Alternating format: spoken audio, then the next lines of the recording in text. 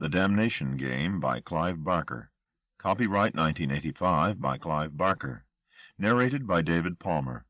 This book was originally created for audio cassette playback. Any announcements concerning cassettes do not apply to this recording. This version contains markers allowing direct access to major portions of the book. Annotation. Marty Strauss, a convicted thief, has been conditionally paroled to serve as a bodyguard for billionaire industrialist Joseph Whitehead. He is thrust into the midst of a conflict between Whitehead and Mamulian, a centuries-old demonesque creature with whom Whitehead had struck a bargain to obtain his wealth and power. Whitehead now spurns his benefactor, whose revenge includes sexual perversions, gore, and the supernatural. Violence, explicit descriptions of sex. 1987. From the book jacket. Fear is a place where you just tell the truth. Clive Barker. Here is the first novel by the man Stephen King named as his own successor. In only 3 years, Clive Barker has made an impressive entrance on the horror scene. Such diverse sources as Newsday, Omni, Publishers Weekly, Us, New York, Saturday Review, Women's Wear Daily, and USA Today are united in their praise for Barker's short story collections, The Books of Blood. Now, with his first major novel, Clive Barker establishes himself as a talent to be reckoned with. The Damnation Game takes place, appropriately, in hell, a hell that could spring only from Clive Barker's singular imagination, amid the gaming clubs and blasted back alleys of contemporary London, on vast country estates, fortresses armed against the invasion of an evil for which there is no human defense, in a night world where men and women make love with ghosts, and corpse assassins walk among the living, stalking their prey even as they decompose. Sprung from prison to serve as bodyguard to a world-renowned reclusive industrialist, Londoner Marty Strauss knows the job isn't going to be easy, but what he finds surpasses his wildest nightmares. Someone is coming to collect the soul of his employer as payment for an old and terrible debt. Someone who can animate the dead and co-opt the spirit of the young girl Marty has come to love. Someone who counts off the years of his existence in centuries and the evils he has done in infinities. Someone who will not rest until all love and goodness have been banished from the world. Radiating with the sensuality and eroticism that are Clive Barker's signature, ranging from unimaginable scenes of violence to touching moments of bittersweet romance, The Damnation Game all but defies description. Original in the highest sense of the word, this book is bound to catapult Clive Barker into the mainstream of contemporary horror novelists. About the author. 35-year-old Liverpudlian and Paul McCartney look-alike Clive Barker, author of The Books of Blood and The Inhuman Condition, has won both the British and World Fantasy Awards. Another book by Clive Barker. In the Flesh. Acknowledgements. My thanks to Mary Roscoe, who worked tirelessly to type this manuscript and still found time to offer a host of articulate criticisms along the way. Also to David T. Cunningham, who typed up a number of later editions. Amongst the readers whose enthusiasm and insights were invaluable, I must thank Julie Blake, John Gregson, and Vernon Conway. I am also grateful to Douglas Bennett, who engineered an unforgettable prison tour for me, and to Alistair Cameron, who commissioned 2 plays to keep me in spaghetti while I worked on the book. Last, though far from least, my thanks to Nom de Sautois, and also to Barbara Boot at Sphere Books. To J.R.G. Table of Contents. Part 1, Terra Incognita, Side 1. Part 2, Asylum, Side 1. Part 3, Deuce, Side 4. Part 4, The Thief's Tale, Side 7. Part 5, The Deluge, Side 7. nor yet exempt, though ruling them like slaves, from chance and death and mutability. Shelley, Prometheus Unbound. Part 1. Terra Incognita. Hell is the place of those who have denied. They find there what they planted and what dug, a lake of spaces and a wood of nothing, and wander there and drift, and never cease wailing for substance. W. B. Yeats, The Hourglass. 1. The air was electric the day the thief crossed the city, certain that tonight, after so many weeks of frustration, he would finally locate the card-player. It was not an easy journey. 85% of Warsaw had been leveled, either by the months of mortar bombardment that had preceded the Russian liberation of the city, or by the program of demolition the Nazis had undertaken before their retreat. Several sectors were virtually impassable by vehicle. Mountains of rubble, still nurturing the dead like bulbs ready to sprout as the spring weather warmed, clogged the streets. Even in the more accessible districts, the once elegant facades swooned dangerously, their foundations growling.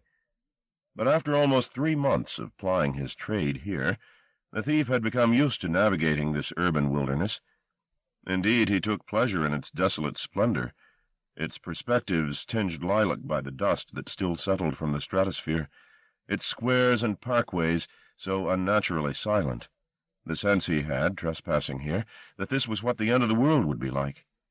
By day there were even a few landmarks remaining, forlorn signposts that would be dismantled in time, by which the traveler could chart his route. The gasworks beside the Poniatowski Bridge was still recognizable, as was the zoo on the other side of the river. The clock tower of Central Station showed its head, though the clock had long since disappeared.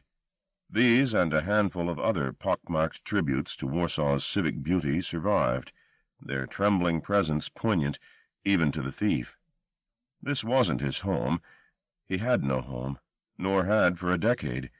He was a nomad and a scavenger, and for a short space Warsaw offered sufficient pickings to keep him here. Soon, when he'd recovered energies depleted in his recent wanderings, it would be time to move on. But while the first signs of spring murmured in the air, he lingered here, enjoying the freedom of the city. There were hazards, certainly, but then where were there not for a man of his profession? And the war years had polished his powers of self-preservation to such brilliance that little intimidated him. He was safer here than the true citizens of Warsaw, the few bewildered survivors of the Holocaust who were gradually beginning to filter back into the city, looking for lost homes, lost faces. They scrabbled in the wreckage or stood on street corners listening to the dirge of the river and waited for the Russians to round them up in the name of Karl Marx. New barricades were being established every day. The military were slowly but systematically reclaiming some order from the confusion, dividing and subdividing the city as they would in time the entire country. The curfews and the checkpoints did little to hobble the thief, however. In the lining of his well-cut coat he kept identification papers of every kind, some forged, most stolen, one of which would be suitable for whatever situation arose. What they lacked in credibility he made up for with repartee and cigarettes, both of which he possessed in abundance. They were all a man needed, in that city in that year, to feel like the lord of creation. And such creation! No need here for either appetite or curiosity to go unsatisfied. The profoundest secrets of body and spirit were available to anyone with the itch to see. Games were made of them. Only the previous week the thief had heard tell of a young man who played the ancient game of cups and ball. Now you see it, now you don't. But substituted with insanity's wit, 3 buckets and a baby's head. That was the least of it. The infant was dead, and the dead don't suffer. There were, however, other pastimes available for hire in the city, delights that used the living as their raw material. For those with the craving and the price of entry, a traffic in human flesh had begun. The occupying army, no longer distracted by battle, had discovered sex again, and there was profit in it. Half a loaf of bread could purchase one of the refugee girls, many so young they scarcely had breasts to knead, to be used and reused in the covering darkness, their complaints unheard, or silenced by a bayonet when they lost their charm.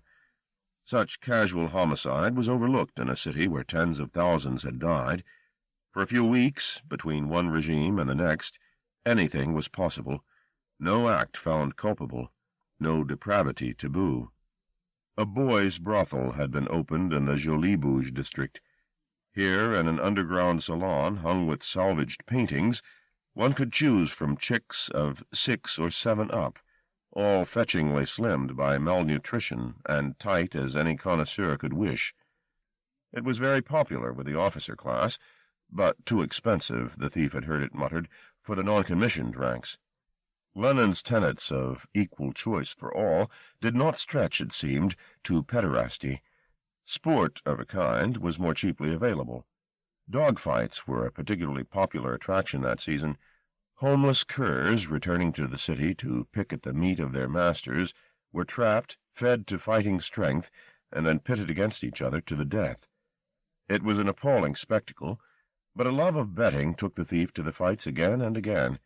He'd made a tidy profit one night by putting his money on a runty but cunning terrier who'd bested a dog 3 times its size by chewing off its opponent's testicles. And if, after a time, your taste for dogs, or boys, or women palled, there were more esoteric entertainments available. In a crude amphitheater, dug from the debris of the bastion of Holy Mary, the thief had seen an anonymous actor single-handedly perform Goethe's Faust, Parts 1 and 2. Though the thief's German was far from perfect, the performance had made a lasting impression. The story was familiar enough for him to follow the action, the pact with Mephisto, the debates, the conjuring tricks, and then, as the promised damnation approached, despair and terrors. Much of the argument was indecipherable, but the actor's possession by his twin roles, one moment tempter, the next tempted, was so impressive the thief left with his belly churning.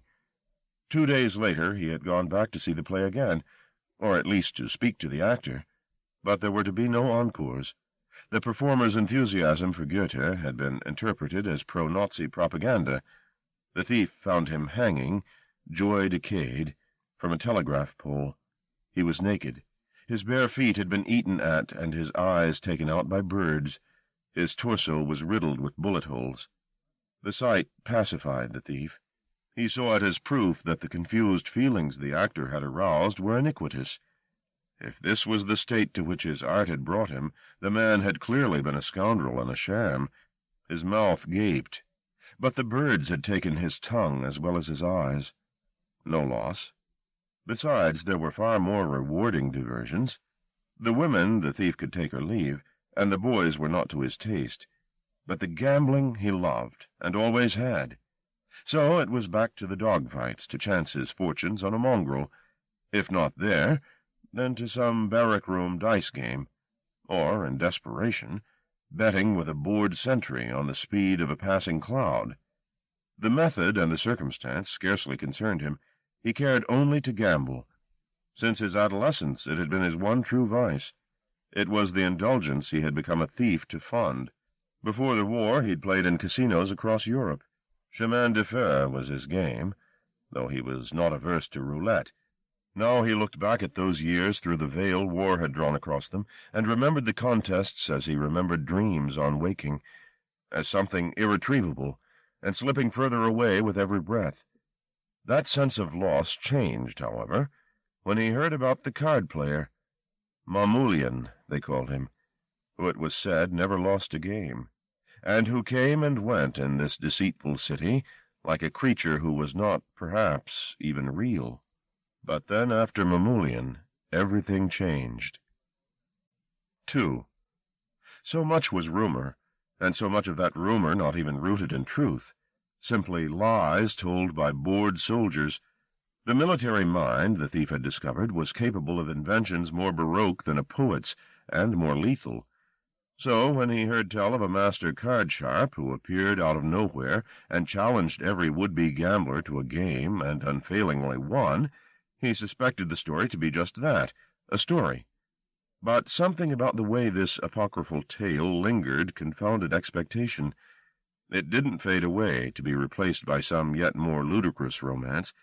It appeared repeatedly, in the conversation of the men at the dog-fights, in gossip, in graffiti. What was more, though the names changed, the salient facts were the same from one account to the next. The thief began to suspect there was truth in the story after all. Perhaps there was a brilliant gambler operating somewhere in the city. Not perfectly invulnerable, of course, no one was that. But the man, if he existed, was certainly something special. Talk of him was always conducted with a caution that was like reverence. Soldiers who claimed to have seen him play spoke of his elegance, his almost hypnotic calm. When they talked of Mamoulian, they were peasants speaking of nobility, and the thief, never one to concede the superiority of any man, added a zeal to unseat this king to his reasons for seeking the card-player out. But beyond the general picture he garnered from the grapevine, there were few specifics. He knew that he would have to find and interrogate a man who had actually faced this paragon across a gaming table before he could really begin to separate truth from speculation. It took 2 weeks to find such a man. His name was Konstantin Vasilyev, a second lieutenant, who, it was said, had lost everything he had playing against Mamoulian. The Russian was broad as a bull. The thief felt dwarfed by him. But while some big men nurture spirits expansive enough to fill their anatomies, Vasilyev seemed almost empty. If he had ever possessed such virility, it was now gone. Left in the husk was a frail and fidgety child. It took an hour of coaxing, the best part of a bottle of black-market vodka, and half a packet of cigarettes, to get Vasilyev to answer with more than a monosyllable. But when the disclosures came, they came gushingly. The confessions of a man on the verge of total breakdown. There was self-pity in his talk, and anger, too, but mostly there was the stench of dread. Vasilyev was a man in mortal terror. The thief was mightily impressed, not by the tears or the desperation, but by the fact that Mamoulian, this faceless card-player, had broken the giant sitting across the floor from him. Under the guise of consolation and friendly advice, he proceeded to pump the Russian for every sliver of information he could provide, looking all the time for some significant detail to make flesh and blood of the chimera he was investigating. "You say he wins without fail?" "Always." "So what's his method? How does he cheat?" Vasilyev looked up from his contemplation of the bare boards of the floor. "Cheat?" he said incredulously. "He doesn't cheat. I've played cards all my life with the best and the worst. I've seen every trick a man can pull, and I tell you now, he was clean." "The luckiest player gets defeated once in a while. The laws of chance." A look of innocent amusement crossed Vasilyev's face, and for a moment the thief glimpsed the man who'd occupied this fortress before his fall from sanity. "The laws of chance are nothing to him. Don't you see? He isn't like you or me. How could a man always win without having some power over the cards?" "You believe that?" Vasilyev shrugged and slumped again. "To him," he said, almost contemplative in his utter dismay, "winning is beauty. It is like life itself." The vacant eyes returned to tracing the rough grain of the floorboards as the thief somersaulted the words over in his head. "Winning is beauty. It is like life itself." It was strange talk, and made him uneasy. Before he could work his way into its meaning, however, Vasilyev was leaning closer to him, his breath fearful, his vast hand catching hold of the thief's sleeve as he spoke. "I've put in for a transfer. Did they tell you that? I'll be away from here in a few days, and nobody'll be any the wiser. I'm getting medals when I get home. That's why they're transferring me, because I'm a hero, and heroes get what they ask for. Then I'll be gone, and he'll never find me." "Why would he want to?" The hand on the sleeve fisted. Vasilyev pulled the thief in toward him. "I owe him the shirt off my back," he said. "If I stay, he'll have me killed. He's killed others, him and his comrades." "He's not alone?" said the thief. He had pictured the card-player as being a man without associates, made him, in fact, in his own image. Vasilyev blew his nose into his hand and leaned back in the chair. It creaked under his bulk. "Who knows what's true or false in this place, eh?" he said, eyes swimming. "I mean, if I told you he had dead men with him, would you believe me?" He answered his own question with a shake of his head. "No, you'd think I was mad." Once, the thief thought, this man had been capable of certainty, of action, perhaps even of heroism. Now all that noble stuff had been siphoned off. The champion was reduced to a sniveling rag, blabbering nonsense. He inwardly applauded the brilliance of Mamulian's victory. He had always hated heroes.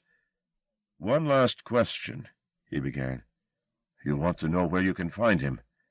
"Yes." The Russian stared at the ball of his thumb, sighing deeply.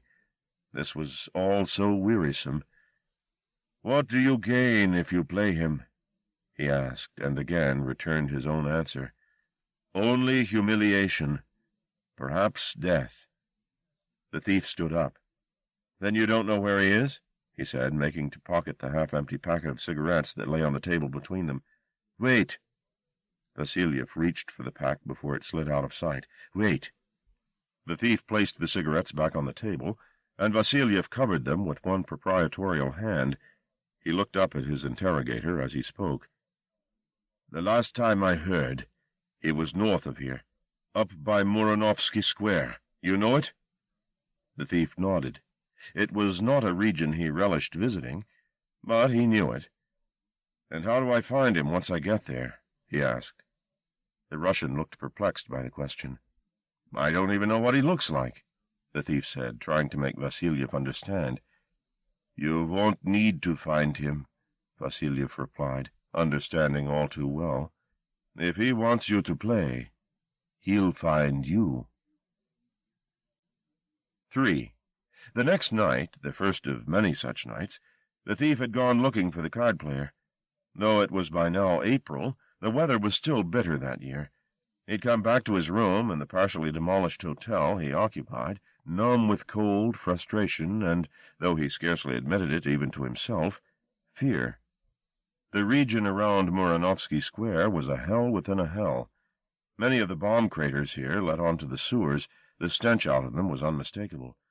Others, used as fire pits to cremate executed citizens, still flared intermittently when a flame found a belly swollen with gas or a pool of human fat. Every step taken in this new-found land was an adventure, even to the thief.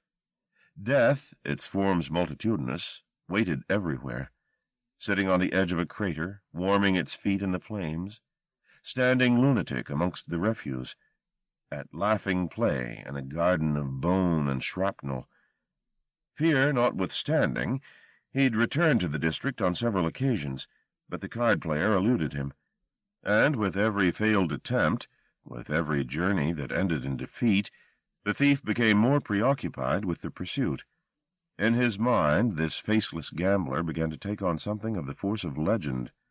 Just to see the man in the flesh, to verify his physical existence in the same world that he, the thief, occupied, became an article of faith, a means, God help him, by which he could ratify his own existence.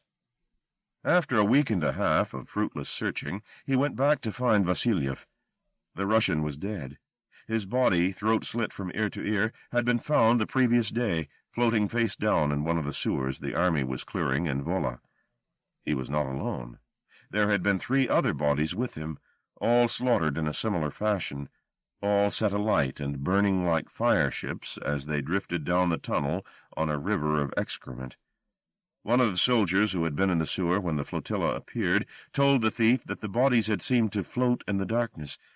For a breathless moment it had been like the steady approach of angels. Then, of course, the horror. Extinguishing the burning corpses, their hair, their backs, then turning them over, and the face of Vasiliev, caught in the beam of a flashlight, carrying a look of wonder, like a child in awe of some lethal conjurer. His transfer papers had arrived that same afternoon. In fact, the papers seemed to have been the cause of an administrative error that had closed Vasiliev's tragedy on a comic note. The bodies, once identified, had been buried in Warsaw, except for Second Lieutenant Vasiliev, whose war record demanded less cursory treatment. Plans were afoot to transport the body back to Mother Russia, where he would be buried with state honors in his own town. But somebody, alighting upon the transfer papers, had taken them to apply to Vasiliev dead, not Vasiliev living. Mysteriously, the body disappeared. Nobody would admit responsibility. The corpse had simply been shipped out to some new posting. Vasiliev's death merely served to intensify the thief's curiosity. Mamulyan's arrogance fascinated him. Here was a scavenger, a man who made a living off the weakness of others, who had yet grown so insolent with success that he dared to murder, or have murdered on his behalf, those who crossed him. The thief became jittery with anticipation. In his dreams, when he was able to sleep, he wandered in Muranovsky Square. It was filled with a fog like a living thing, which promised at any moment to divide and reveal the card-player. He was like a man in love. 4. Tonight the ceiling of squalid cloud above Europe had broken. Blue, albeit pale, had spread over his head, wider and wider. Now, toward evening, the sky was absolutely clear above him. In the southwest, vast cumulus, their cauliflower heads tinted ochre and gold, were fattening with thunder. But the thought of their anger only excited him. Tonight the air was electric, and he would find the card-player, he was sure. He had been sure since he woke that morning. As evening began to fall, he went north toward the square, scarcely thinking of where he was going. The route was so familiar to him. He walked through 2 checkpoints without being challenged, the confidence in his step password enough. Tonight he was inevitable. His place here, breathing the scented lilac air, stars glimmering at his zenith, was unassailable. He felt static run in the hairs on the back of his hand, and smiled. He saw a man, something unrecognizable in his arms, screaming at a window, and smiled. Not far away, the Vistula, gross with rain and meltwater, roared toward the sea. He was no less irresistible. The gold went out of the cumulus.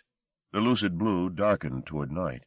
As he was about to come into Muranovsky Square, something flickered in front of him. A twist of wind scooted past him, and the air was suddenly full of white confetti. Impossible, surely, that there was a wedding taking place here. One of the whirling fragments lodged on his eyelash, and he plucked it off. It wasn't confetti at all. It was a petal. He pressed it between thumb and forefinger. Its scented oil spilled from the fractured tissue. In search of the source, he walked on a little way, and, rounding the corner into the square itself, discovered the ghost of a tree, prodigious with blossom, hanging in the air. It seemed unrooted, its snow head lit by starlight, its trunk shadowy. He held his breath, shocked by this beauty, and walked toward it as he might have approached a wild animal, cautious in case it took fright. Something turned his stomach over. It wasn't awe of the blossom, or even the remnants of the joy he'd felt walking here. That was slipping away. A different sensation gripped him here in the square. He was a man so used to atrocities that he had long counted himself unblanchable. So why did he stand now, a few feet away from the tree, his fingernails meticulously kept, pressed into his palms with anxiety, defying the umbrella of flowers to unveil its worst? There was nothing to fear here, just petals in the air, shadow on the ground. And still he breathed shallowly, hoping against hope that his fright was baseless. "Come on," he thought. "If you've got something to show me, I'm waiting." At his silent invitation, 2 things happened. Behind him, a guttural voice asked, "Who are you?" in Polish. Distracted for the merest heartbeat by surprise, his eyes lost focus on the tree, and in that instant a figure dislodged itself from beneath the blossom-waved branches and slouched momentarily into the starlight. In the cheating murk the thief wasn't certain what he saw. A discarded face, looking blankly in his direction, perhaps. Hair seared off. A scabby carcass wide as a bull's. Vasiliev's vast hands. All or nothing of this, and already the figure was retiring into hiding beyond the tree, its wounded head brushing the branches as it went. A drizzle of petals fluttered onto its charcoal shoulders. "Did you hear me?" said the voice at his back. The thief didn't turn. He went on staring at the tree, narrowing his eyes, attempting to separate substance from illusion. But the man, whoever he was, had gone. It could not have been the Russian, of course. Reason proclaimed against it. Vasiliev was dead, found with his face down in the filth of a sewer. His body was probably already on its way to some far-flung outpost of the Russian Empire. He wasn't here. He couldn't be here. But the thief felt an urgent need to pursue the stranger, nevertheless, just to tap his shoulder, to have him turn round, to look into his face and verify that it was not Constantine. Too late already. The questioner behind him had taken fierce hold of his arm and was demanding an answer. The branches of the tree had stopped shaking, the petals had stopped falling. The man was away. Sighing, the thief turned to his interrogator. The figure in front of him was smiling a welcome. It was a woman, despite the rasp of the voice, dressed in oversized trousers, tied with a rope, but otherwise naked. Her head was shaved, her toenails lacquered. All this he took in with senses heightened from the shock of the tree and from the pleasure of her nudity. The sheened globes of her breasts were perfect. He felt his fists opening, the palms tingling to touch them. But perhaps his appraisal of the body was too frank. He glanced back up at her face to see if she was still smiling. She was, but his gaze lingered on her face this time, and he realized that what he'd taken to be a smile was a permanent fixture. Her lips had been sliced off, exposing gums and teeth. There were ghastly scars on her cheeks, the remains of wounds that had severed the tendons and induced a rictus that teased her mouth open. Her look appalled him.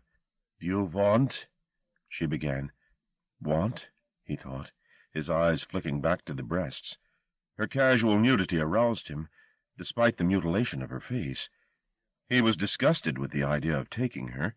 To kiss that lipless mouth was more than orgasm was worth.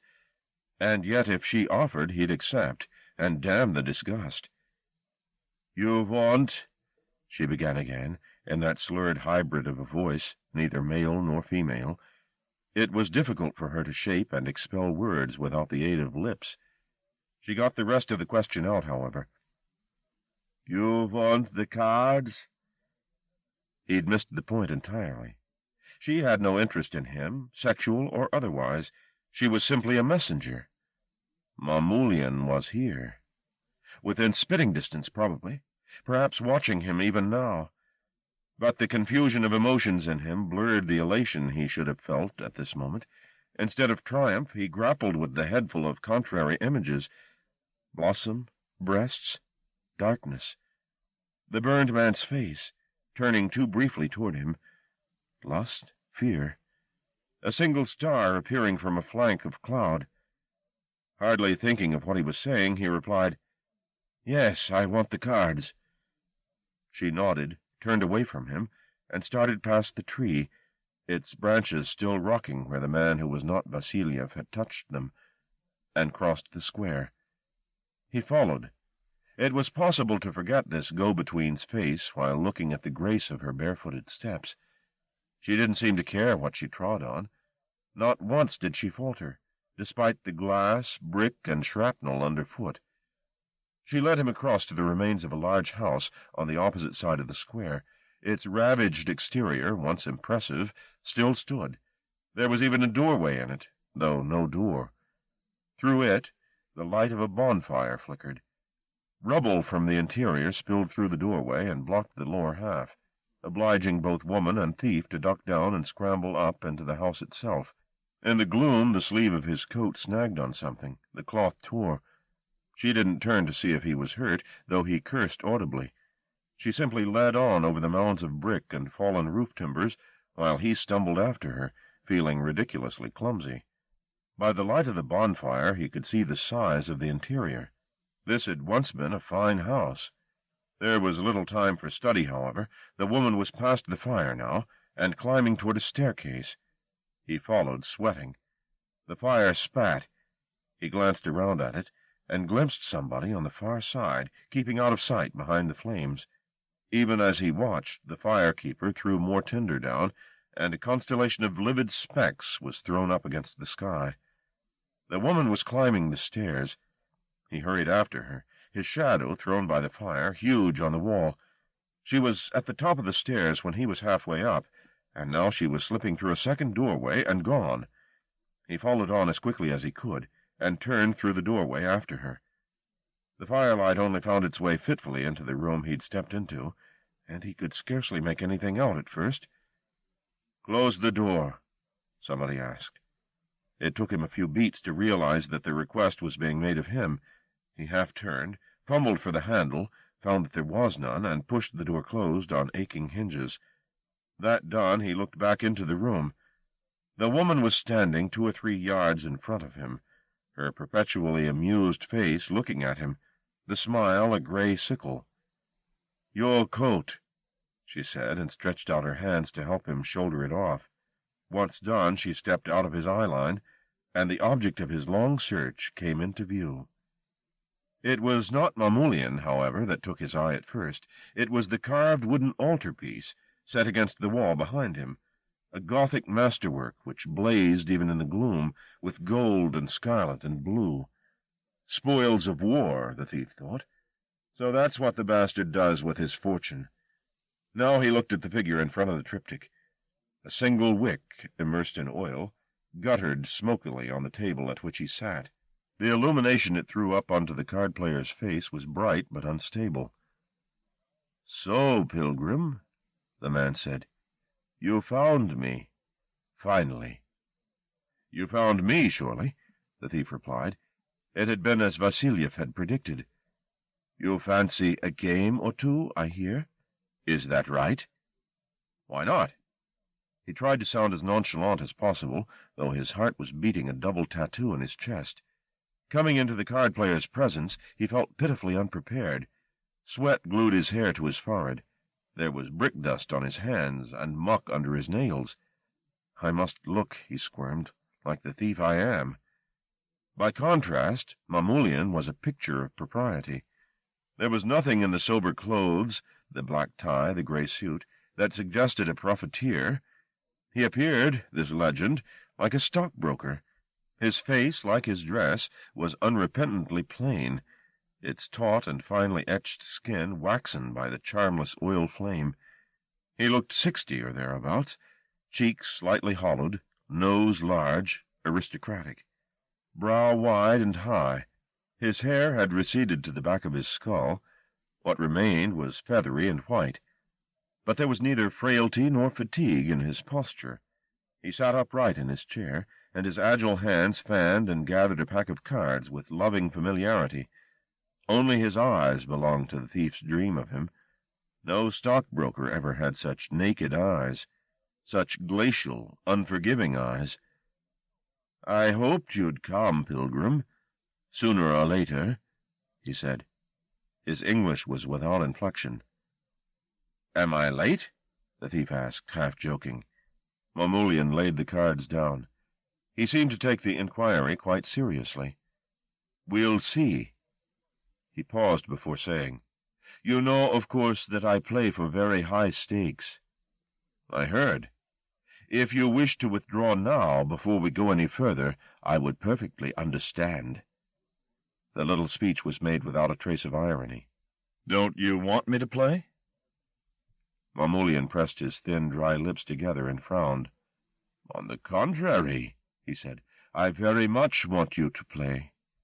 There was a flicker, was there not? Of pathos there?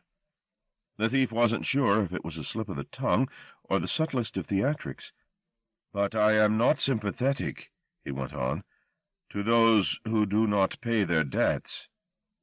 "You mean the lieutenant?" the thief chanced. Mamoulian stared at him. "I know no lieutenant," he said flatly. "I know only gamblers like myself. A few are good, most are not. They all come here to test their mettle, as you have." He had picked up the pack again, and it was moving in his hands as if the cards were alive. 52 moths, fluttering in the queasy light, each one marked a little differently from the last. They were almost indecently beautiful. their glossy faces the most unflawed thing the thief had set eyes on in months. "I want to play," he said, defying the hypnotic passage of cards. "Then sit down, pilgrim," Mamoulian said, as though the question had never been at issue. Almost soundlessly the woman had set a chair behind him. As he sat down, the thief met Mamoulian's gaze. Was there anything in those joyless eyes that intended him harm? No, nothing. There was nothing there to fear. Murmuring his thanks for the invitation, he unbuttoned the cuffs of his shirt and folded the sleeves back in preparation for play. After a time, the game began. Part 2. Asylum. The devil is by no means the worst that there is. I would rather have dealings with him than with many a human being. He honors his agreements much more promptly than many a swindler on earth. To be true, when payment is due, he comes on the dot, just as 12 strikes, fetches his soul, and goes off home to hell like a good devil. He's just a businessman, as is right and proper. J.N. Nestroy, Höhlenangst. Chapter 1. Providence. 5. After serving 6 years of his sentence at Wandsworth, Marty Strauss was used to waiting. He waited to wash and shave himself every morning. He waited to eat. He waited to defecate. He waited for freedom. So much waiting. It was all part of the punishment, of course, as was the interview he'd been summoned to this dreary afternoon. But while the waiting had come to seem easy, the interviews never had. He loathed the bureaucratic spotlight, the parole file bulging with the discipline reports, the home circumstance reports, the psychiatric evaluations, the way every few months you stood stripped in front of some uncivil servant while he told you what a foul thing you were. It hurt him so much he knew he'd never be healed of it, never forget the hot rooms filled with insinuation and dashed hopes. He'd dream them forever. "Come in, Strauss." The room hadn't changed since he'd last been here, only become staler. The man on the opposite side of the table hadn't changed either. His name was Somervale, and there were any number of prisoners in Wandsworth who nightly said prayers for his pulverization. Today he was not alone behind the plastic-topped table. "Sit down, Strauss." Marty glanced across at Somervale's associate. He was no prison officer. His suit was too tasteful, his fingernails too well manicured. He looked to be in late middle age, solidly built, and his nose was slightly crooked, as if it had once been broken and then imperfectly reset. Somervale offered the introduction. "Strauss, this is Mr. Toy." "Hello," Marty said. The tanned face returned his gaze. It was a look of frank appraisal. "I'm pleased to meet you," Toy said. His scrutiny was more than casual curiosity, though what, thought Marty, was there to see? A man with time on his hands, and on his face. A body grown sluggish with too much bad food and too little exercise, an ineptly trimmed mustache, a pair of eyes glazed with boredom. Marty knew every dull detail of his own appearance. He wasn't worth a second glance any longer, and yet the bright blue eyes stared on, apparently fascinated. "I think we should get down to business," Toy said to Somervale. He put his hands palm down on the tabletop. "How much have you told Mr. Strauss?" Mr. Strauss. The prefix was an almost forgotten courtesy. "I've told him nothing," Somervale replied. "Then we should begin at the beginning," Toy said. He leaned back in his chair, hands still on the table. "As you like," said Somervale, clearly gearing himself up for a substantial speech. "Mr. Toy," he began, but he got no further before his guests broke in. "If I may," said Toy, "perhaps I can best summarize the situation." "Whatever suits," said Somervale.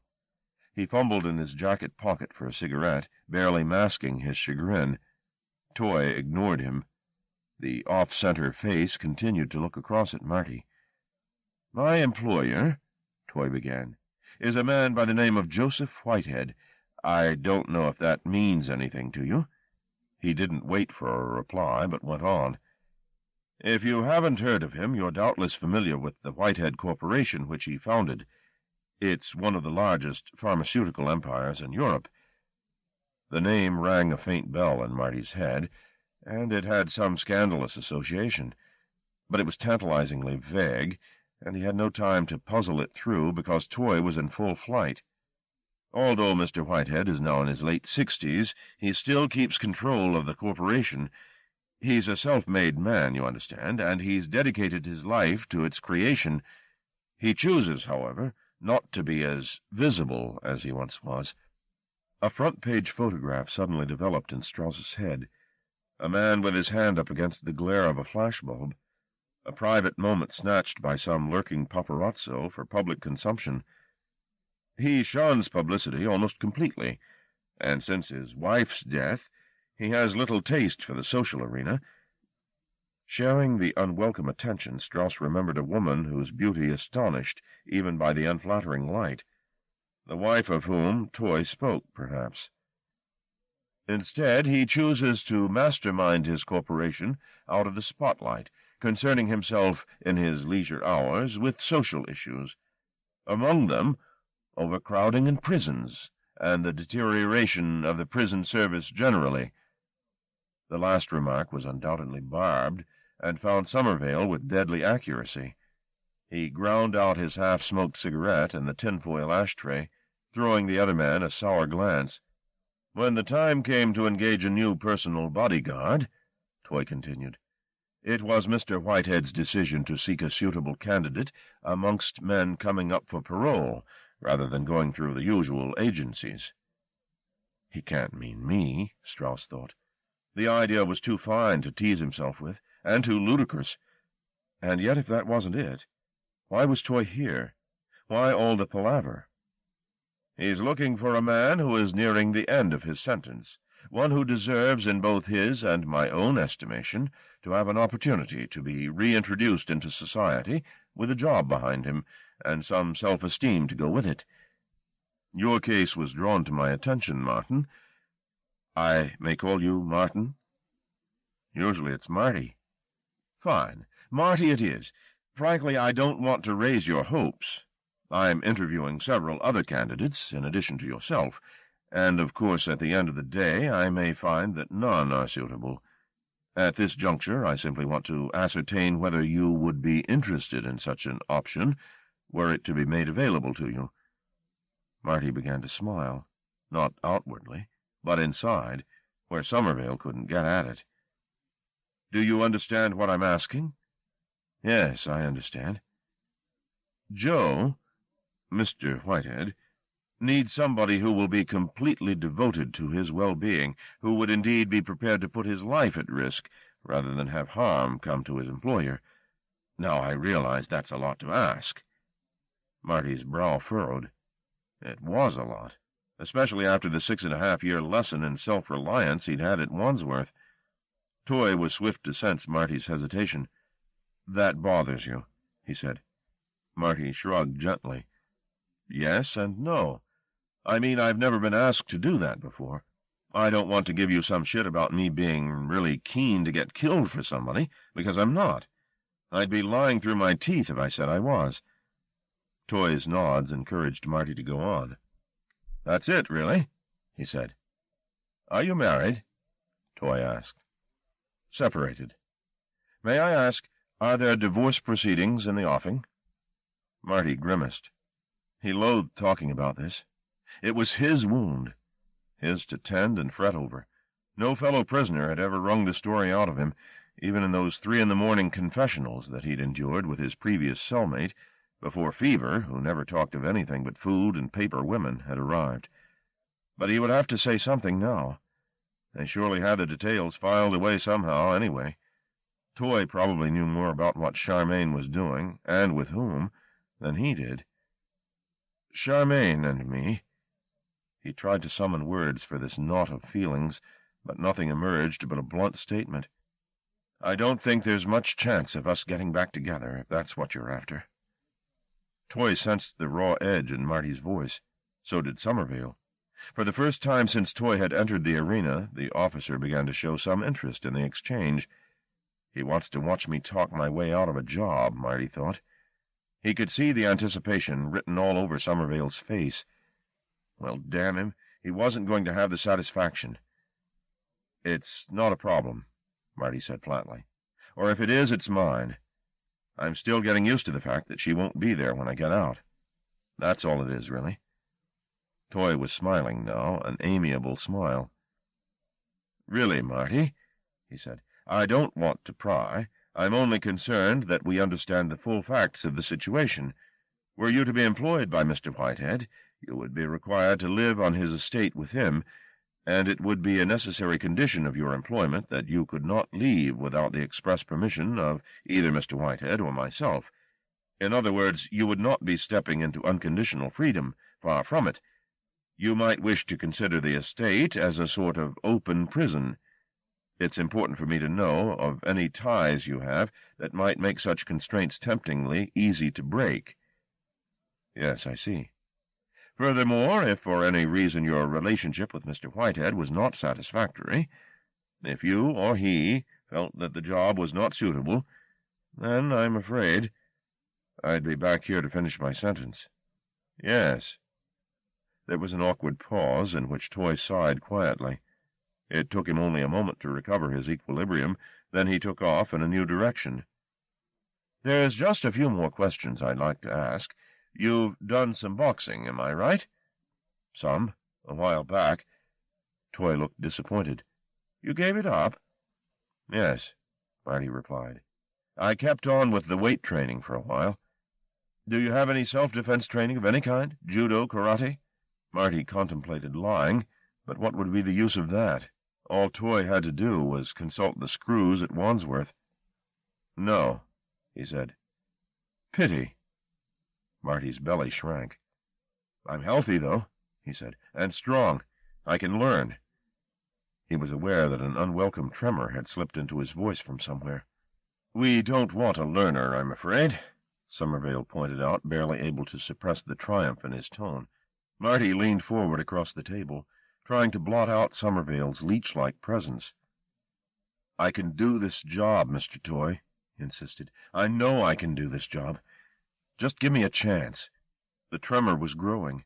His belly was an acrobat. Better stop now, before he said or did something he regretted. But the words and the feelings just kept on coming. "Give me an opportunity to prove I can do it. That's not much to ask, is it? And if I fuck it up, it's my fault, see? Just a chance, that's all I'm asking." Toy looked up at him with something like condolence in his face. Was it all over, then? Had he made up his mind already? One wrong answer and the whole thing goes sour. Was he already mentally packing up his briefcase and returning the Strauss M file into Somervale's clammy hands, to be slotted back between one forgotten con and another? Marty bit his tongue and sat back in the uncomfortable chair, fixing his gaze on his trembling hands. He couldn't bear to look at the bruised elegance of Toy's face, not now that he'd opened himself up so wide. Toy would see in, oh yes, to all the hurt and the wanting, and he couldn't bear that. "At your trial," Toy said. What now? Why was he prolonging the agony? All Marty wanted was to go to his cell, where Fever would be sitting on the bunk and playing with his dolls, where there was a familiar dullness that he could take refuge in. But Toy wasn't finished. He wanted the truth, the whole truth, and nothing but. "At your trial, you testified that your prime motivation for involvement in the robbery was to pay off substantial gambling debts. Am I correct?" Marty had moved his attention from his hands to his shoes. The laces were undone, and though they were long enough to be double-knotted, he never had the patience to work at complicated knots. He liked a simple bow. When you needed to untie a bow, you pulled, and behold, like magic, it was gone. "Is that right?" Toy asked again. "Yes, that's right," Marty told him. He'd got so far, why not finish the story? "There were 4 of us, and 2 guns. We tried to take a security van. Things got out of hand." He glanced up from his shoes.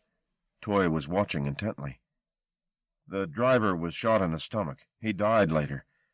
It's all in the file, isn't it? Toy nodded. And about the van? Is that in the file, too? Toy didn't reply. It was empty, Marty said. We had it wrong from the beginning. The fucking thing was empty. And the debts? Huh? Your debts to McNamara. They're still outstanding? The man was really beginning to get on Marty's nerves. What did Toy care if he owed a few grand here and there? This was just sympathetic camouflage, so that he could make a dignified exit. Answer Mr. Toy, Strauss, Somervale said. What's it to you? Interest? Said Toy frankly. I see. Sod his interest, Marty thought. He could choke on it. They'd had as much of a confessional as they were going to get. Can I go now? He said. He looked up, not at Toy, but at Somervale, who was smirking behind his cigarette smoke, well satisfied that the interview had been a disaster.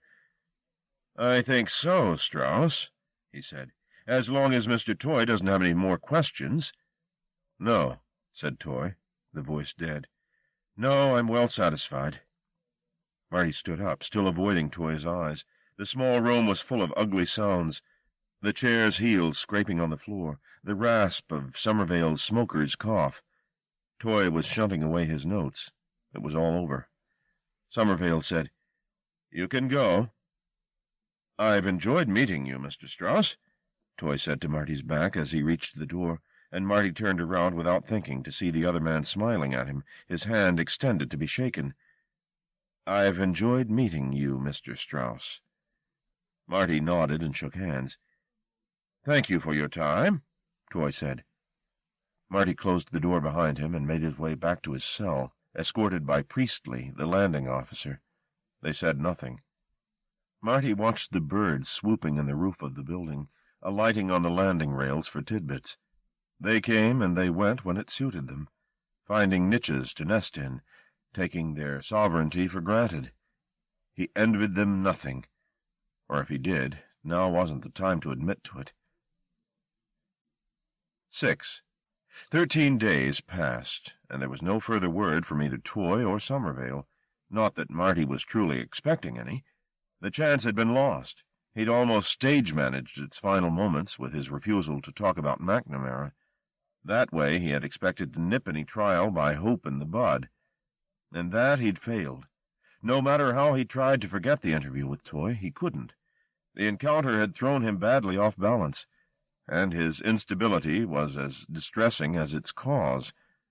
He thought he had learned the art of indifference by now, the same way that children learned that hot water scalds, by painful experience. He'd had plenty of that. During the first 12 months of his sentence, he'd fought against everything and everyone he'd encountered. He'd made no friends that year, nor the least impression on the system. All he'd earned for his troubles were bruises and bad times. In the second year, chastened by defeat, he'd gone underground with his private war. He'd taken up weight training and boxing, and concentrated on the challenge of building and maintaining a body that would serve him when the time for retribution came round. But in the middle of the third year, loneliness had intervened, an ache that no amount of self-inflicted punishment, muscles driven to the pain threshold and beyond day after day, could disguise. He made a truce that year with himself and his incarceration.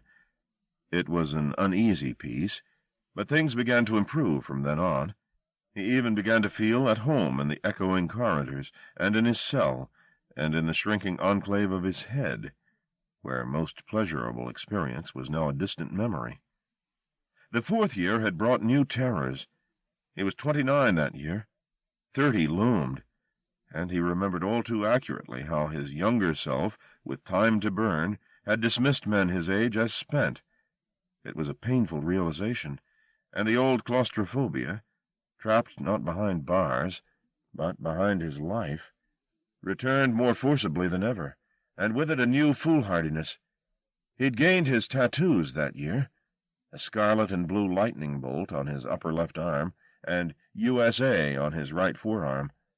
Just before Christmas, Charmaine had written to him to suggest that a divorce might be best, and he'd thought nothing of it. What was the use? Indifference was the best remedy. Once you conceded defeat, life was a feather bed. In the light of that wisdom, the 5th year was a breeze. He had access to dope. He had the clout that came with being an experienced con. He had every damn thing but his freedom, and that he could wait for. And then Toy had come along, and try as hard as he could to forget he'd ever heard the man's name, he found himself turning the half-hour of the interview over and over in his head, examining every exchange in the minutest detail, as though he might turn up a nugget of prophecy. It was a fruitless exercise, of course, but it didn't stop the rehearsals going on, and the process became almost comforting in its way. He told nobody, not even Fever. It was his secret. The room, Toy, Somervale's defeat. On the second Sunday after the meeting with Toy, Charmaine came to visit. The interview was the usual mess, like a transatlantic telephone call, all the timing spoiled by the second delay between question and response. It wasn't the babble of other conversations in the room that soured things. Things were simply sour. No avoiding that fact now. His early attempts at salvage had long since been abandoned. After the cool inquiries about the health of relatives and friends, it was down to the nitty-gritty of dissolution. He'd written to her in the early letters, "You're beautiful, Charmaine. I think of you at night. I dream about you all the time." But then her looks had seemed to lose their edge, and anyway his dreams of her face and body under him had stopped. And though he kept up the pretense in the letters for a while, his loving sentences had begun to sound patently fake, and he'd stopped writing about such intimacies. It felt adolescent to tell her he thought of her face. What would she imagine him doing but sweating in the dark and playing with himself like a 12-year-old? He didn't want her thinking that. Maybe, on reflection, that had been a mistake. Perhaps the deterioration of their marriage had begun there, with him feeling ridiculous and giving up writing love letters. But hadn't she changed too? Her eyes looked at him even now with such naked suspicion. "Flynn sends his regards." "Oh, good. You see him, do you?" "Once in a while." "How's he doing?" She'd taken to looking at the clock rather than at him, which he was glad of. It gave him a chance to study her without feeling intrusive. When she allowed her features to relax, he still found her attractive. But he had, he believed, perfect control over his response to her now. He could look at her, at the translucent lobes of her ears, at the sweep of her neck, and view her quite dispassionately. That, at least, prison had taught him, not to want what he could not have. "Oh, he's fine," she replied. It took him a moment to reorientate himself. Who was she talking about? Oh, yes, Flynn. There was a man who'd never got his fingers dirty. Flynn the Wise, Flynn the Flash. "He sends his best," she said. "You told me," he reminded her. Another pause. The conversation was more crucifying every time she came, not for him so much as for her. She seemed to go through a trauma every time she spat a single word out. "I went to see the solicitors again." "Oh, yes." "It's all going ahead, apparently. They said the papers would be through next month." "What do I do, just sign them?" "Well, he said we needed to talk about the house and all the stuff we've got together." "You have it." "But it's ours, isn't it? I mean, it belongs to both of us.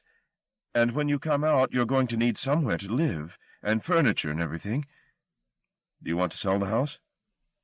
Another wretched pause, as though she was trembling on the edge of saying something far more important than the banalities that would surely surface. "I'm sorry, Marty," she said. "What for?" She shook her head, a tiny shake. Her hair shimmered. "Don't know," she said. "This isn't your fault. None of this is your fault." "I can't help—" She stopped and looked up at him, suddenly more alive in the urgency of her fright. Was that what it was? Fright? Then she'd been in a dozen other wooden exchanges they'd endured in one chilling room or another. Her eyes were liquefying, swelling up with tears. "What's wrong?" She stared at him. The tears brimmed. "Char, what's wrong?" "It's all over, Marty. she said, as though this fact had hit her for the first time. Over, finished, fare thee well. He nodded. Yes. I don't want you. She stopped, paused, then tried again. You mustn't blame me. I don't blame you. I've never blamed you. Christ, you've been here, haven't you? All this time. I hate seeing you in this place, you know. But you came. When I needed you, you were there. I thought it would be all right, she said, talking on as though he'd not even spoken. I really did. I thought you'd be coming out soon, and maybe we'd make it work, you know. We still had the house and all. But these last couple of years, everything just started falling apart. He watched her suffering, thinking, I'll never be able to forget this, because I caused it. And I'm the most miserable shit on God's earth, because look what I did. There'd been tears at the beginning, of course, and letters from her full of hurt and half-buried accusations. But this racking distress she was showing now went so much deeper. It wasn't from a 22-year-old, for one thing. It was coming from a grown woman, and it shamed him deeply to think he'd caused it, shamed him in a way he thought he'd put behind him. She blew her nose on a tissue teased from a packet. Everything's a mess, she said. Yes. I just want to sort it out. She gave a cursory glance at her watch, too fast to register the time, and stood up. I'd better go, Marty. Appointment? No, she replied, a transparent lie which she made no real effort to carry off. Might do some shopping later on. Always makes me feel better. You know me. No, he thought. No, I don't know you. If I once did, and I'm not even sure of that, it was a different you. And God, I miss her. He stopped himself. This was not the way to part with her. He knew that from past encounters. The trick was to be cold, to finish on a note of formality, so that he could go back to his cell and forget her until the next time. I wanted you to understand, she said, but I don't think I explained it very well. It's just such a bloody mess. She didn't say goodbye. Tears were beginning again, and he was certain that she was frightened, under the talk of solicitors, that she would recant at the last moment, out of weakness or love, or both. And by walking out without turning around, she was keeping the possibility at bay. Defeated, he went back to the cell. Fever was asleep. He'd stuck a vulva torn from one of his magazines onto his forehead with spit, a favorite routine of his. It gaped, a third eye, above his closed lids, staring and staring, without hope of sleep. 7. Strauss? Priestley was at the open door, staring into the cell. Beside him on the wall some wit had scrawled, If you feel horny, kick the door. A cunt will appear. It was a familiar joke. He'd seen the same gag, or similar, on a number of cell walls. But now, looking at Priestley's thick face, the association of ideas, the enemy and a woman's sex, struck him as obscene. Strauss. Yes, sir. Mr. Somerville wants to see you. About 3:15. I'll come and collect you. Be ready at 10 past. Yes, sir. Priestley turned to go. Can you tell me what it's about, sir? How the fuck should I know? Somerville was waiting in the interview room at 3:15. Marty's file was on the table in front of him, its drawstrings still knotted. Beside it a buff envelope unmarked. Somerville himself was standing by the reinforced glass window, smoking. Come in, he said. There was no invitation to sit down, nor did he turn from the window. Marty closed the door behind him and waited. Somerville exhaled smoke through his nostrils noisily. What do you suppose, Strauss? He said. I beg your pardon, sir. I said, what do you suppose, eh? Imagine. Marty followed none of this so far, and wondered if the confusion was his or Somerville's. After an age, Somerville said, My wife died. Marty wondered what he was expected to say. As it was, Somerville didn't give him time to formulate a response. He followed the first 3 words with 5 more. They're letting you out, Strauss. He placed the bald facts side by side, as if they belonged together, as if the entire world was in collusion against him. "Am I going with Mr. Toy?" Marty asked. "He and the board believe you are a suitable candidate for the job at Whitehead's estate," Somerville said. "Imagine." He made a low sound in his throat which could have been laughter. "You'll be under close scrutiny, of course. Not by me, but by whoever follows me. And if you once step out of line—" "I understand." "I wonder if you do." Somerville drew on his cigarette, still not turning around. "I wonder if you understand just what kind of freedom you've chosen." Marty wasn't about to let this kind of talk spoil his escalating euphoria. Somerville was defeated. Let him talk. "Joseph Whitehead may be one of the richest men in Europe, but he's also one of the most eccentric, I hear.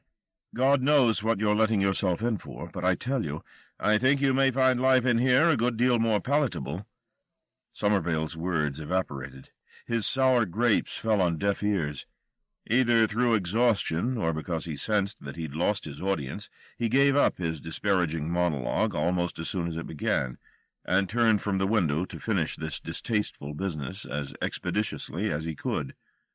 Marty was shocked to see the change in the man. In the weeks since they'd last met, Somerville had aged years. He looked as though he'd survived the intervening time on cigarettes and grief. His skin was like stale bread. "Mr. Toy will pick you up from the gates next Friday afternoon. That's February 13th. Are you superstitious?" "No." Somerville handed the envelope across to Marty. "All the details are in there. In the next couple of days you'll have a medical, and somebody will be here to go through your position vis-à-vis the parole board. Rules are being bent on your behalf, Strauss. God knows why. There's a dozen more worthy candidates in your wing alone." Marty opened the envelope, quickly scanned the tightly typed pages, and pocketed them. "You won't be seeing me again," Somerville was saying, "for which I'm sure you're suitably grateful." Marty let not a flicker of response cross his face. His feigned indifference seemed to ignite a pocket of unused loathing in Somerville's fatigued frame. His bad teeth showed as he said, "If I were you, I'd thank God, Strauss. I'd thank God from the bottom of my heart." "What for, sir?" "But then I don't suppose you've got much room for God, have you?" The words contained pain and contempt in equal measure.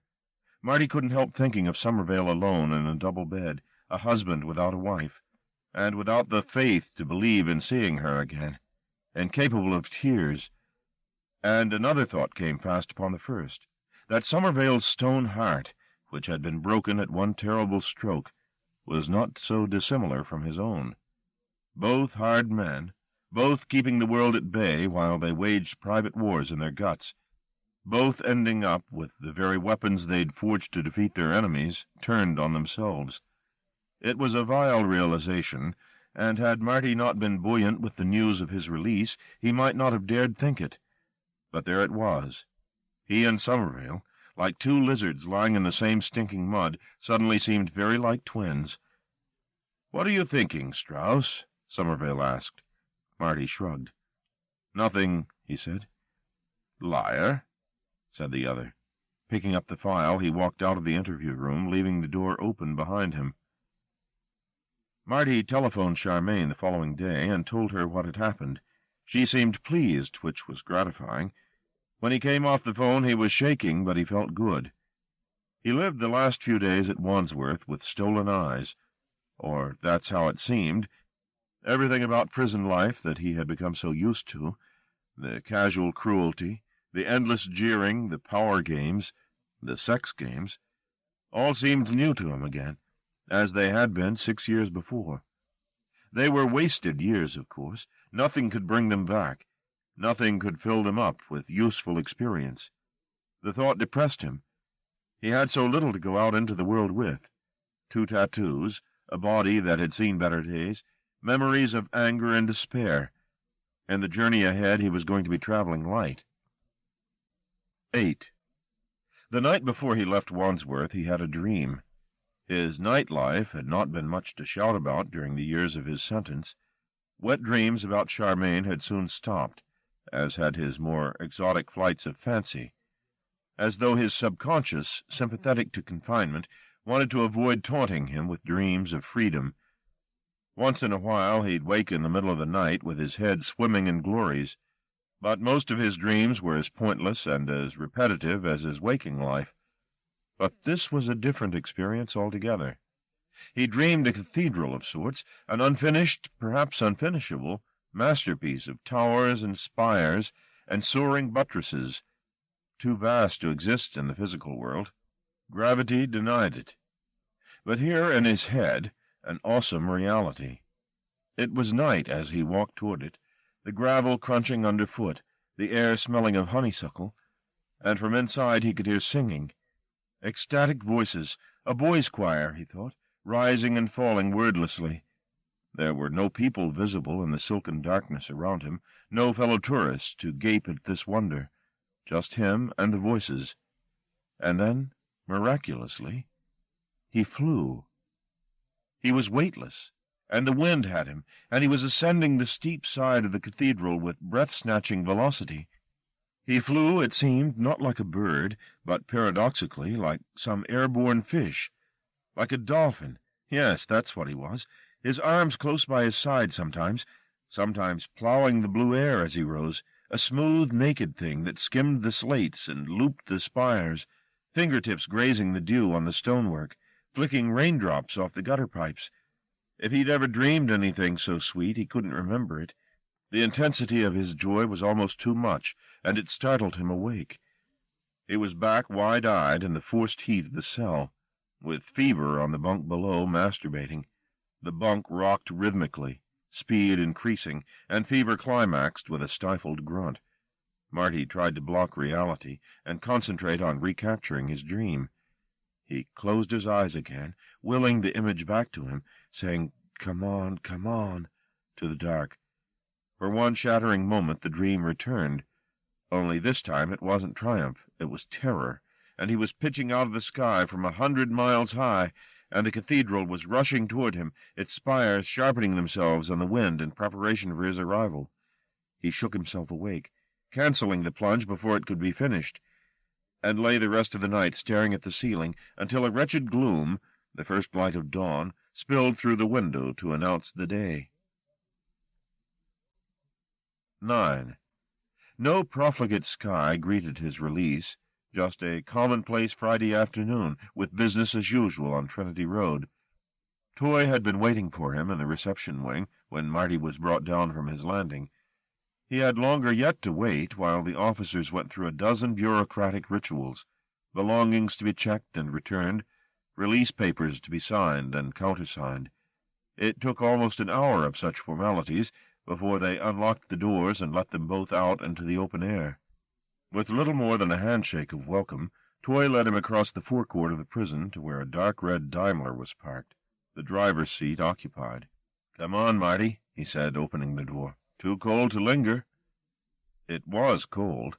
The wind was vicious, but the chill couldn't freeze his joy. He was a free man, for God's sake, free within carefully prescribed limits, perhaps, but it was a beginning. He was at least putting behind him all the paraphernalia of prison, the bucket in the corner of the cell, the keys, the numbers. Now he had to be the equal of the choices and opportunities that would lead from here. Toy had already taken refuge in the back of the car. "Marty," he summoned again, his suede-gloved hand beckoning, "we should hurry, or we'll get snarled up getting out of the city." "Yes, I'm here." Marty got in. The interior of the car smelled of polish, stale cigar smoke, and leather, luxuriant scents.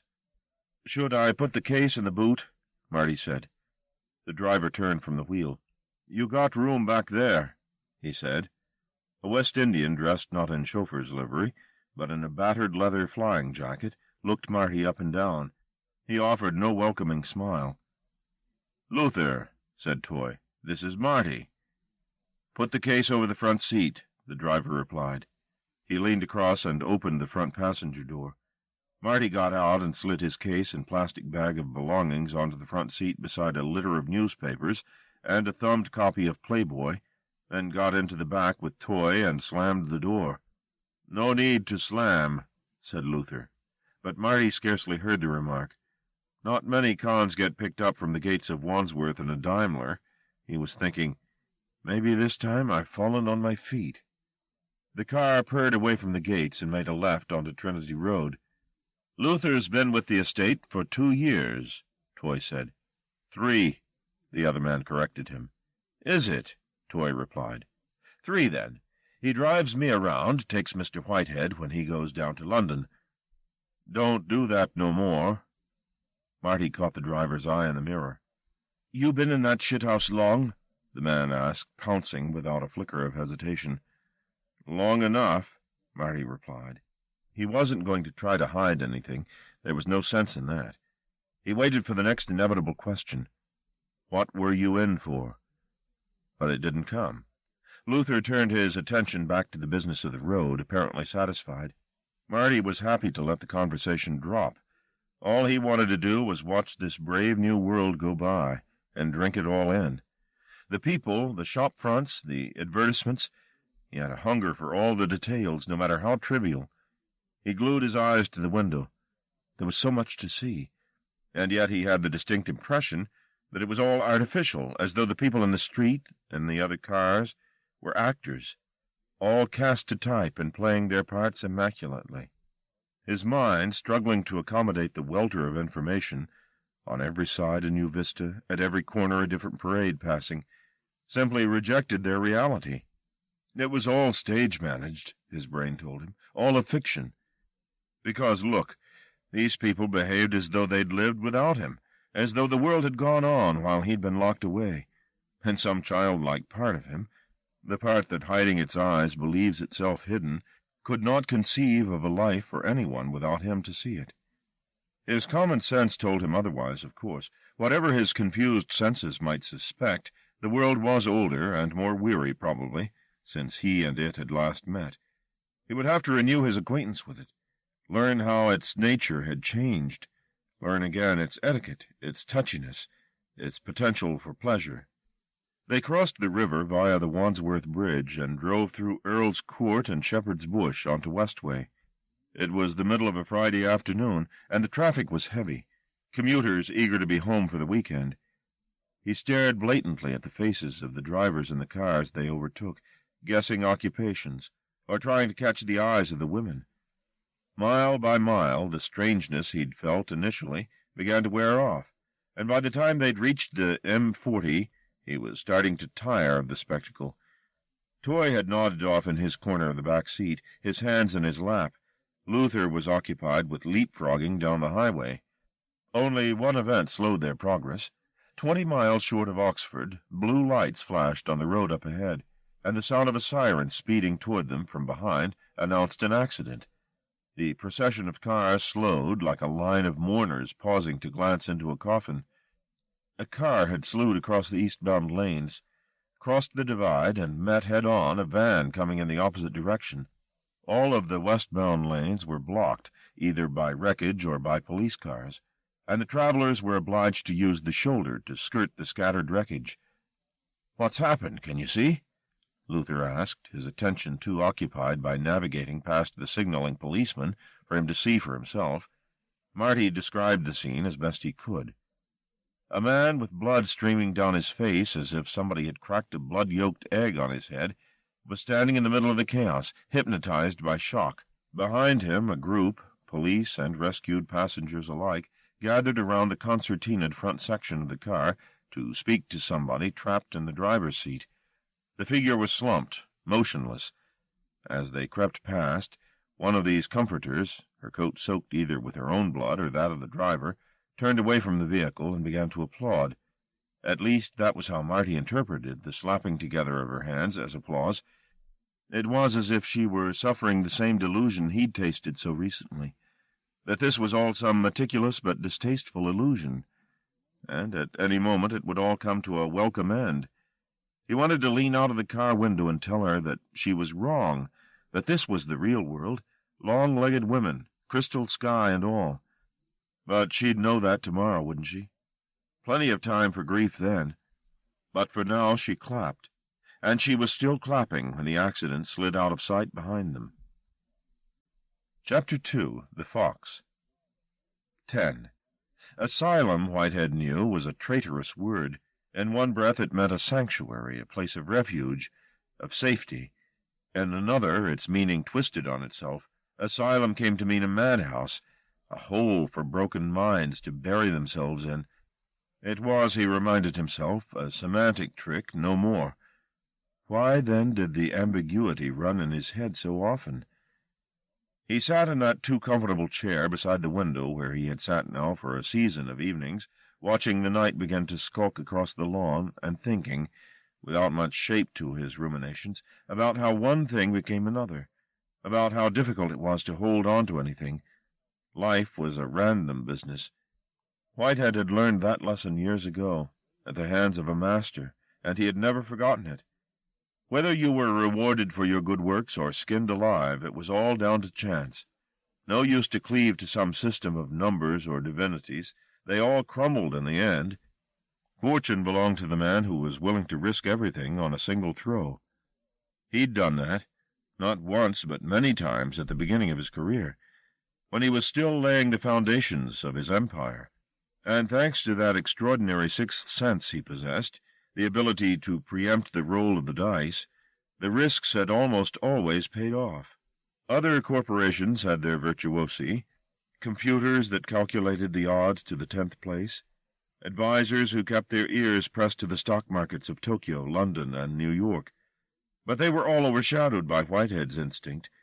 When it came to knowing the moment, for sensing the collision of time and opportunity that made a good decision into a great one, a commonplace takeover into a coup, nobody was old man Whitehead's superior, and all the smart young men in the corporation's boardrooms knew that. Joe's oracular advice still had to be sought before any significant expansion was undertaken or contract signed. He guessed this authority, which remained absolute, was resented in some circles. No doubt there were those who thought he should let go his hold completely and leave the university men and their computers to get on with business. But Whitehead had won these skills, these unique powers of second-guessing, at some hazard. Foolish, then, that they lie forgotten when they could be used to lay a finger on the wheel. Besides, the old man had an argument the young Turks could never gainsay. His methods worked. He had never been properly schooled. His life before fame was, much to the journalist's dismay, a blank, but he had made the Whitehead Corporation out of nothing. Its fate, for better or worse, was still his passionate concern. There was no room for passion tonight, however, sitting in that chair, a chair to die in, he'd sometimes thought, beside the window. Tonight there was only unease, that old man's complaint. How he loathed age! It was hardly bearable to be so reduced. Not that he was infirm, just that a dozen minor ailments conspired against his comfort, so that seldom a day passed without some irritation, an ulcerous mouth, or a chafing between the buttocks that itched furiously, fixing his attentions in the body when the urge to self-preservation called them elsewhere. The curse of age, he'd decided, was distraction, and he couldn't afford the luxury of negligent thinking. There was danger in contemplating itch and ulcer. As soon as his mind was turned, something would take out his throat. That was what the unease was telling him. Don't look away for a moment. Don't think you're safe, because, old man, I've a message for you. The worst is yet to come. Toy knocked once before entering the study. Bill? Whitehead momentarily forgot the lawn and the advancing darkness as he turned to face his friend. You got here? Of course we got here, Joe. Are we late? No. No problems. Things are fine. Good. Strauss is downstairs. In the diminishing light, Whitehead crossed to the table and poured himself a sparing glass of vodka. He had been holding off from drinking until now, a shot to celebrate Toy's safe arrival. You want one? It was a ritual question with a ritual response. No, thanks. You're going back to town, then? When you've seen Strauss? It's too late for the theater. Why don't you stay, Bill? Go back tomorrow morning when it's light. I've got business, Toy said, allowing himself the gentlest of smiles on the final word. This was another ritual, one of many between the two men. Toy's business in London, which the old man knew had nothing to do with the corporation, went unquestioned. It always had. "And what's your impression?" "Of Strauss? Much as I thought at the interview. I think he'll be fine. And if he isn't, there's plenty more where he came from. I need someone who isn't going to scare easily. Things could get very unpleasant." Toy offered a noncommittal grunt and hoped that the talk on this matter wouldn't go any further. He was tired after a day of waiting and traveling, and he wanted to look forward to the evening. This was no time to talk over that business again. Whitehead had put down his drained glass on the tray and gone back to the window. It was darkening in the room quite rapidly now, and when the old man stood with his back to Toy, he was welded by shadow into something monolithic. After 30 years in Whitehead's employ, 3 decades with scarcely a cross word spoken between them, Toy was still as much in awe of Whitehead as of some potentate with the power of life and death over him. He still took a pause to find his equilibrium before entering into Whitehead's presence. He still found traces of the stammer he'd had when they'd met returning on occasion. It was a legitimate response, he felt.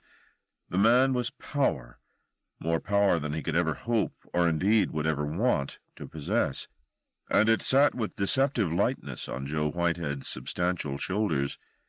In all their years of association, in conference or boardroom, he had never seen Whitehead want for the appropriate gesture or remark. He was simply the most confident man Toy had ever met, certain to his marrow of his own supreme worth, his skills honed to such an edge that a man could be undone by a word, gutted for life, his self-esteem drained and his career tattered. Toy had seen it done countless times, and often to men he considered his betters, which begged the question, he asked it even now, staring at Whitehead's back, why did the great man pass the time of day with him? Perhaps it was simply history. Was that it? History and sentiment? "I'm thinking of filling in the outdoor pool." Toy thanked God Whitehead had changed the subject. No talk of the past, for tonight at least. "I don't swim out there any longer, even in the summer." "Put some fishes in." Whitehead turned his head slightly to see if there was a smile on Toy's face. He never signaled a joke in the tone of his voice, and it was easy, Whitehead knew, to offend the man's sensibilities if one laughed when no joke was intended, or the other way around. Toy wasn't smiling. "Fishes?" said Whitehead. "Ornamental carp, perhaps. Aren't they called koi? Exquisite things." Toy liked the pool. At night it was lit from below, and the surface moved in mesmerizing eddies, the turquoise enchanting. If there was a chill in the air, the heated water gave off a wispy breath that melted away 6 inches from the surface. In fact, though he'd hated swimming, the pool was a favorite place of his. He wasn't certain if Whitehead knew this. He probably did. Papa knew most things, he'd found, whether they'd been voiced or not. "You like the pool," Whitehead stated. There, proof. "Yes, I do." "Then we'll keep it." "Well, not just—" Whitehead raised his hand to ward off further debate, pleased to be giving this gift. "We'll keep it," he said, "and you can fill it with koi." He sat back down in the chair. "Shall I put the lawn lights on?" Toy asked. "No," said Whitehead. The dying light from the window cast his head in bronze, a latter-day Medici, perhaps, with his weary-lidded pit-set eyes, the white beard and moustache cropped nickingly close to his skin, the whole construction seemingly too weighty for the column supporting it. Aware that his eyes were boring into the old man's back, and that Joe would surely sense it, Toy sloughed off the lethargy of the room and pressed himself back into action. "Well, shall I fetch Strauss, Joe? Do you want to see him or not?" The words took an age to cross the room in the thickening darkness. For several heartbeats Toy wasn't even certain that Whitehead had heard him. Then the oracle spoke.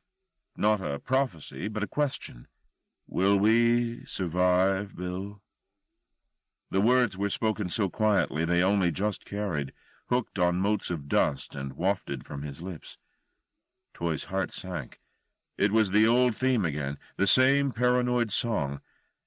I hear more and more rumors, Bill. They can't all be groundless. He was still looking out the window. Rooks circled above the wood 1/2 a mile or so across the lawn. Was he watching them? Toy doubted it. He'd seen Whitehead like this often of late, sunk down into himself, scanning the past with his mind's eye. It wasn't a vision Toy had access to, but he could guess at Joe's present fears. He'd been there, after all, in the early days, and he knew, too, that however much he loved the old man, there were some burdens he would never be capable or willing to share. He wasn't strong enough. He was at heart still the boxer Whitehead had employed as a bodyguard 3 decades before. Now, of course, he wore a 400-pound suit, and his nails were as immaculately kept as his manners. But his mind was the same as ever, superstitious and fragile. The dreams the great dreamed were not for him, nor were their nightmares. Again Whitehead posed the haunted question. Will we survive? This time Toy felt obliged to reply. Everything's fine, Joe. You know it is. Profits up in most sectors. But evasion wasn't what the old man wanted, and Toy knew it. He let the words falter, leaving a silence, after the faltering, more wretched than ever. Toy's stare, now fixed on Whitehead again, was unblinking, and at the corners of his eyes the murk that had taken over the room began to flicker and crawl. He dropped his lids. They almost grated across his eyeballs. Patterns danced in his head, wheels, stars, and windows, and when he opened his eyes again, the night finally had a stranglehold on the interior. The bronze head remained unmoved, but it spoke, and the words seemed to come from Whitehead's bowels, dirtied with fear. "I'm afraid, Willie," he said. "All my life I've never been as frightened as I am now." He spoke slowly, without the least emphasis, as if he despised the melodrama of his words, and was refusing to magnify it further. "All these years, living without fear, I'd forgotten what it was like, how crippling it is, how it drains your willpower. I just sit here, day in, day out, locked up in this place, with the alarms, the fences, the dogs. I watch the lawn and the trees." He was watching. "And sooner or later, the light begins to fade." He paused. A long, deep hush, except for the distant crows. "I can bear the night itself. It's not pleasant, but it's unambiguous. It's twilight I can't deal with. That's when the bad sweats come over me. When the light's going, and nothing's quite real any more, quite solid, just forms, things that once had shapes." It had been a winter of such evenings, colorless drizzles that eroded distance and killed sound, weeks on end of uncertain light, when troubled dawn became troubled dusk, with no day intervening. There had been too few hard-frosted days like today, just one discouraging month upon another. "I sit here every evening now," the old man was saying. "It's a test I set myself, just to sit and watch everything eroded, defying it all." Toy could taste the profundity of Papa's despair. He hadn't been like this ever before, not even after Evangeline's death. It was almost completely dark outside and in. Without the lawn lights on, the grounds were pitch, but Whitehead still sat facing the black window, watching. "It's all there, of course," he said. "What is?" "The trees, the lawn. When dawn comes tomorrow, they'll be waiting." "Yes, of course. You know, as a child I thought somebody came and took the world away in the night, and then came back and unrolled it all again the following morning." He stirred in his seat. His hand moved to his head. Impossible to see what he was doing. "The things we believe as children, they never leave us, do they? They're just waiting for time to roll around, and us to start believing in them all over again. It's the same old patch, Bill. You know? I mean, we think we move on, we get stronger, we get wiser, but all the time we're standing on the same patch." He sighed and looked around at Toy. Light from the hallway fawned through the door, which Toy had left slightly ajar. By it, even across the room, Whitehead's eyes and cheeks glittered with tears. "You'd better put on the light, Bill," he said. "Yes, and bring up Strauss." There was no sign of his distress apparent in his voice, but then Joe was an expert at disguising his feelings. Toy knew that of old. He could close down the hoods of his eyes and seal up his mouth, and not even a mind-reader could work out what he was thinking. It was a skill he'd used to devastating effect in the boardroom. Nobody ever knew which way the old fox would jump. He'd learned the technique playing cards, presumably. That, and how to wait. 11. They had driven through the electric gates of Whitehead's estate and into another world. Lawns laid out immaculately on either side of the sepia gravel driveway. A distant aspect of woodland off to the right, which disappeared behind a line of cypresses as they bore around toward the house itself. It was late afternoon by the time they arrived, but the mellowing light only enhanced the charm of the place, its formality offset by a rising mist that blurred the scalpel edge of grass and tree. The main building was less spectacular than Marty had anticipated. Just a large Georgian country house, solid but plain, with modern extensions sprawling away from the main structure. They drove past the front door, with its white-pillared porch, to a side entrance, and Toy invited him through into the kitchen. "Put your bags down and help yourself to some coffee," he said. "I'm just going up to see the boss man. Make yourself comfortable." Alone for the first time since leaving Wandsworth, Marty felt uncomfortable. The door was open at his back.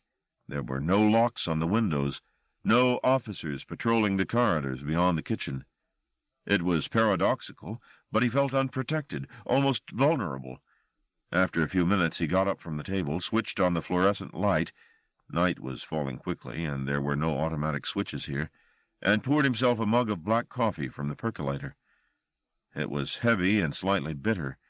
Brewed and rebrewed, he guessed, not like the insipid stuff he was used to. It was 25 minutes before Toy came back in, apologized for the delay, and told him that Mr. Whitehead would see him now. "Leave your bags," he said. "Luther will see to them." Toy led the way from the kitchen, which was part of the extension, into the main house. The corridors were gloomy, but everywhere Marty's eye was amazed. The building was a museum. Paintings covered the walls from floor to ceiling. On the tables and shelves were vases and ceramic figurines whose enamels gleamed. There was no time to linger, however. They wove through the maze of halls, Marty's sense of direction more confounded with every turn, until they reached the study. Toy knocked, opened the door, and ushered Marty in. With little but a badly remembered photograph of Whitehead to build upon, Marty's portrait of his new employer had been chiefly invention, and totally wrong. Where he'd imagined frailty, he found robustness. Where he'd expected the eccentricity of a recluse, he found a furrowed, subtle face that scanned him, even as he entered the study, with efficiency and humor. "Mr. Strauss," said Whitehead. "Welcome." Behind Whitehead the curtains were still open, and through the window the floodlight suddenly came on, illuminating the piercing green of the lawns for a good 200 yards. It was like a conjurer's trick, the sudden appearance of this sward, but Whitehead ignored it. He walked toward Marty. Though he was a large man, and much of his bulk had turned to fat, the weight sat on his frame quite easily. There was no sense of awkwardness. The grace of his gait, the almost oiled smoothness of his arm as he extended it to Marty, the suppleness of the proffered fingers, all suggested a man at peace with his physique. They shook hands. Either Marty was hot or the other man cold. Marty immediately took the error to be his. A man like Whitehead was surely never too hot or too cold. He controlled his temperature with the same ease he controlled his finances. Hadn't Toy dropped into their few exchanges in the car the fact that Whitehead had never been seriously ill in his life? Now Marty was face to face with the paragon, he could believe it. Not a whisper of flatulence would dare this man's bowels. "I'm Joseph Whitehead," he said. "Welcome to the sanctuary." "Thank you." "You'll have a drink? Celebrate." "Yes, please." "What will it be?" Marty's mind suddenly went blank, and he found himself gaping like a stranded fish. It was Toy, God save him, who suggested, Scotch? That'd be fine. The usual for me, said Whitehead. Come and sit down, Mr. Strauss. They sat. The chairs were comfortable, not antiques, like the tables in the corridors, but functional, modern pieces. The entire room shared this style. It was a working environment, not a museum. The few pictures on the dark blue walls looked to Marty's uneducated eye as recent as the furniture. They were large and slapdash. The most prominently placed, and the most representational, was signed Matisse, and pictured a bilious pink woman sprawled on a bilious yellow chaise longue. Your whiskey. Marty accepted the glass Toy was offering. We had Luther buy you a selection of new clothes. They're up in your room, Whitehead was telling Marty. Just a couple of suits, shirts, and so on, to start with. Later on, we'll maybe send you out shopping for yourself. He drained his glass of neat vodka before continuing. Do they still issue suits to prisoners, or did they discontinue that? Smacks of the poorhouse, I suppose. Wouldn't be too tactful in these enlightened times. People might begin to think you were criminals by necessity. Marty wasn't at all sure about this line of chat. Was Whitehead making fun of him? The monologue went on, its tenor quite friendly, while Marty tried to sort out irony from straightforward opinion. It was difficult. He was reminded in the space of a few minutes, listening to Whitehead talk, of how much subtler things were on the outside. By comparison with this man's shifting, richly inflected talk, the cleverest conversationalist in Wandsworth was an amateur. Toy slipped a second large whiskey into Marty's hand, but he scarcely noticed. Whitehead's voice was hypnotic and strangely soothing. Toy has explained your duties to you, has he? Yes, I think so. I want you to make this house your home, Strauss. Become familiar with it. There are one or two places that will be out of bounds to you. Toy will tell you where. Please observe those constraints. The rest of the place is at your disposal. Marty nodded and downed his whiskey. It ran down his gullet like quicksilver. Tomorrow. Whitehead stood up, the thought unfinished, and returned to the window. The grass shone as though freshly painted. We'll take a walk around the place, you and I. Fine. See what's to be seen. Introduce you to Bella and the others. There was more staff? Toy hadn't mentioned them, but inevitably there would be others here, guards, cooks, gardeners. The place probably swarmed with functionaries. Come talk to me tomorrow, eh? Marty drained the rest of his scotch, and Toy gestured that he should stand up. Whitehead seemed suddenly to have lost interest in them both. His assessment was over, at least for today. His thoughts were already elsewhere, his stare directed out of the window at the gleaming lawn. Yes, sir. Tomorrow. But before you come, Whitehead said, glancing around at Marty. Yes, sir. Shave off your mustache. Anybody would think you'd got something to hide. 12. Toy gave Marty a perfunctory tour of the house before taking him upstairs, promising a more thorough walkabout when time wasn't so pressing. Then he delivered Marty to a long, airy room on the top story and at the side of the house. This is yours, he said. Luther had left the suitcase and the plastic bag on the bed. Their tattiness looked out of place in the sleek utility of the room. It had, like the study, contemporary fittings. It's a bit bare at the moment, said Toy. So do whatever you want with it. If you've got photographs— Not really. Well, we ought to get something on the walls. There are some books. He nodded to the far end of the room, where several shelves groaned under a weight of volumes. But the library downstairs is at your disposal. I'll show you the layout sometime next week, when you've settled in. There's a video up here, too, and another downstairs. Again, Joe doesn't really have much interest in it, so help yourself. Sounds good. There's a small dressing room through to the left. As Joe said, you'll find some fresh clothes in there. Your bathroom is through the other door. Shower and so on. And I think that's it. I hope it's adequate. It's fine, Marty said. Toy glanced at his watch and turned to leave. Just before you go— Problem? No problem, Marty said. Jesus, no problem at all. I just want you to know I'm grateful. No need. But I am, Marty insisted. He'd been trying to find a cue for this speech since Trinity Road. "I'm very grateful.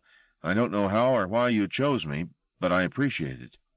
Toy was mildly discomforted by this show of feeling, but Marty was glad to have it said. "Believe me, Marty, I wouldn't have chosen you if I didn't think you could do the job. You're here now. It's up to you to make the best of it. I'm going to be around, of course, but after this you're more or less your own man." "Yes, I realize that." "I'll leave you, then. See you at the beginning of the week. Pearl's left food out for you in the kitchen, by the way. Good night." "Good night." Toy left him alone. He sat down on the bed and opened his suitcase. The badly packed clothes smelled of prison detergent, and he didn't want to take them out. Instead, he dug down to the bottom of the case until his hands found his razor and shaving foam. Then he undressed, slung his stale clothes on the floor, and went into the bathroom. It was spacious, mirrored, and seductively lit. Freshly laundered towels hung on a heated rack. There was a shower as well as a bath and a bidet. An embarrassment of waterworks. Whatever else happened to him here, he'd be clean. He switched on the mirror light and set the shaving implements down on the glass shelf above the sink. He needn't have bothered with his search. Toy, or perhaps Luther, had laid a complete shaving kit out for him. Razor, pre-shave, foam, cologne. All unopened, pristine, waiting for him. He looked at himself in the mirror. That intimate self-scrutiny which was expected of women, but which men seldom practiced except in locked bathrooms. The anxieties of the day showed on his face. His skin was anemic, and the bags under his eyes full. Like a man searching for some treasure, he plundered his face for clues. Was his past written here, he wondered, in all its grubby detail, etched perhaps too deeply to be erased? He needed some sun, no doubt of that, and decent exercise out in the open air. From tomorrow, he thought, a new regime. He'd run every day, till he was so fit he was unrecognizable. Get himself to a proper dentist, too. His gums bled worryingly often, and in one or two places they were receding from the tooth. He was proud of his teeth. They were even and strong, like his mother's. He tried his smile on the mirror, but it had lost some of its former sparkle. He'd have to exercise that, too. He was in the big wide world again, and maybe in time there'd be women to woo with that smile. His surveillance shifted from face to body. A wedge of fat was sitting on the muscle of his abdomen. He was easily a stone overweight. He'd have to work on that, watch his diet and keep the exercise up until he was back to the 12 stone 3 he'd been when he first went to Wandsworth. The extra weight apart, he felt quite good about himself. Maybe the warm light flattered him, but prison didn't seem to have changed him radically. He still had all his hair. He wasn't scarred, except for the tattoos and a small crescent to the left of his mouth. He wasn't doped up to the eyeballs. Maybe he was a survivor after all. His hand had crept to his groin as he perused himself, and he'd idly teased himself semi-erect. He hadn't been thinking of Charmaine. If there was any lust in his arousal, it was narcissistic. Many of the cons he'd lived with had found it easy to slake their sexual thirst with their cellmates, but Marty had never been comfortable with the idea, not simply out of distaste for the acts, though he felt that acutely, but because that unnaturalness was forced upon him. It was just another way that prison humiliated a man. Instead, he'd locked his sexuality away, and used his cock for pissing and little else. Now, toying with it like a vain adolescent, he wondered if he could still use the damn thing. He ran the shower lukewarm and stepped in, slicking himself down from head to foot with lemon-scented soap. In a day of pleasures, this was perhaps the best. The water was stimulating, like standing in a spring rain. His body began to wake. Yes, that was it, he thought. I've been dead, and I'm coming back to life.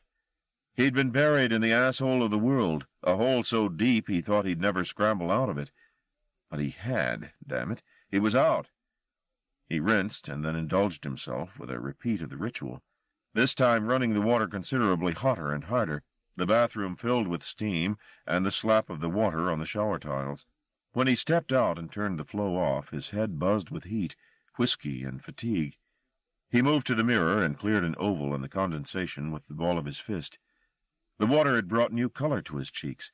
His hair was plastered to his head like a brown blonde skullcap. He'd let it grow, he thought, as long as Whitehead didn't object, get it styled, perhaps. But there was more pressing business now, the removal of the condemned mustache. He wasn't particularly hirsute. The mustache had taken him several weeks to grow, and he'd had to tolerate the usual run of witless remarks while he was doing it. But if the boss man wanted him barefaced, who was he to argue? Whitehead's opinion on the matter had sounded more like an order than a suggestion. Despite the well-supplied cabinet in the bathroom, everything from aspirin to crab-killing preparations, there were no scissors, and he had to soap the hairs thoroughly to soften them, and then go at them directly with the razor. The blade protested, and so did his skin, but stroke by stroke his upper lip came back into view, the hard-earned mustache hitting the sink in a slop of suds, only to be sucked away down the drain. It took him half an hour to do the job to his satisfaction. He nicked himself in 2 or 3 places, and sealed the cuts as best he could with spit. By the time he'd finished, the steam had cleared from the bathroom, and only patches of mist marred his reflection. He looked at his face in the mirror. His naked upper lip was pink and vulnerable, and the groove at its center curiously over-perfect in its formation. But his sudden nudity wasn't such a bad sight. Content, he sluiced the remains of his mustache from the sides of the sink, wrapped a towel about his middle, and sauntered back into the bedroom. In the centrally heated warmth of the house, he was practically dry. No need for toweling. Weariness and hunger fought in him as he sat on the edge of the bed. There was food downstairs for him, or so Toy had said. Well, maybe he'd just lie back on this virginal sheet, head on the scented pillow, and close his eyes for half an hour, then get up and wander down to eat supper. He slung off the towel and lay on the bed, half pulling the duvet over him, and in the act of doing so fell asleep. There were no dreams, or if there were, he slept too securely to remember them. It was morning in moments. 13.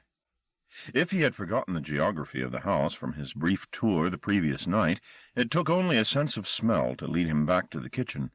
Bacon was frying, fresh coffee was being perked. At the stove stood a red-haired woman. She turned from her work and nodded. "You must be Martin," she said. Her voice carried a faint Irish inflection.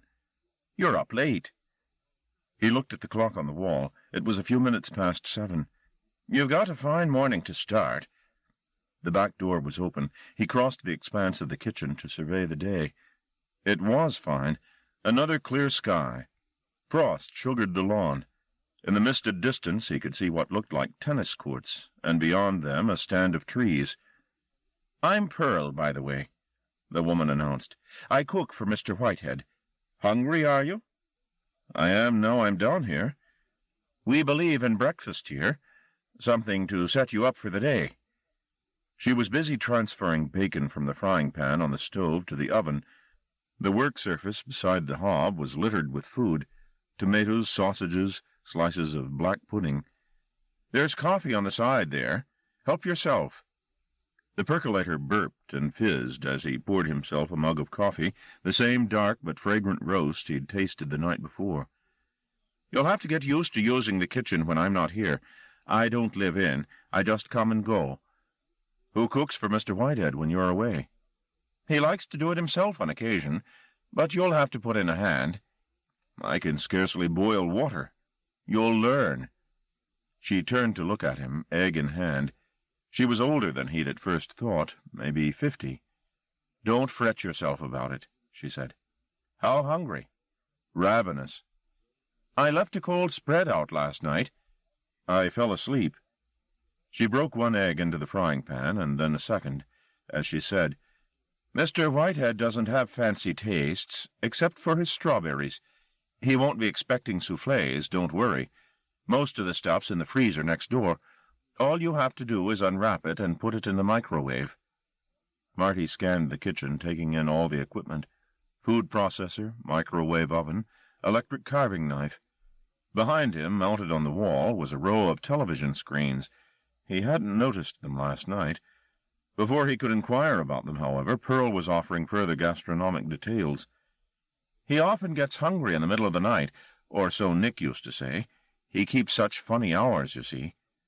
"Who's Nick?" "Your predecessor. He left just before Christmas. I quite liked him, but Bill said he got a little light-fingered." "I see." She shrugged. "Still, you can't tell, can you? I mean, he—" She halted in mid-sentence, quietly cursing her tongue, and covered her embarrassment by coaxing the eggs out of the pan and onto the plate to join the food she'd already assembled there. Marty finished her thought out loud for her. "He didn't look like a thief. Is that what you were going to say?" "I didn't mean it like that," she insisted, transferring the plate from stove to table. "Careful, the plate's hot." Her face had gone the color of her hair. "It's all right," Marty told her. "I liked Nick," she reiterated. "Really, I did. I've broken one of the eggs. I'm sorry."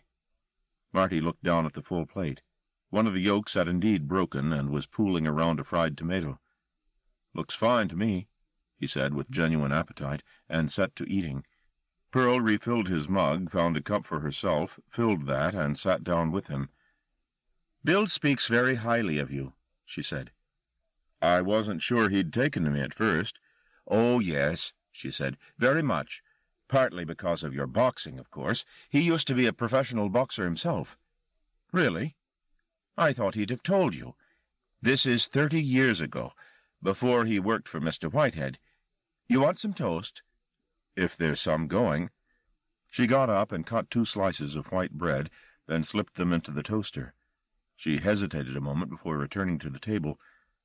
"I really am sorry," she said. "About the egg?" "About mentioning Nick and thieving." "I asked," Marty replied. "Besides, you've every right to be cautious. I'm an ex-con. Not even ex, really. I could go back if I put a foot wrong." He loathed saying this, as if the mere speaking of the words made the possibility more real. "But I'm not going to let Mr. Toy down, or myself. Okay?" She nodded, clearly relieved that nothing had been soured between them, and sat down again to finish her coffee. "You're not like Nick," she said. "I can tell that already." "Was he odd?" Marty said. "Glass eye or something?" "Well, he wasn't—" She seemed to regret this fresh line of conversation before it was begun. "It's no matter," she said, dismissing it. "No, go on." "Well, for what it's worth, I think he had debts." Marty tried not to register anything but the mildest interest. But something must have showed in his eyes, a flicker of panic, perhaps. Pearl frowned. "What sort of debts?" he asked lightly. The toast popped up, claiming Pearl's attention. She crossed to fetch the slices and brought them back to the table. "Excuse fingers," she said. "Thanks." "I don't know how much he owed." "No, I don't mean how big. I meant, where did they come from?" Was he making this sound like an idle inquiry, he wondered, or was she able to see from the way he clutched his fork, or his sudden loss of appetite, that this was a significant question? He had to ask it, however it might seem to her.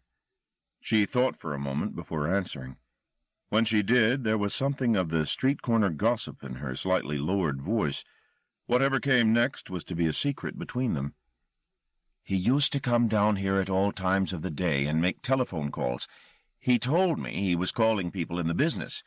He was a stuntman, you see, or had been. But I soon cottoned on that he was making bets. It's my guess that's where the debts came from. Gambling."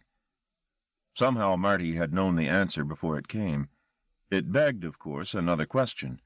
Was it just coincidence that Whitehead had employed 2 bodyguards, both at some point in their lives gamblers?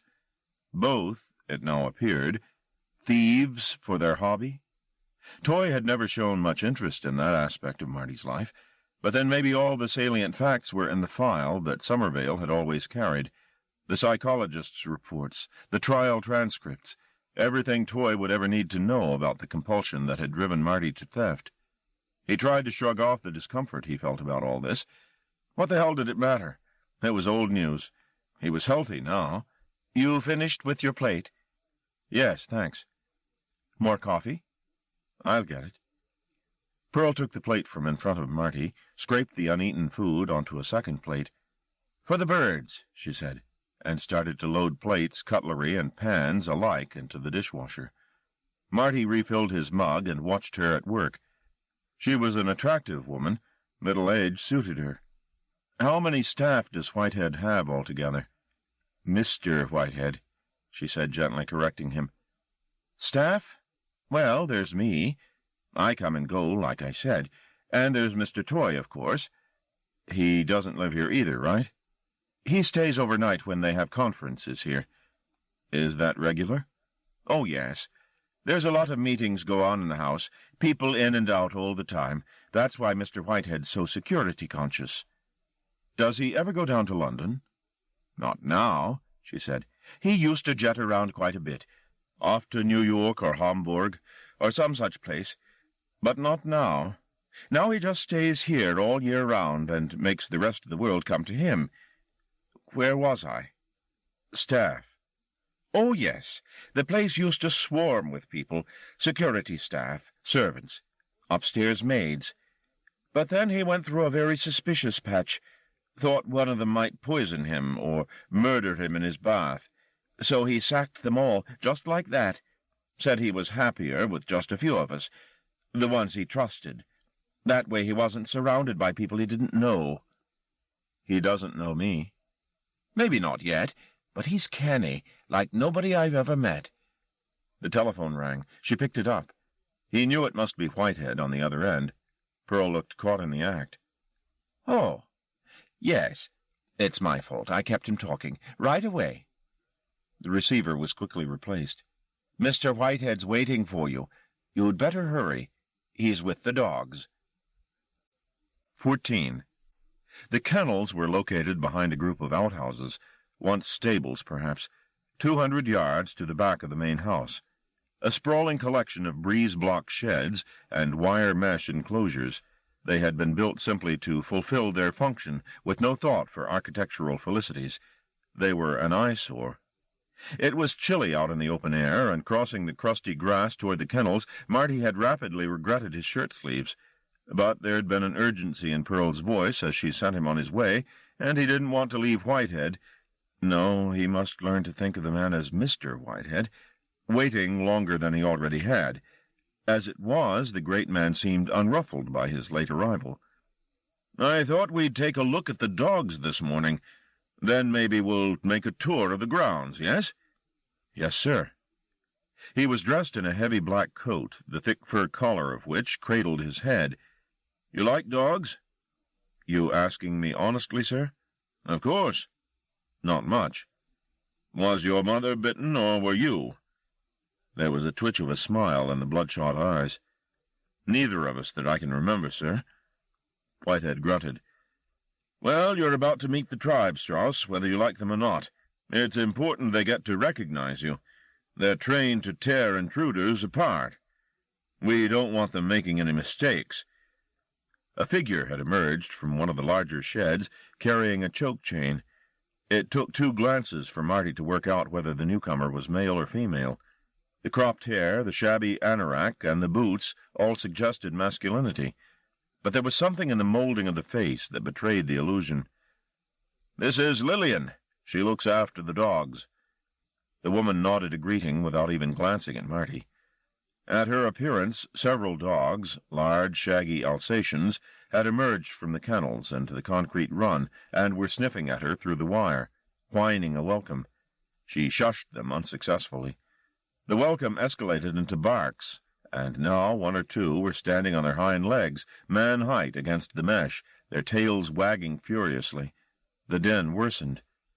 "Be quiet," she snapped across to them, and almost all were chastened into silence.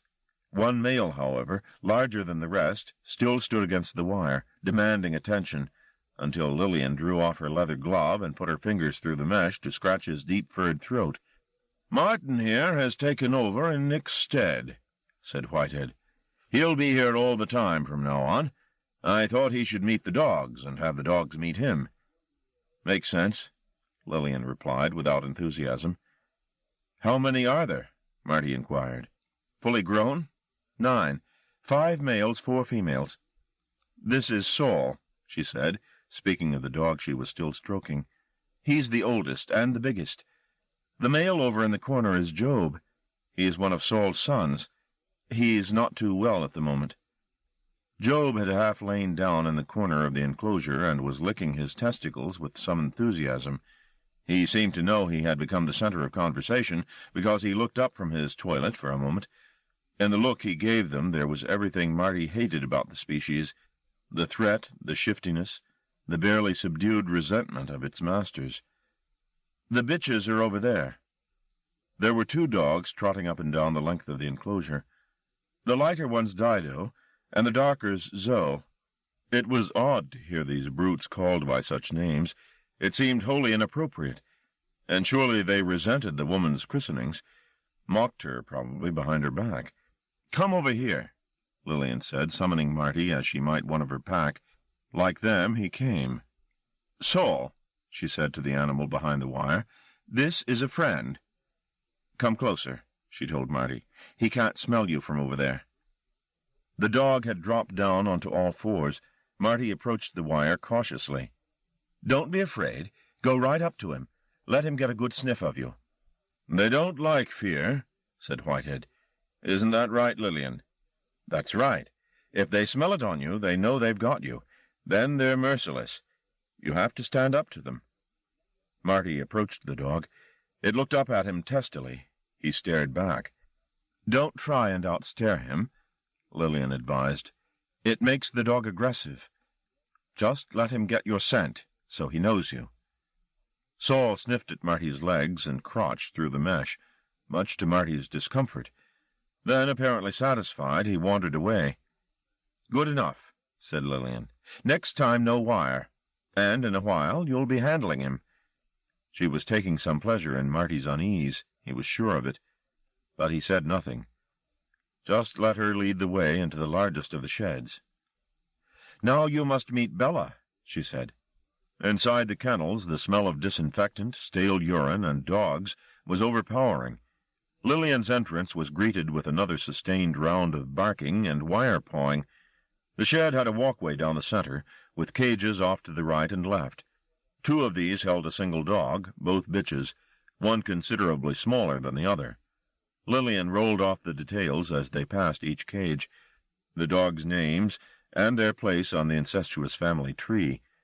Marty attended to all she was saying, and immediately forgot it again. His mind was otherwise occupied.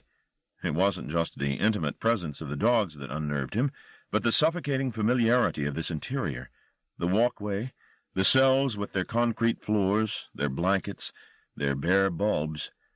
It was like home from home, and now he began to see the dogs in a new light, saw another meaning in Job's baleful glance as he looked up from his ablutions, understood better than Lillian or Whitehead ever could how these prisoners must view him and his species.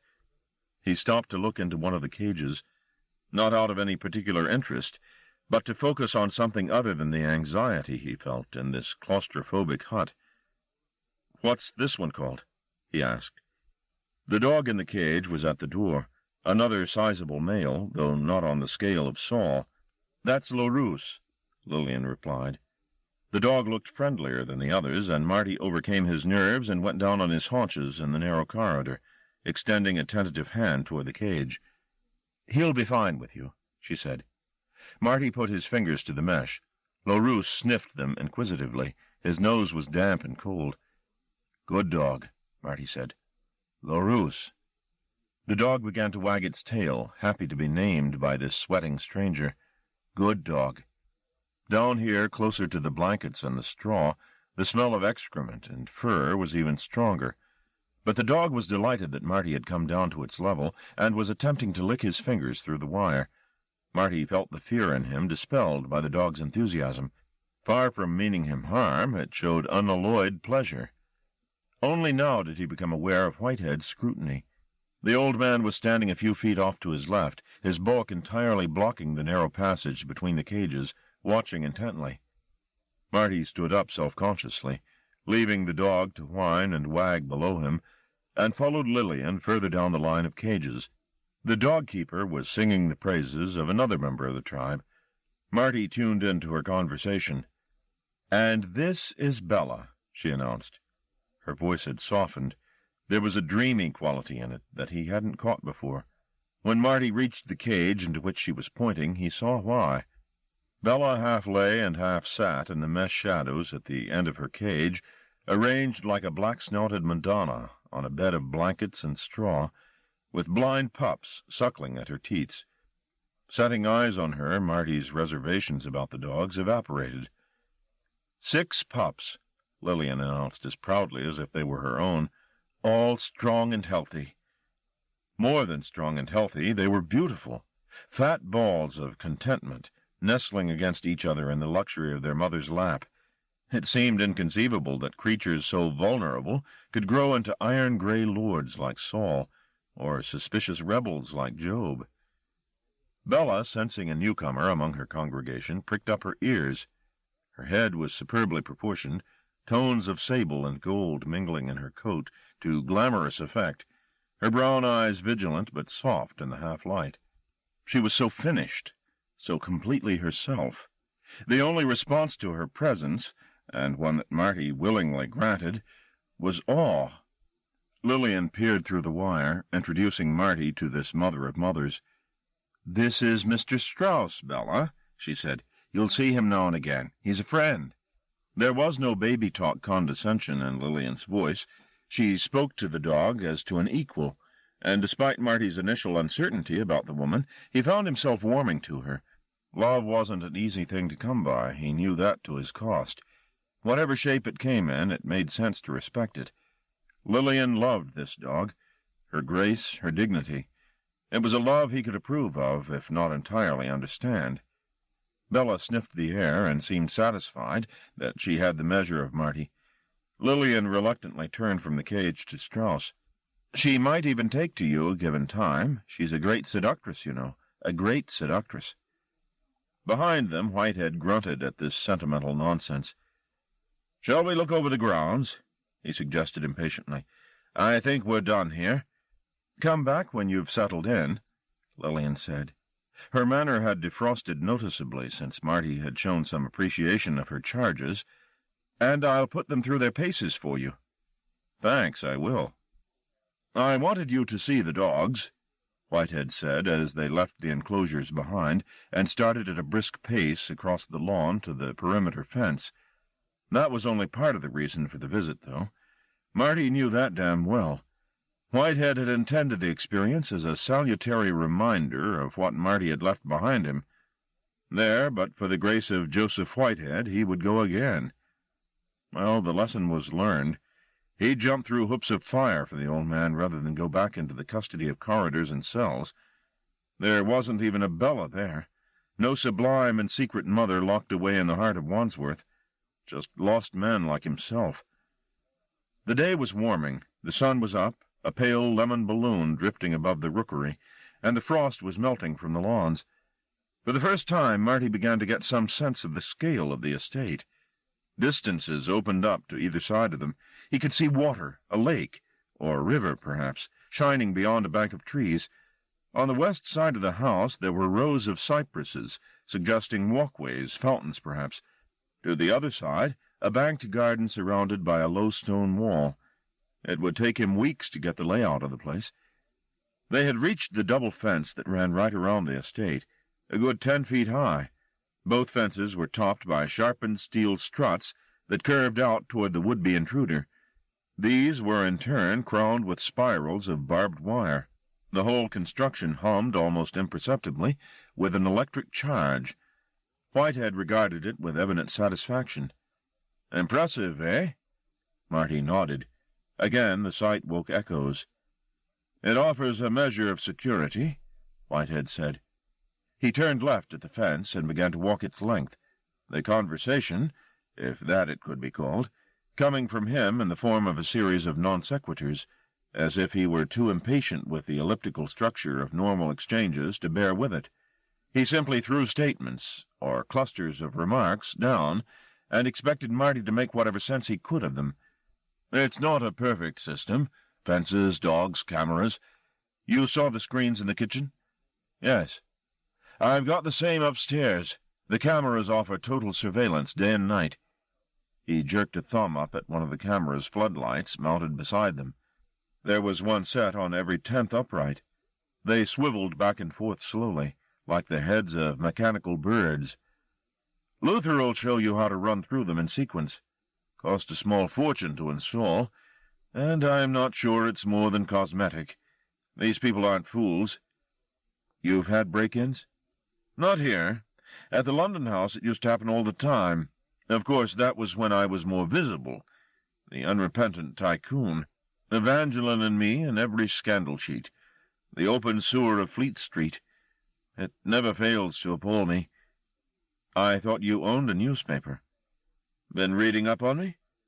Not exactly. I don't believe the biographies, or the gossip columns, or even Who's Who. They lie. I lie. He finished the declension, entertained by his own cynicism. He, she, or it lies. Scribblers, dirt peddlers. Contemptible, the lot of them. Was that what he was keeping out with these lethal fences? Dirt peddlers? A fortress against a tide of scandal and shit? If so, it was an elaborate way to go about it. Marty wondered if this wasn't simply monstrous egotism. Was the hemisphere that interested in the private life of Joseph Whitehead? "What are you thinking, Mr. Strauss?" "About the fences," Marty lied, proving Whitehead's earlier point. "No, Strauss," Whitehead corrected him. "You're thinking, what have I got myself into, locked up with a lunatic?" Marty sensed any further denial would sound like guilt. He said nothing. "Isn't that the conventional wisdom where I'm concerned? The failing plutocrat, festering in solitude. Don't they say that about me?" "Something like that," Marty finally replied. "And still you came?" "Yes." "Of course you came. You thought that however offbeat I am, nothing could be as bad as another stretch behind locked doors. Isn't that right? And you wanted out, at any cost. You were desperate." "Of course I wanted out. Anybody would." "I'm glad you admit to that, because your wanting gives me considerable power over you, don't you think? You daren't cheat me. You must cleave to me the way the dogs cleave to Lillian, not because she represents their next meal, but because she's their world. You must make me your world, Mr. Strauss. My preservation, my sanity, my smallest comfort must be uppermost in your mind every waking moment. If it is, I promise you freedoms you never dreamed of experiencing, the kind of freedoms that are only in the gift of very wealthy men. If not, I will put you back in the prison with your record book irredeemably spoiled. Understand me?" "I understand." Whitehead nodded. "Come, then," he said. "Walk beside me."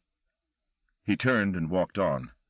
The fence swung around behind the back of the woods at this point, and rather than plunging into the undergrowth, Whitehead suggested they truncate their journey by heading toward the pool.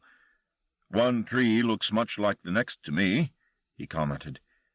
"You can come here and trudge around to your heart's content later on." They skirted the edge of the woods long enough for Marty to get an impression of their density, however. The trees hadn't been systematically planted. This was no regimented Forestry Commission reserve.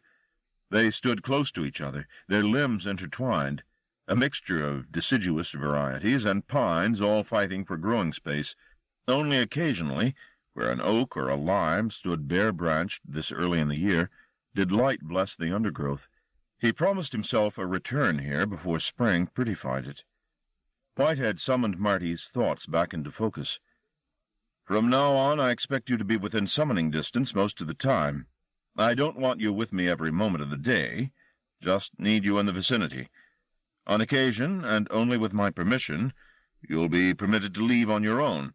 You can drive?" "Yes." "Well, there's no shortage of cars, so we'll sort something out for you. This isn't strictly within the guidelines set out by the parole board. Their recommendation was that you remain, as it were, in custody here for 6 probationary months. But I frankly see no reason to prevent you visiting your loved ones, at least when there are other people around to look after my welfare." "Thank you, I appreciate it." "I'm afraid I can't allow you any time just at the moment. Your presence here is vital." Problems? My life is constantly threatened, Strauss. I, or rather my offices, receive hate mail all the time. The difficulty is in separating the crank who spends his time writing filth to public figures from the genuine assassin. Why should anyone want to assassinate you? I'm one of the wealthiest men outside America. I own companies that employ tens of thousands of people. I own tracts of land so large I could not walk them in the years remaining to me if I began now. I own ships, art, horseflesh. It's easy to make an icon of me, to think that if I and my life were brought down, there'd be peace on earth and goodwill to men. I see.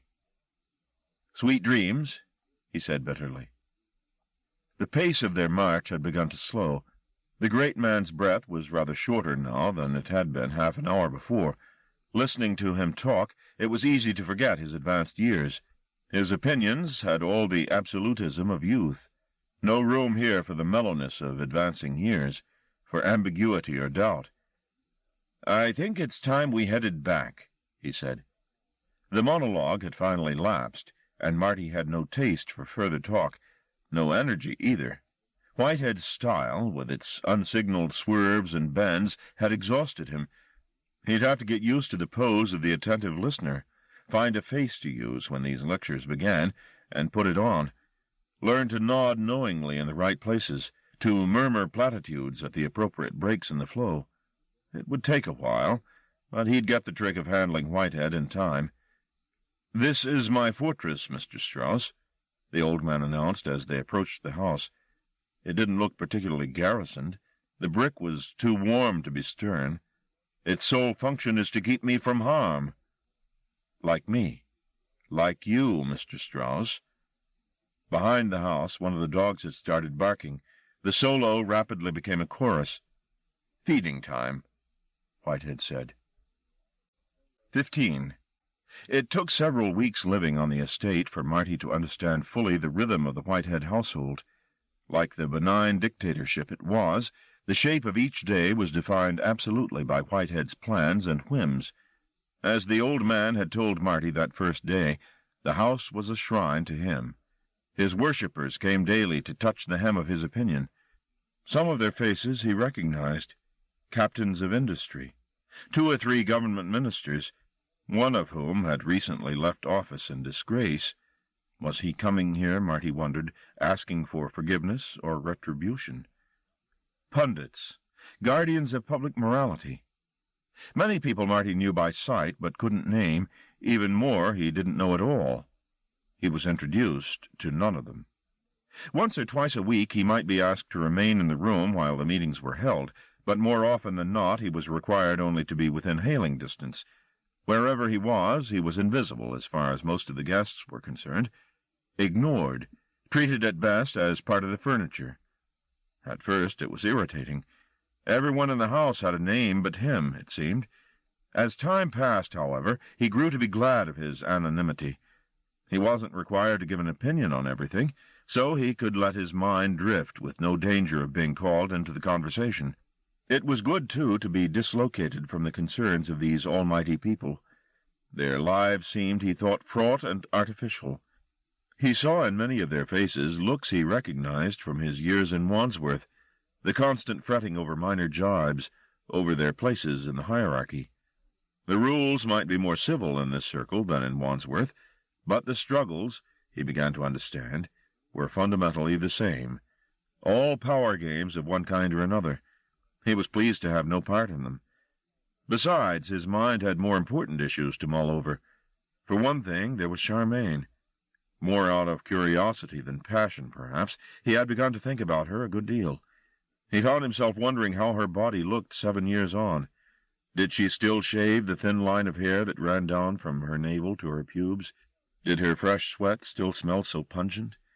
He wondered, too, if she still loved love the way she had. She had shown more unreserved appetite for the physical act than any woman he'd known. That was one of the reasons he'd married her. Was it still so? And if it was, with whom did she slake her thirst?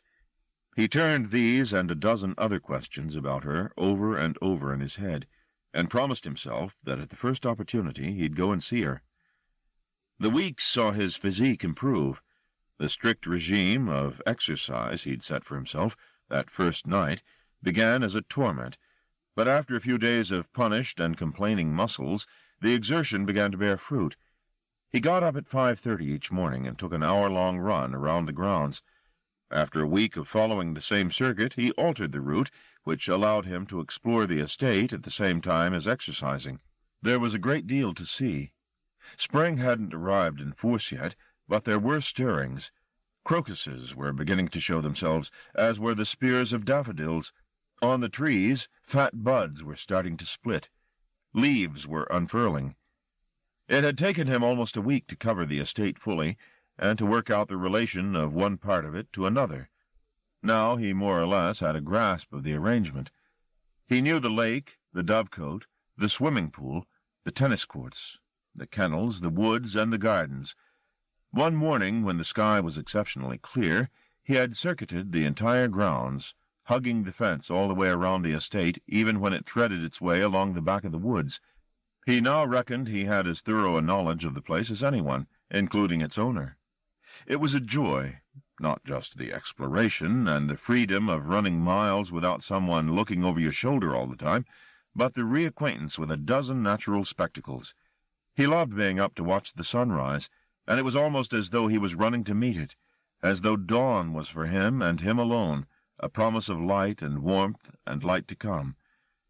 He soon lost the ring of flab around his middle. The divide of his abdominal showed again. The washboard stomach he'd always been so proud of as a younger man, and thought he'd lost forever. Muscles he'd forgotten he had came back into play, at first to make their presence felt and aching, then to simply live a glowing, ruddy life. He was sweating out years of frustration and showering it away, and he was lighter for it. He was aware once more of his body as a system, its parts correspondence, its health dependent on balance and respectful usage. If Whitehead noted any change in his manner or physique, no comment was made. But Toy, on one of his trips up to the house from London, immediately registered the change in him. Marty noted an alteration in Toy, too, but for the worse. It wasn't plausible to comment on how weary he looked. Marty felt their relationship wouldn't yet allow for such familiarity. He just hoped Toy wasn't suffering from something serious. The sudden wasting of his wide face suggested a devouring somewhere in the man's innards. The nimbleness in his step, which Marty put down to Toy's years in the ring, had also gone. There were other mysteries here, besides Toy's decline.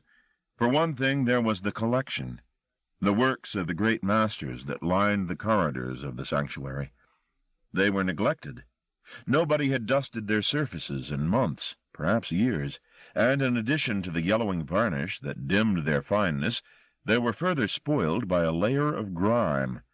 Marty had never had much taste for art, but given time to look at these pictures, he found his appetite for it good. Many of them, the portraits and the religious works, he didn't really like. They weren't of people he knew or events he understood. But in a small hallway on the first floor that led to the extension that had been Evangeline's suite, and was now the sauna and solarium, he found two paintings that caught his imagination. They were both landscapes, by the same anonymous hand, and to judge by their poky location, they were not great works, but their curious amalgam of real scenery, trees and winding roads under blue and yellow skies, with totally fanciful details, a dragon with speckled wings devouring a man on that road, a flight of women levitating above the forest, a distant city burning. This marriage of real and unreal was so persuasively painted that Marty found himself going back and back again to these two haunted canvases, finding more fantastical detail hidden in thicket or heat haze each time he went. The paintings weren't the only thing that whetted his curiosity. The upper floor of the main house, where Whitehead had a suite of rooms, was entirely out of bounds to him, and he was more than once tempted to slip up when he knew the old man was otherwise engaged, to nose around the forbidden territory. He suspected Whitehead used the top story as a vantage point from which to spy on his acolytes' comings and goings. That went some way to explaining the other mystery. The sense he had running his circuits that he was being watched. But he resisted the temptation to investigate. It was perhaps more than his job was worth. When he wasn't working, he spent much of his time in the library.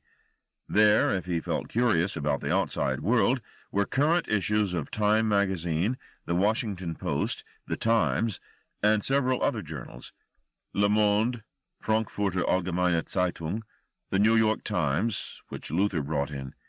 He would flick through them looking for tidbits, sometimes taking them down to the sauna and reading them there.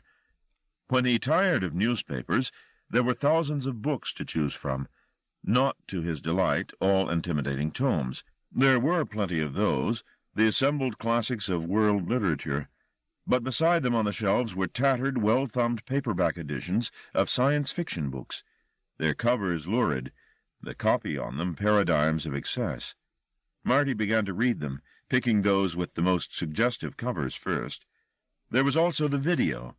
Toy had supplied him with a dozen tapes of boxing highlights, which Marty was systematically viewing, rerunning favorite victories to his heart's content. He could sit all evening watching the matches, awed by the economy and the grace of the great fighters. Toy, ever thoughtful, had also supplied a couple of pornographic tapes, handing them across to Marty with a conspiratorial smile and some comment about not eating them all at once. The tapes were copies of storyless loops, anonymous couples and trios who threw off their clothes in the first 30 seconds and got down to the nitty-gritty inside a minute. Nothing sophisticated. But they served a useful purpose, and, as Toy had obviously guessed, good air, exercise, and optimism were doing wonders for Marty's libido. There was going to come a time when self-abuse in front of a video screen was not going to be satisfaction enough. Increasingly, Marty dreamed of Charmaine, unambiguous dreams set in the bedroom of number 26. Frustration gave him courage, and the next time he saw Toy, he asked to be allowed to go and see her. Toy promised to ask the boss about it, but nothing had come of it. In the meanwhile, he had to be content with tapes and their stage-managed gasps and grunts. Systematically, he began to put names to the faces that appeared most regularly at the house, Whitehead's most trusted advisers. Toy, of course, was regularly in evidence. There was also a lawyer called Ottaway, a thin, well-dressed man of 40 or so, whom Marty took a dislike to when he first overheard the man's conversation. Ottaway spoke with that air of the legal fan-dancer, all tease and cover-ups, that Marty had experienced first-hand. It brought back sour memories. There was another, called Kurtzinger, a sober-suited individual with an excruciating taste in ties, and a worse one in colognes, who, though often in Ottaway's company, seemed far more benign. He was one of the few who actually acknowledged Marty's presence in a room, usually with a small sharp nod. On one occasion, celebrating some deal that had just been made, Kurtzinger had slipped a large cigar into the pocket of Marty's jacket. After that, Marty would have forgiven him anything. The third face that seemed to be in regular attendance at Whitehead's side was the most enigmatic of the three, a swarthy troll of a man called Dwoskin. Here was a Cassius to Toy's Brutus. His immaculate pale gray suits, his meticulously folded handkerchiefs, the precision of his every gesture, all spoke of an obsessive whose rituals of tidiness were designed to counter the excess of his physicality. But there was more, an undercurrent of danger about the man that Marty's years in Wandsworth had taught him to be alive to. In fact, it was there and the others too. Beneath Ottaway's frigid exterior and Kurtzinger's sugar coating, there were men who were not, it was Somervale's phrase, entirely savory. At first Marty dismissed the feeling as lower-class prejudice, a nobody mistrusting the rich and influential on principle. But the more meetings he sat in on, the more heated debates he was peripheral to, the more certain he became that there was in their dealings a scarcely concealed subtext of deceit, even of criminality. Much of their talk he scarcely understood. The subtleties of the stock market were a closed book to him, but the civilized vocabulary could not completely sanitize the essential drift. They were interested in the mechanics of deception, how to manipulate the law and the market alike. Their exchanges were littered with talk of tax avoidance, of selling between subsidiaries to inflate prices artificially, of packaging placebos as panaceas. There was no apology implicit in their stance. On the contrary, the talk of illicit maneuvers, of political allegiances bought and sold, were positively applauded. And among these manipulators, Whitehead was the kingpin. In his presence they were reverential. Out of it, as they jockeyed for position closest to his feet, they were ruthless. He could and did silence them with a half-lifted hand. His every word was venerated, as if it fell from the lips of a messiah. The charade amused Marty mightily. But, applying the rule of thumb he had learned in prison, he knew that in order to earn such devotion, Whitehead must have sinned more deeply than his admirers. In cunning, he didn't doubt Whitehead's skills. He'd experienced his powers of persuasion already. But as time went by, the other question burned more brightly. Was he also a thief? And if not that, what was his crime? 16. Ease, she came to understand as she watched the runner from her window, is all. If not all, it was the best part of what she delighted in, watching him. She didn't know his name, though she could have inquired. It pleased her more to have him anonymous, an angel dressed in a grey track-suit, his breath a flux of mist at his lips as he ran. She'd heard Pearl talk of the new bodyguard, and presumed this was he. Did it really matter what his name was? Such details could only weigh down her myth-making. It was a bad time for her, for many reasons, and on those defeated mornings, sitting at her window, having scarcely slept the night before, the sight of the angel running across the lawn or flickering between the cypress trees was a sign she clung to, a portent of better times to come. The regularity of his appearance was something she came to count on, and when sleep was good and she missed him in the morning, she felt an undeniable sense of loss for the rest of the day, and would make a special point of keeping her rendezvous with him next morning. But she couldn't bring herself to leave the Sunshine Island, to cross so many dangerous reefs to get where he was. Even to signal her existence in the house to him risked too much. She wondered if he was much of a detective. If he was, perhaps he had discovered her presence in the house by some witty means, seen her cigarette stubs in the kitchen sink, or smelled the scent of her in a room she had left scant minutes before. Or perhaps angels, being divinities, needed no such devices. Perhaps he simply knew, without the clues, that she was there, standing behind the sky at a window, or pressed behind a locked door when he went whistling down the corridor.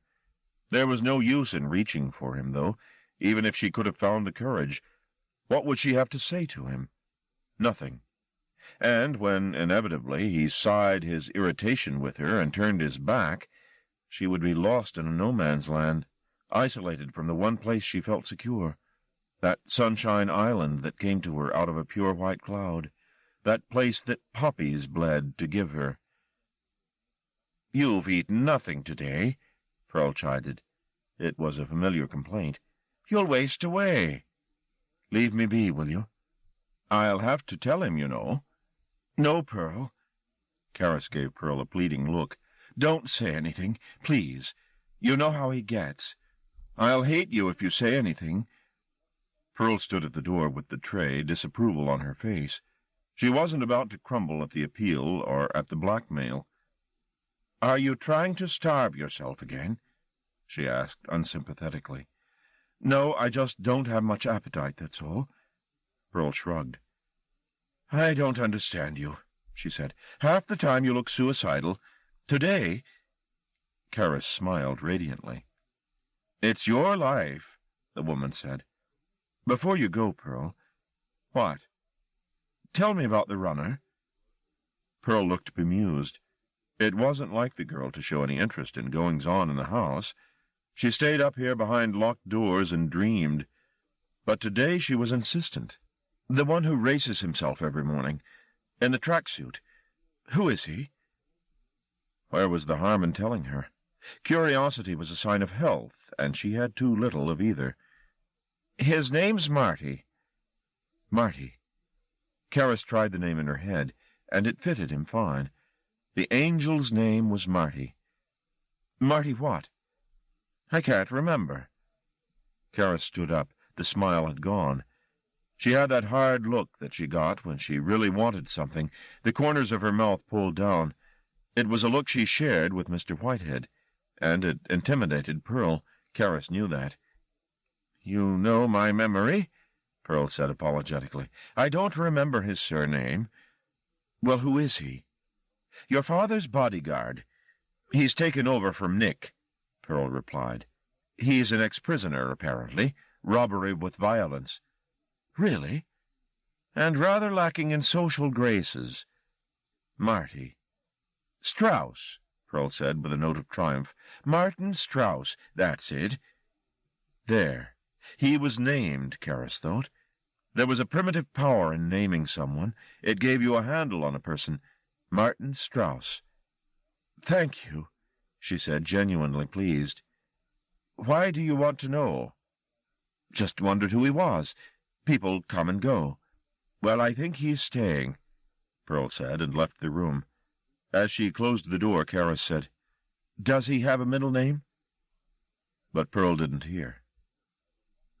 It was strange to think the runner had been a prisoner, still was a prisoner in a way, racing around and around the grounds, breathing in clear air, breathing out clouds, frowning as he ran.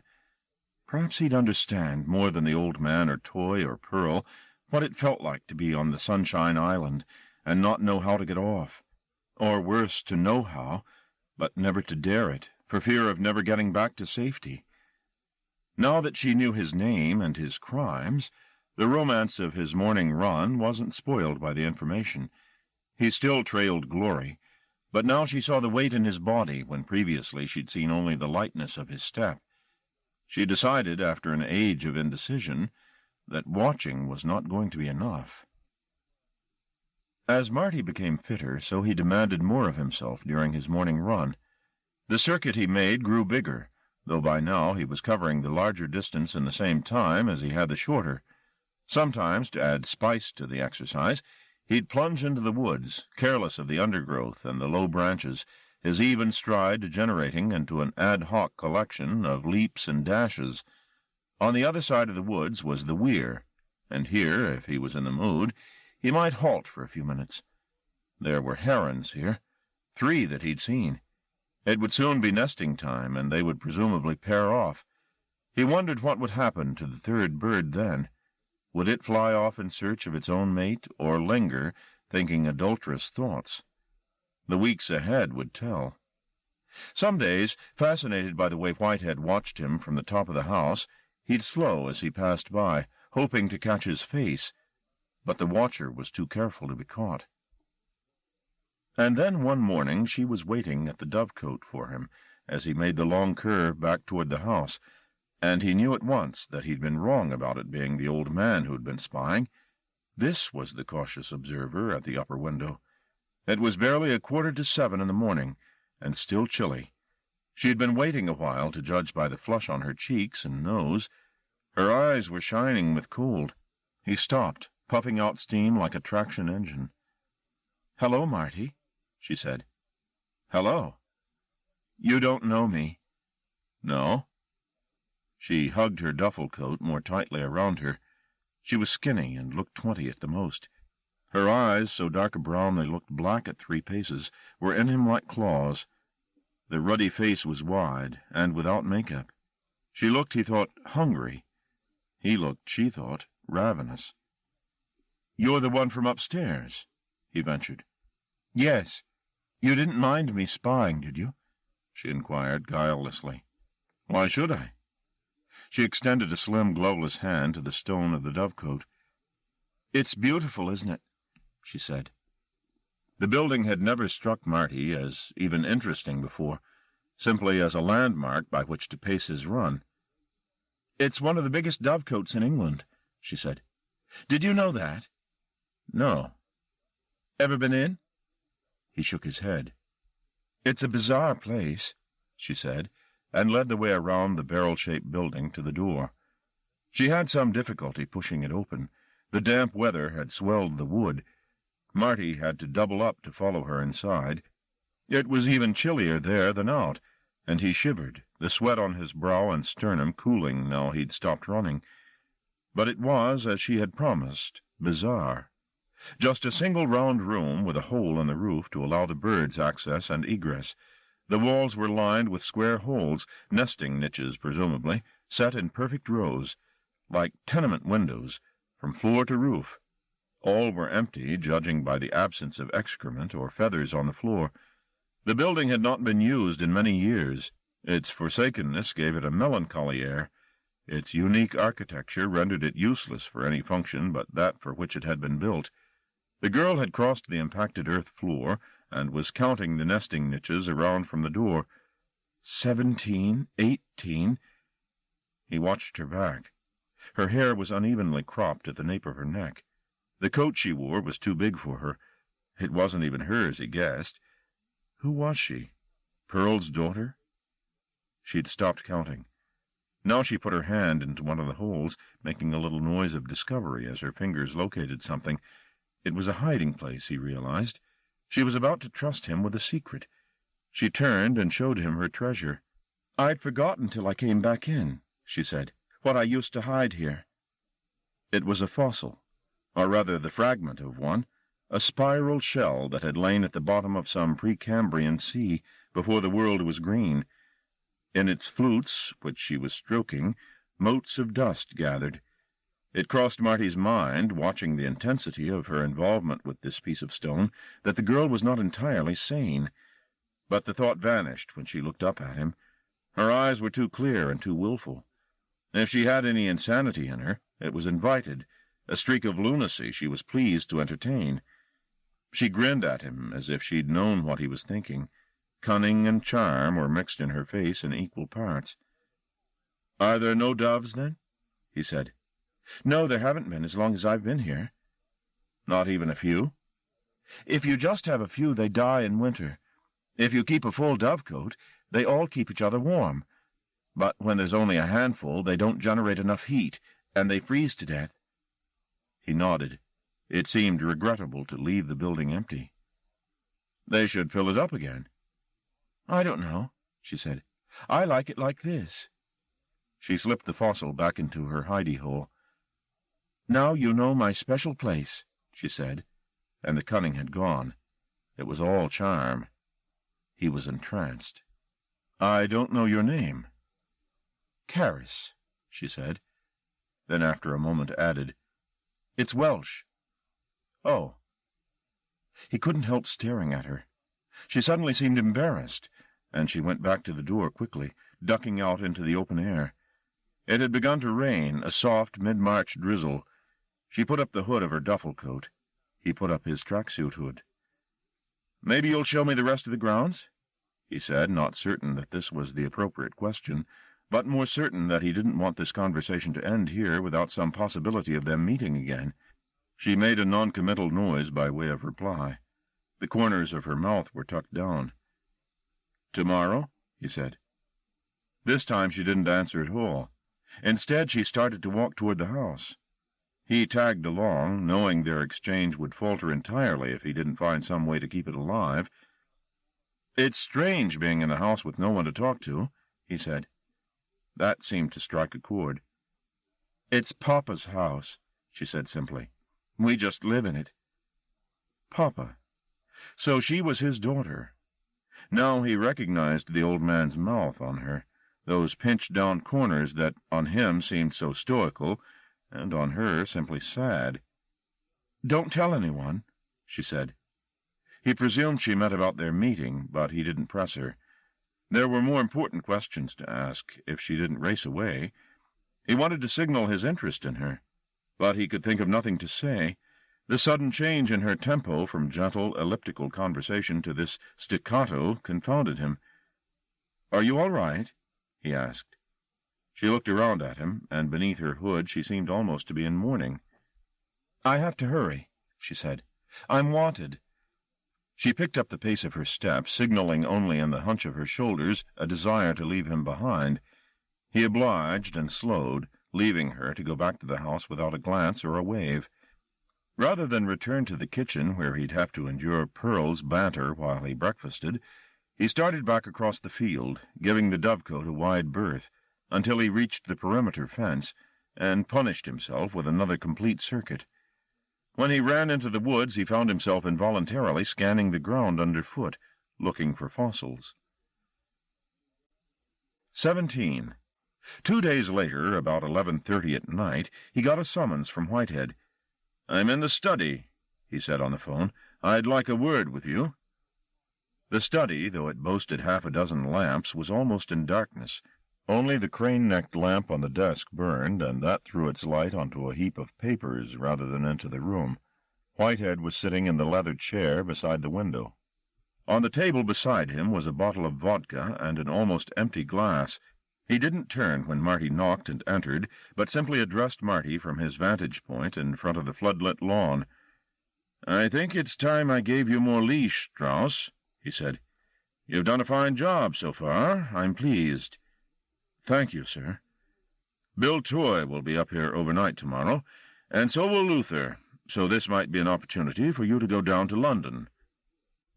It was 8 weeks, almost to the day, since he'd arrived at the estate, and here at last was a tentative signal that his place was secure. "I've had Luther sort out a vehicle for you. Speak to him about it when he arrives, and there's some money on the desk for you." Marty glanced across at the desktop. There was indeed a pile of notes there. "Go on, take it." Marty's fingers fairly itched, but he kept control of his enthusiasm. "It'll cover petrol and a night in the city." Marty didn't count the notes, simply folded them and pocketed them. "Thank you, sir." "There's an address there, too." "Yes, sir." "Take it. The shop belongs to a man called Halifax. He supplies me with strawberries out of season. Will you pick up my order, please?" "Of course." "That's the only errand I want you to run. As long as you're back by mid-morning Saturday, the rest of the time's your own." "Thank you." Whitehead's hand reached out for the glass of vodka, and Marty thought he was going to turn and look at him. He didn't. This interview was apparently over. "Is that all, sir?" "All? Yes, I think so. Don't you?" It was many months since Whitehead had gone to bed sober. He'd started to use vodka as a soporific when the night terrors began.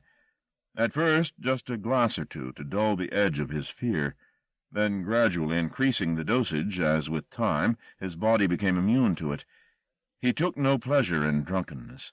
He loathed putting his spinning head down on the pillow and hearing his thoughts whine in his ears, but he feared the fear more. Now, as he sat watching the lawn, a fox stepped across the threshold of the floodlights, blanched by the brilliant illumination, and stared at the house. Its stillness lent it perfection. Its eyes, catching the light, gleamed in its pricked head. It waited a moment only. Suddenly it seemed to sense danger, the dog's perhaps, and it turned tail and was gone. Whitehead still watched the spot it had disappeared from long after it had loped away, hoping against hope that it would come back and share his solitude for a space. But it had other business in the night. There was a time when he'd been a fox, thin and sharp, a night wanderer, but things had changed. Providence had been bountiful. Dreams had come true. And the fox, always a shape-changer, had grown fat and easy. The world had changed, too. It had become a geography of profit and loss. Distances had shrunk to the length of his command. He had forgotten with time his previous life. But of late he remembered it more and more. It came back in brilliant but reproachful detail, when the events of the day before were a fog. But he knew in his heart of hearts there was no way back to that blessed state. And forward from here? That was a journey into a hopeless place, where no signpost would point him right or left, all directions being equal there. Nor would there be hill or tree or habitation to mark the way. Such a place, such a terrible place. But he wouldn't be alone there. In that nowhere he would have a companion. And when, in the fullness of time, he set his eyes on that land and its tenant, he would wish, oh Christ, how he would wish, that he had stayed a fox. Chapter 3. The Last European. 18. Anthony Breer, the razor-eater, returned to his tiny flat in the late afternoon, made himself instant coffee in his favorite cup, then sat at the table in the failing light and started to tie himself a noose. He'd known from early morning that today was the day. No need to go down to the library. If in time they noticed his absence and wrote to him demanding to know where he was, he wouldn't be answering. Besides, the sky had looked as grubby as his sheets at dawn, and being a rational man, he'd thought, why bother to wash the sheets when the world's so dirty? And I'm so dirty, and there's no chance of ever getting any of it clean. The best thing is to put an end to this squalid existence, once and for all. He'd seen hanged people aplenty. Only photographs, of course, in a book he'd stolen from work about war crimes marked, "Not for the open shelves, to be issued only on request." The warning had really got his imagination working. Here was a book people weren't really meant to see. He'd slipped it into his bag unopened, knowing from the very title, Soviet Documents on Nazi Atrocities, that this was a volume almost as sweet in the anticipation as in the reading. But in that he'd been wrong. Mouth-watering as that day had been, knowing that his bag contained this taboo treasure, that delight was nothing compared to the revelations of the book itself. There were pictures of the burned-out ruins of Chekhov's cottage in Istra, and others of the desecration of the Tchaikovsky residence. But mostly, and more importantly, there were photographs of the dead. Some of them heaped in piles, others lying in bloody snow, frozen solid. Children with their skulls broken open, people lying in trenches, shot in the face, others with swastikas carved into their chests and buttocks. But to the razor-eater's greedy eyes, the best photographs were of people being hanged. There was one Breer looked at very often. It pictured a handsome young man being strung up from a makeshift gallows. The photographer had caught him in his last moments, staring directly at the camera, a wan and beatific smile on his face. That was the look Breer wanted them to find on his face when they broke down the door of this very room and found him suspended up here, pirouetting in the breeze from the hallway. He thought about how they would stare at him, coo at him, shake their heads in wonder at his pale white feet and his courage in doing this tremendous thing. And while he thought, he knotted and unknotted the noose, determined to make as professional a job of it as he possibly could. His only anxiety was the confession. Despite his working with books day in, day out, words weren't his strongest point. They slipped away from him, like beauty from his fat hands.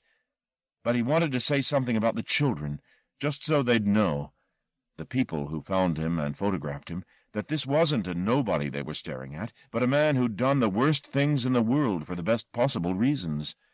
That was vital, that they knew who he was, because maybe in time they'd make sense of him in a way that he'd never been able to. They had methods of interrogation, he knew, even with dead people. They'd lay him in an ice room and examine him minutely, and when they'd studied him from the outside, they'd start looking at his inside, and oh, what things they'd find. They'd saw off the top of his skull and take out his brain, examine it for tumors, slice it thinly like expensive ham, probe at it in 100 ways to find out the why and how of him. But that wouldn't work, would it? He, of all people, should know that. You cut up a thing that's alive and beautiful to find out how it's alive and why it's beautiful, and before you know it, it's neither of those things, and you're standing there with blood on your face and tears in your sight, and only the terrible ache of guilt to show for it. No, they'd get nothing from his brain. They'd have to look further than that. They'd have to unzip him from neck to pubis, snip his ribs and fold them back. Only then could they unravel his guts and rummage in his stomach, and juggle his liver and lights. There, oh yes, there they'd find plenty to feast their eyes on. Maybe that was the best confession, then, he mused as he retied the noose one final time. No use to try to find the right words, because what were words, anyway? Trash, useless for the hot heart of things. No, they'd find all they needed to know if they just looked inside him. Find the story of the lost children. Find the glory of his martyrdom. And they'd know, once and for all, that he was of the tribe of the razor-eaters. He finished the noose, made himself a second cup of coffee, and started work on getting the rope secure. First, he removed the lamp that hung from the middle of the ceiling, Then he tied the noose up there in its place. It was strong. He swung from it a few moments to make certain of it, and though the beams grunted a little, and there was a patter of plaster on his head, it bore his weight. By now it was early evening, and he was tired, the fatigue making him more clumsy than usual. He shunted around the room, tidying it up, his pig-fat body racked with sighs as he bundled up the stained sheets and tucked them out of sight, rinsed his coffee cup, and carefully poured away the milk so that it wouldn't curdle before they came. He turned on the radio as he worked. It would help to cover the sound of the chair being kicked over when the time came. There were others in the house, and he didn't want any last-minute reprieve. The usual banalities from the radio station filled the room. Songs of love and loss and love found again. Vicious and painful lies, all of them. There was little strength left in the day once he'd finished preparing the room. He heard feet in the hallway and doors being opened elsewhere in the house as the occupants of the other rooms came home from work. They, like him, lived alone. He knew none of them by name.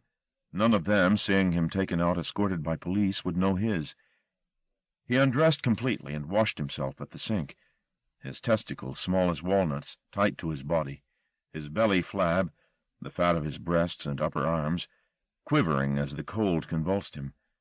Once satisfied with his cleanliness, he sat on the mattress edge and cut his toenails. Then he dressed in freshly laundered clothes, the blue shirt, the gray trousers. He wore no shoes or socks. Of the physique that shamed him, his feet were his only pride. It was almost dark by the time he finished, and the night was black and rainy. Time to go, he thought. He positioned the chair carefully, stepped up onto it, and reached for the rope. The noose was, if anything, an inch or two too high, and he had to go on tiptoe to fit it snugly around his neck, but he fitted it securely with a little maneuvering. Once he had the knot pulled tight against his skin, he said his prayers and kicked the chair over. Panic began immediately, and his hands, which he'd always trusted, betrayed him at this vital juncture, springing up from his sides and tearing at the rope as it tightened. The initial drop had not broken his neck, but his spine felt like a vast centipede sewn into his back, writhing now every way it could, causing his legs to spasm.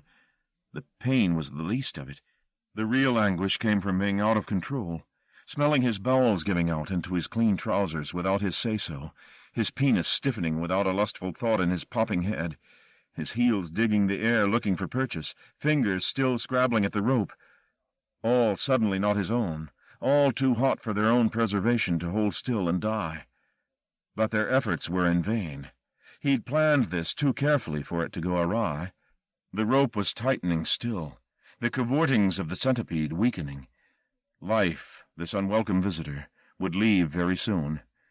There was a lot of noise in his head, almost as though he was underground and hearing all the sounds of the earth. Rushing noises, the roar of great hidden weirs, the bubbling of molten stone. Breer, the great razor-eater, knew the earth very well. He'd buried dead beauties in it all too often, and filled his mouth with soil as penitence for the intrusion, chewing on it as he covered over their pastel bodies. Now the earth noises had blotted out everything, his gasps, the music from the radio, and the traffic outside the window. Sight was going too. Lace darkness crept over the room, its patterns pulsing. He knew he was turning. There was the bed, now the wardrobe, now the sink. But the forms he fitfully saw were decaying. His body had given up the good fight. His tongue flapped, perhaps, or maybe he imagined the motion, just as surely as he imagined the sound of somebody calling his name. Quite abruptly, sight went out completely, and death was on him. No flood of regrets attended the ending, no lightning regurgitation of a life history encrusted with guilt. Just a dark and a deeper dark, and now a dark so deep night was luminous by comparison with it, and it was over easily. No, not over. Not quite over. A cluster of unwelcome sensations swarmed over him, intruding on the privacy of his death.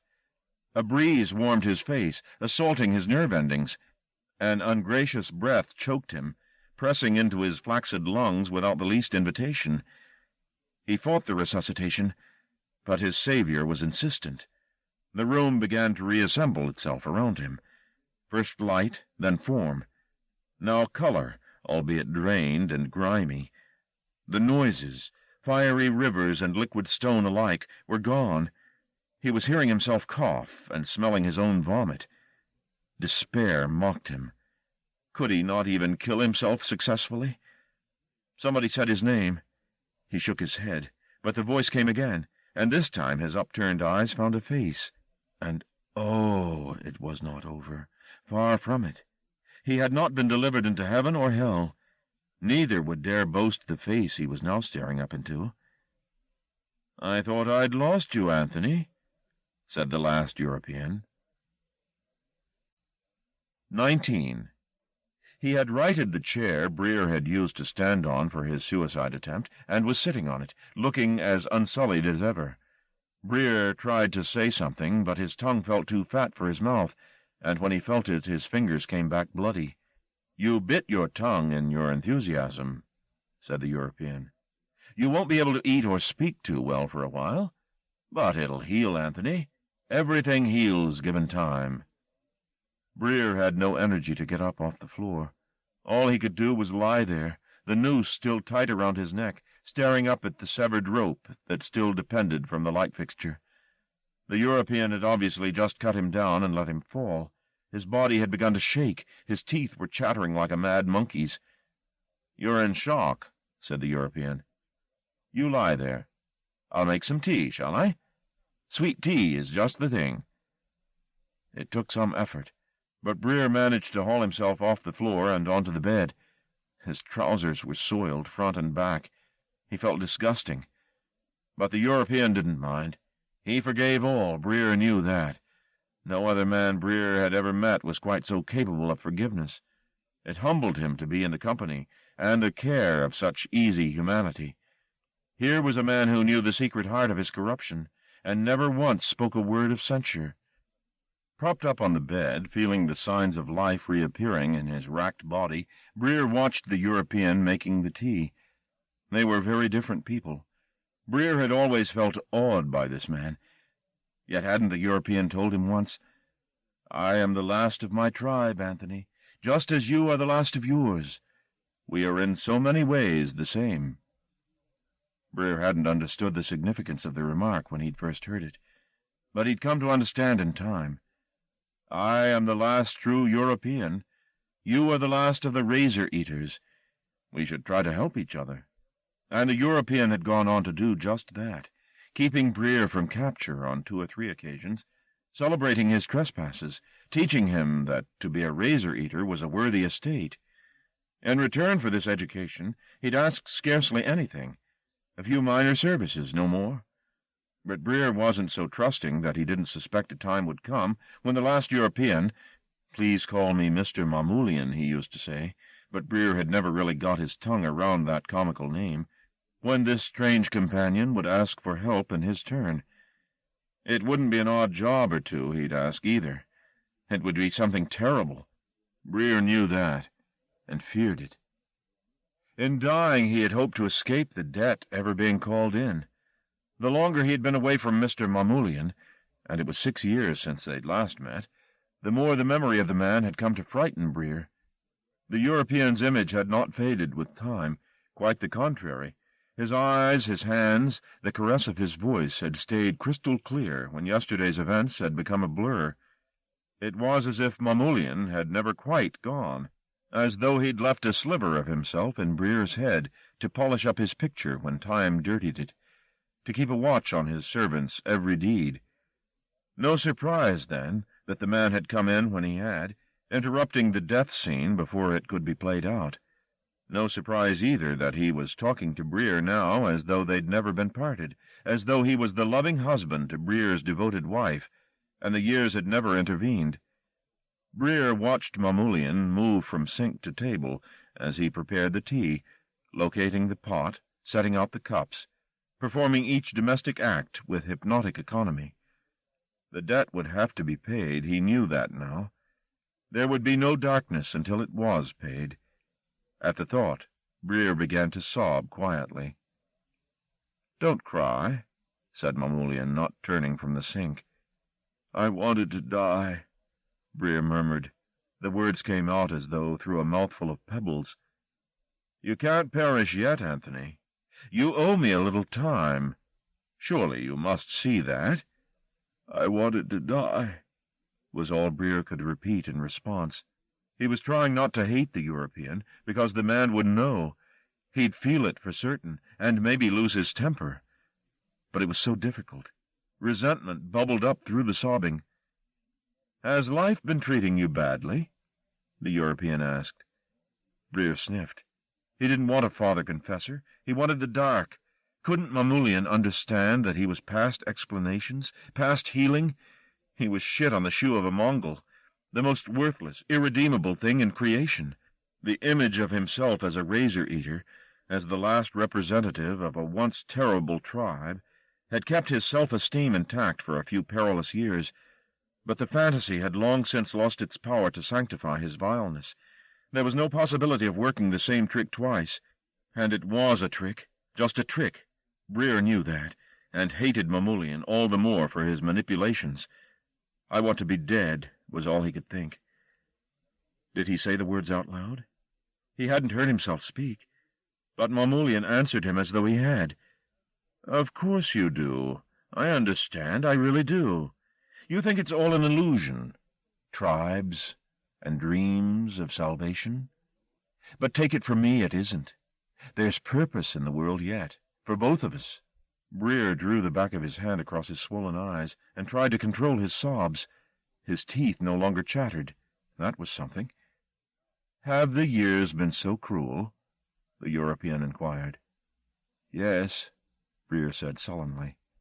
The other nodded, looking across at the razor-eater with compassion in his eyes, or at least an adequate impersonation of same. "At least they didn't lock you away," he said. "You've been careful." "You taught me how," Breer conceded. "I showed you only what you already knew, but were too confused by other people to see. If you've forgotten, I can show you again." Breer looked down at the cup of sweet milkless tea the European had set on the bedside table. "Or do you no longer trust me?" "Things have changed," Breer mumbled with his thick mouth. Now it was Mamoulian's turn to sigh. He sat on the chair again and sipped at his own tea before replying. "Yes, I'm afraid you're right. There's less and less place for us here. But does that mean we should throw up our hands and die?" Looking at the sober, aristocratic face, at the haunted hollows of his eyes, Breer began to remember why he'd trusted this man. The fear he'd felt was dwindling, the anger, too. There was a calm in the air, and it was seeping into Breer's system. "Drink your tea, Anthony." "Thank you." "Then I think you should change your trousers." Breer blushed. He couldn't help himself. "Your body responded quite naturally. There's nothing to be ashamed of. Semen and shit make the world go round." The European laughed softly into his teacup, and Breer, not feeling the joke to be at his expense, joined in. "I never forgot you," Mamoulian said. "I told you I'd come back for you, and I meant what I said." Breer nursed his cup in hands that still trembled, and met Mamoulian's gaze. The look was as unfathomable as he'd remembered, but he felt warm toward the man. As the European said, he hadn't forgotten. He hadn't gone away, never to return. Maybe he had his own reasons for being here now. Maybe he'd come to squeeze payment out of a long-standing debtor. But that was better, wasn't it, than being forgotten entirely? "Why come back now?" he asked, putting down his cup. "I have business," Mamoulian replied. "And you need my help?" "That's right." Breer nodded. The tears had stopped entirely. The tea had done him good. He felt strong enough to ask an insolent question or two. "What about me?" came the reply. The European frowned at the inquiry. The lamp beside the bed flickered as though the bulb was at crisis point and about to go out. "What about you?" he asked. Breer was aware that he was on tricky ground, but he was determined not to be weak. If Mamoulian wanted help, then he should be prepared to deliver something in exchange. "What's in it for me?" he asked. "You can be with me again," the European said. Breer grunted. The offer was less than tempting. "Is that not enough?" Mamoulian wanted to know. The lamplight was more fitful by the moment, and Breer had suddenly lost his taste for impertinence. "Answer me, Anthony," the European insisted. "If you've got an objection, voice it." The flickering was worsening, and Breer knew he'd made an error, pressing Mamoulian for a covenant. Why hadn't he remembered that the European loathed bargains and bargainers alike? Instinctively he fingered the noose groove around his neck. It was deep and permanent. "I'm sorry," he said rather lamely. Just before the lamp bulb gave out completely, he saw Mamoulian shake his head, a tiny shake, like a tick. Then the room was drowned in darkness. "Are you with me, Anthony?" the last European murmured. The voice, normally so even, was twisted out of true.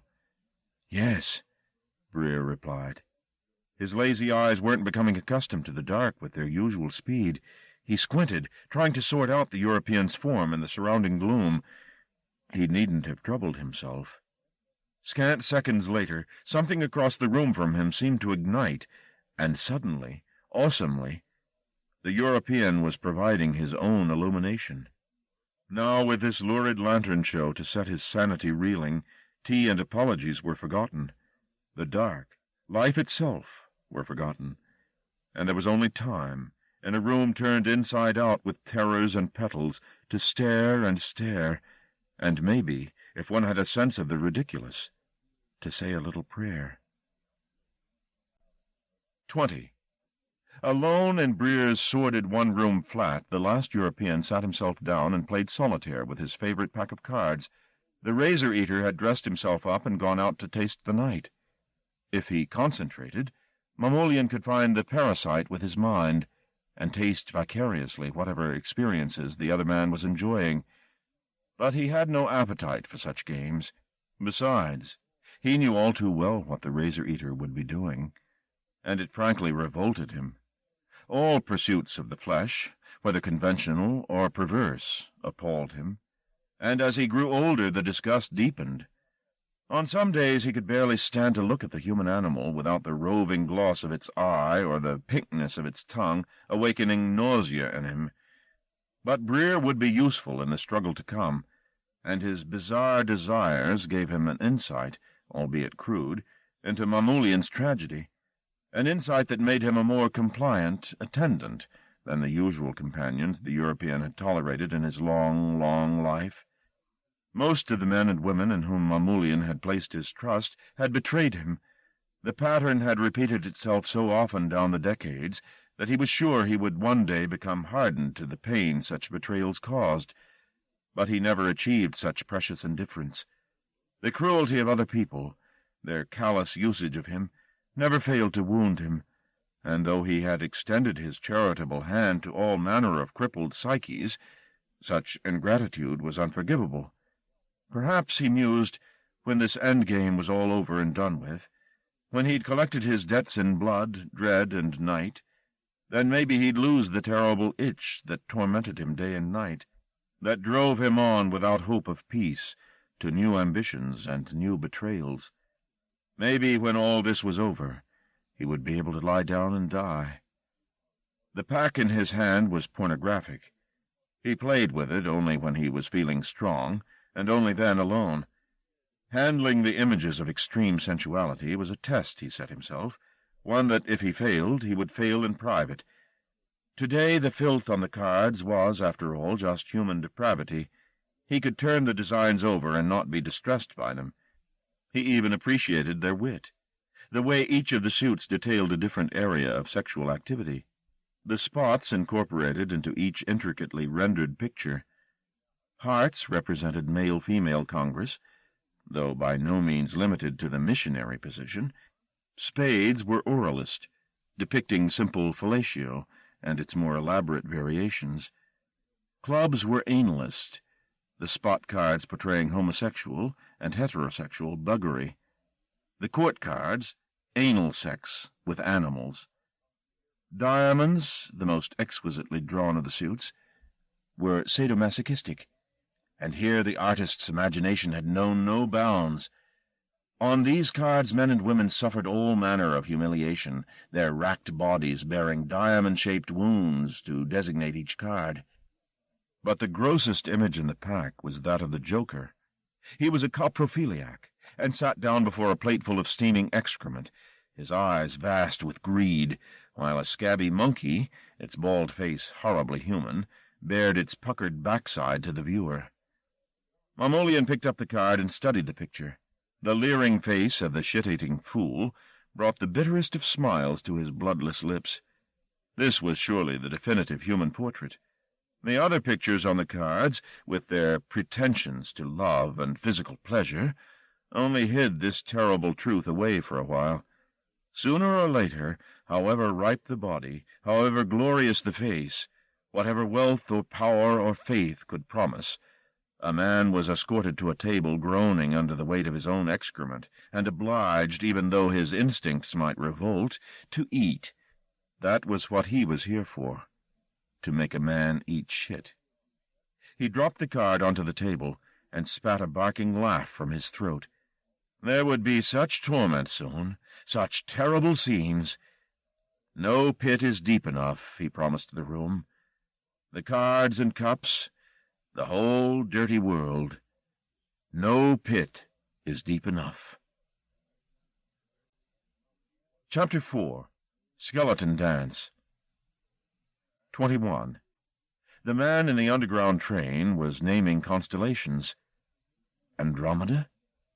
Ursa the Bear? Cygnus the Swan?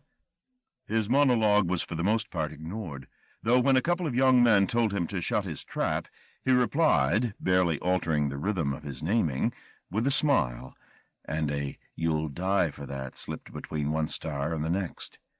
The reply silenced the heckler, and the lunatic went back to his sky-watching. Toy took it as a good sign. He was much preoccupied by signs these days, though he'd never really thought of himself as a superstitious man. Perhaps it was his mother's Catholicism, which he'd rejected at an early age, at last finding an outlet. In place of the myths of virgin birth and transubstantiation, he was finding significance in small coincidences, avoiding standing ladders and performing half-remembered rituals with spilled salt. All this was quite recent, only the last year or two, and it had started with the woman he was even now going to meet, Yvonne. It wasn't that she was a God-fearing woman, she wasn't, but the consolation she'd brought into his life brought with it the danger of its disappearance. That was what made him cautious with ladders and respectful to salt, the fear of losing her. With Yvonne in his life, he had new reason to keep the fates friendly. He had met her 6 years ago. She'd been a secretary then, working with the UK branch of a German chemical corporation, a sprightly, good-looking woman in her middle 30s, whose formality, he'd guessed, disguised humor and warmth in abundance. He'd been attracted to her from the beginning, but his natural hesitancy in such matters, and the considerable difference in their ages, kept him from making any overtures. Eventually it was Yvonne who broke the ice between them, commenting on small things about his appearance, a recent haircut, a new tie, and so making her interest in him perfectly plain. Once the signal had been given, Toy had proposed dinner, and she'd accepted. It had been the beginning of the most rewarding months of Toy's life. He was not an overly emotional man. The very lack of extremes in his nature had made him a useful part of Whitehead's entourage, and he had nurtured his reserve as the saleable commodity it was, until by the time he met Yvonne, he'd almost come to believe his own publicity. She it was who first called him a cold fish.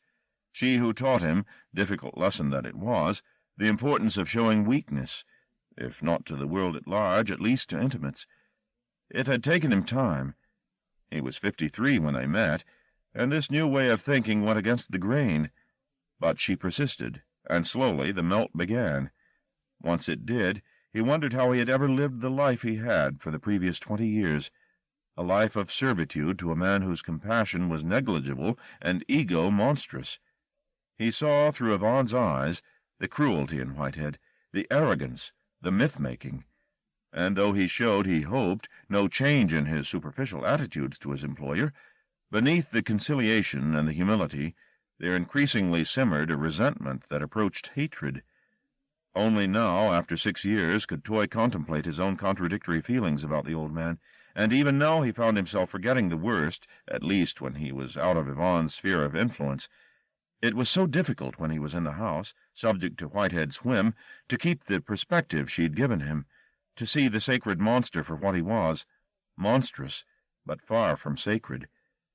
After 12 months, Toy had moved Yvonne into the house Whitehead had purchased for him in Pimlico, a retreat from the world of the Whitehead Corporation that the old man never inquired about, a place where he and Yvonne could talk, or be silent, together, where he could indulge his passion for Schubert, and she could write letters to her family, which was spread across half the globe. That night, when he got back, he told her about the man on the train, the constellation namer. She found the whole story pointless, couldn't see the romance of it at all. "I just thought it was strange," he said. "I suppose it is," she replied, unimpressed, and went back to her dinner preparations. A few words on, she stopped. "What's wrong, Billy?" "Why should something be wrong?" "Everything's fine?" "Yes." "Really?" She was always quick to ferret out his secrets. He gave up before she really began on him. It wasn't worth the effort of deception. He stroked the ridge of his broken nose, a familiar trick when he was nervous. Then he said, "It's all going to come down. Everything." His voice trembled and fell away. When it was clear he wasn't going to elaborate, she put down the dinner plates and crossed to his chair. He looked up, almost startled, when she touched his ear. "What are you thinking about?" she asked, more gently than before. He took hold of her hand. "There might come a time, not so far away, when I'd ask you to leave with me," he said. "Leave?"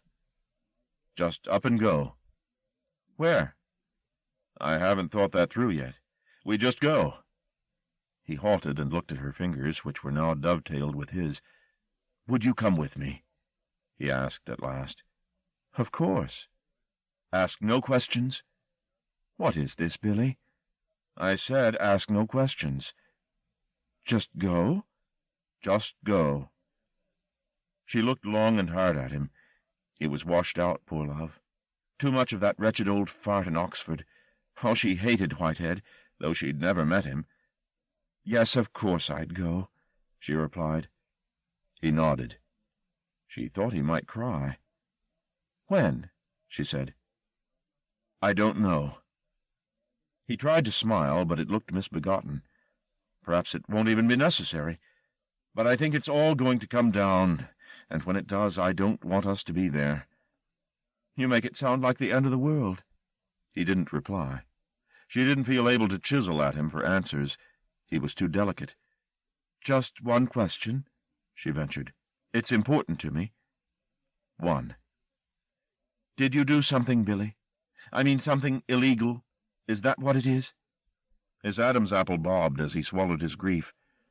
There was so much more she had to teach him yet, about allowing those feelings out. He wanted to. She could see so much bubbling away behind his eyes. But there for now it would stay. She knew better than to press him. He'd only withdraw, and he needed her undemanding presence more than she needed answers. "It's all right," she said. "There's no need to tell me if you don't want to." His hand was gripping hers so tightly she thought they'd never unknot them. "Oh, Billy, nothing's that terrible," she murmured. Again he made no reply. 22. The old haunts were much the same as Marty had remembered them, but he felt like a ghost there. Along the rubbish-strewn back alleys, where he'd fought and run as a boy, there were new combatants, and, he suspected, far more serious games. They were glue-sniffers, these grubby 10-year-olds. According to the pages of the Sunday tabloids, they would grow up disenfranchised into needle-freaks and pill-pushers. They cared for nothing and nobody, least of all themselves. He'd been an adolescent criminal, of course. Theft was a rite of passage here. But it had usually been that lazy, almost passive form of thieving, sidling up to something and walking or driving away with it. If the theft looked too problematic, forget it. Plenty of other shiny things to be fingered. It wasn't crime in the way he'd come to understand the word later. It was the magpie instinct at work, taking whatever opportunity offered, never intending much harm by it, or working up a sweat if things didn't quite fall your way. But these kids, there was a group of them lounging on the corner of Knox Street. They looked like a more lethal breed altogether. Though they'd grown up in the same lusterless environment, he and they, with its few wretched attempts at tree planting, its barbed wire and glass-topped walls, its relentless concrete, though they shared all that, he knew they'd have nothing to say to one another. Their desperation and their lassitude intimidated him. He felt nothing was beyond them, not a place to grow up in this street, or any of them along the row. In a way he was glad his mother had died before the worst of the changes disfigured the neighborhood. He got to number 26. It had been repainted. On one of her visits, Charmaine had told him Terry, one of her brothers-in-law, had done it for her a couple of years back.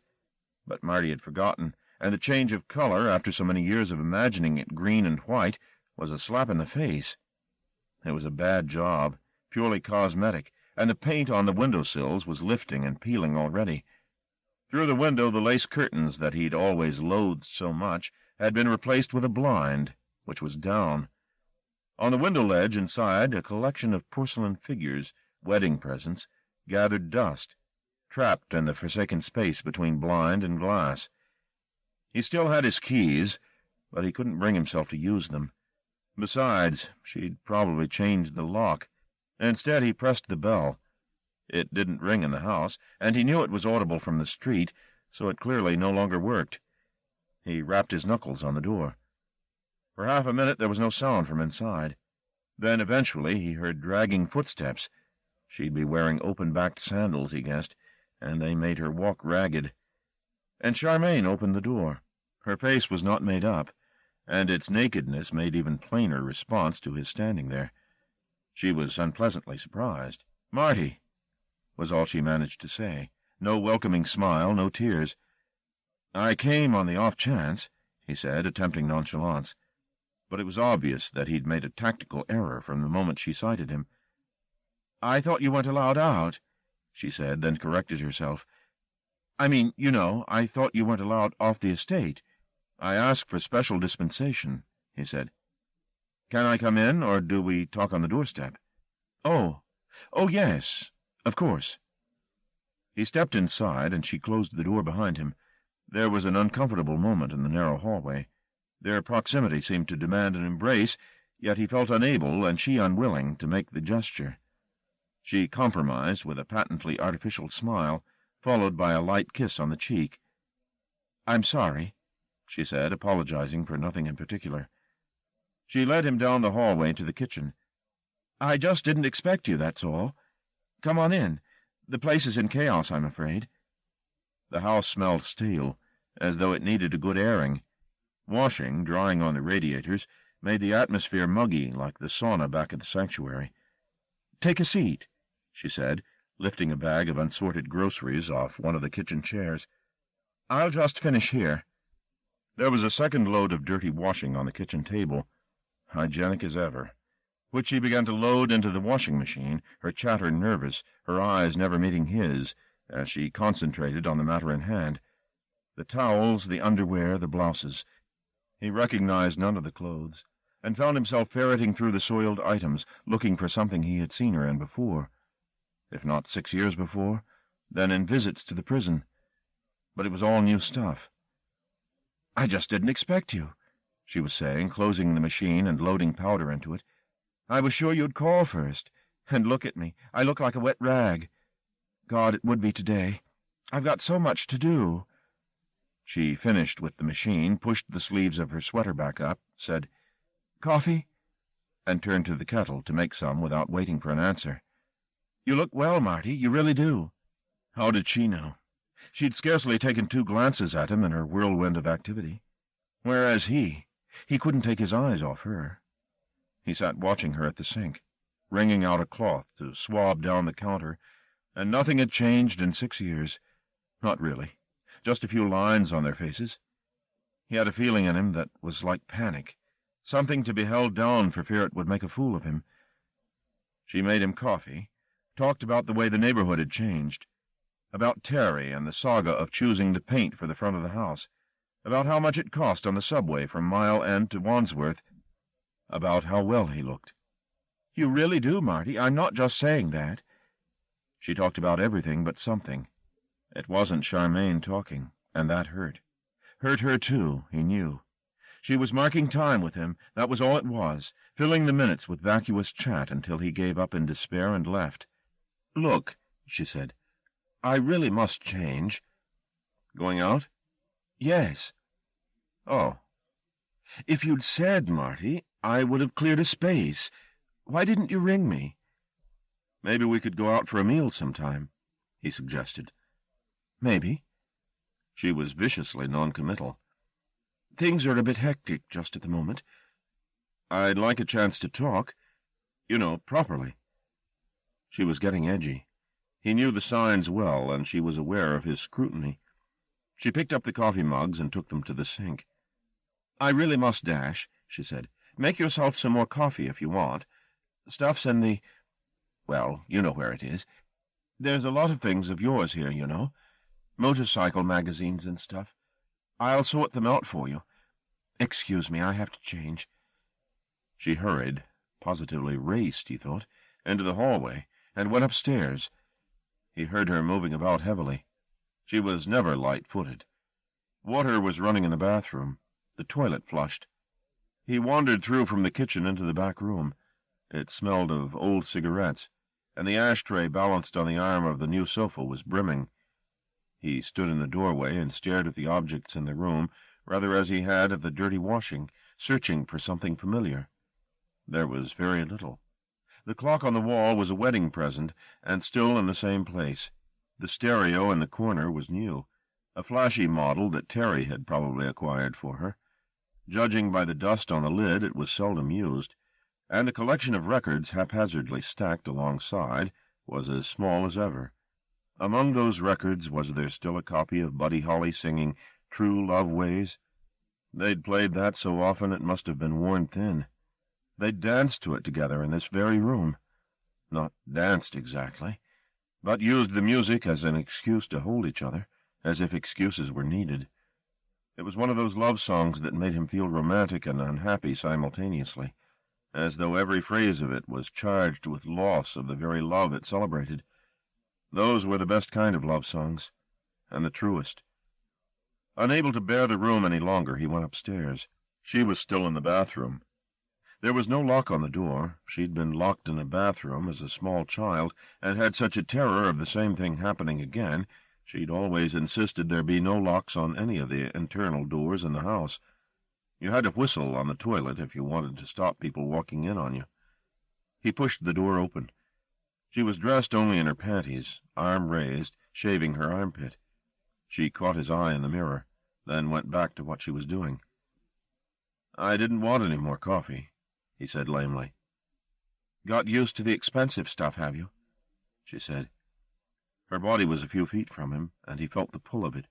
He knew every mole on her back, knew the places a touch would make her laugh. Such familiarity was a kind of ownership, he felt. She owned him for the same reasons, if she would just exercise her right. He crossed to her and put his fingertips on her lower back, and ran them up her spine. Charmaine. She looked at him in the mirror again. The first unswerving look she'd granted him since he'd arrived at the house, and he knew that any hope of physicality between them was a lost cause. "I'm not available, Marty," she said plainly. "We're still married." "I don't want you to stay. I'm sorry." That's how she'd begun this meeting, with "I'm sorry." Now she wanted to finish it in the same way. No genuine apology intended, just a polite brush-off. "I've thought about this so often," he said. "So have I," she replied. "But I stopped thinking about it 5 years ago. It won't do any good. You know that as well as I do." His fingers were now on her shoulder. He was sure there was a charge in their contact, a buzz of excitement exchanged between her flesh and his. Her nipples had hardened. Perhaps the draft from the landing. Perhaps his touch. "I'd like you to go," she said very quietly, looking down into the sink. There was a tremor in her voice that could easily become tears. He wanted tears from her, shameful as it was. If she wept, he'd kiss her to console her, and his consolation would harden as she softened, and they'd finish up in bed. He knew it. That was why she was fighting so hard to show nothing, knowing the scenario as well as he did, and determined not to leave herself open to his affection. "Please," she said again, with indisputable finality. His hand dropped from her shoulder. There was no spark between them. It was all in his mind, all ancient history. "Maybe some other time." He muttered the cliché as if it were poisoned. "Yes," she said, pleased to sound a note of conciliation, however lame. "Ring me first, though." "I'll let myself out." 23. He wandered around for an hour, dodging hordes of schoolchildren returning home, picking fights and noses as they went. There were signs of spring even here. Nature could scarcely be bountiful in such restraining circumstances, but it did its best. In tiny front gardens and in window boxes flowers blossomed. The few saplings that had survived vandalism showed sweet green leaves. If they survived a few more seasons of frost and malice, they might grow large enough for birds to nest in. Nothing exotic. Brawling starlings at best, probably. But they'd offer shade in high summer, and places for the moon to sit if you looked out your bedroom window one night. He found himself full of such inappropriate thoughts. Moon and starlings, like an adolescent first in love. Coming back here had been a mistake. It had been a self-inflicted cruelty that had hurt Charmaine, too. Useless to go back and apologize. That would only make matters messier. He'd ring her, as she'd suggested, and ask her out to one farewell dinner. Then he'd tell her, whether it was true or not, that he was ready for them to part permanently, and he hoped he'd see her once in a while, and they'd say goodbye in a civilized fashion, without enmity, and she'd go back to whatever life she was making for herself, and he'd go to his, to Whitehead, to Caris. Yes, to Caris. And suddenly tears were on him like a fury, tearing him to pieces, and he was standing in the middle of some street he didn't recognize, blinded by them. Schoolchildren buffeted him as they ran past, some turning, some seeing his anguish and yelling obscenities at him as they went. This is ridiculous, he told himself, but no amount of name-calling would halt the flow. So he wandered, hand to face, into an alley, and stayed there till the bout passed. Part of him felt quite removed from this burst of emotion. It looked down, this untouched part, on his sobbing self, and shook its head in contempt for his weakness and confusion. He hated to see men cry. It embarrassed him. But there was no gainsaying it. He was lost. That was all there was to it, lost and afraid. That was worth crying for. When the flow stopped, he felt better, but shaky. He wiped his face and stayed in the backwater of the alley until he'd regained his composure. It was 4:40. He'd already been to Holborn and picked up the strawberries. That was his first duty when he drove into town. Now, with that done and Charmaine seen, the rest of the night sprawled in front of him, waiting to be pleasured. But he'd lost a lot of his enthusiasm for a night of adventure. In a while the pubs would open, and he could get a couple of whiskies inside him. That would help rid him of the twitches in his stomach. Maybe it would also whet his appetite again, but he doubted it. To occupy the time before opening, he wandered down to the shopping precinct. It had been opened 2 years before he was put inside, a soulless warren of white tiles, plastic palms, and flashy upmarket shops. Now, almost a decade after it was built, it looked about ready for demolition. It was scarred with graffiti, its tunnels and stairways filthy, many of its shops closed up, others so bereft of charm or custom, surely the only option open to the owners was to fire them one of these nights, collect the insurance, and run for the hills. He found a small newsstand manned by a forlorn Pakistani, bought a packet of cigarettes, and retraced his steps to the Eclipse. It was just past opening time, and the pub was almost deserted. A couple of skinheads were playing darts. In the lounge bar somebody was celebrating. An off-key chorus of "Happy Birthday, Dear Maureen" drifted through.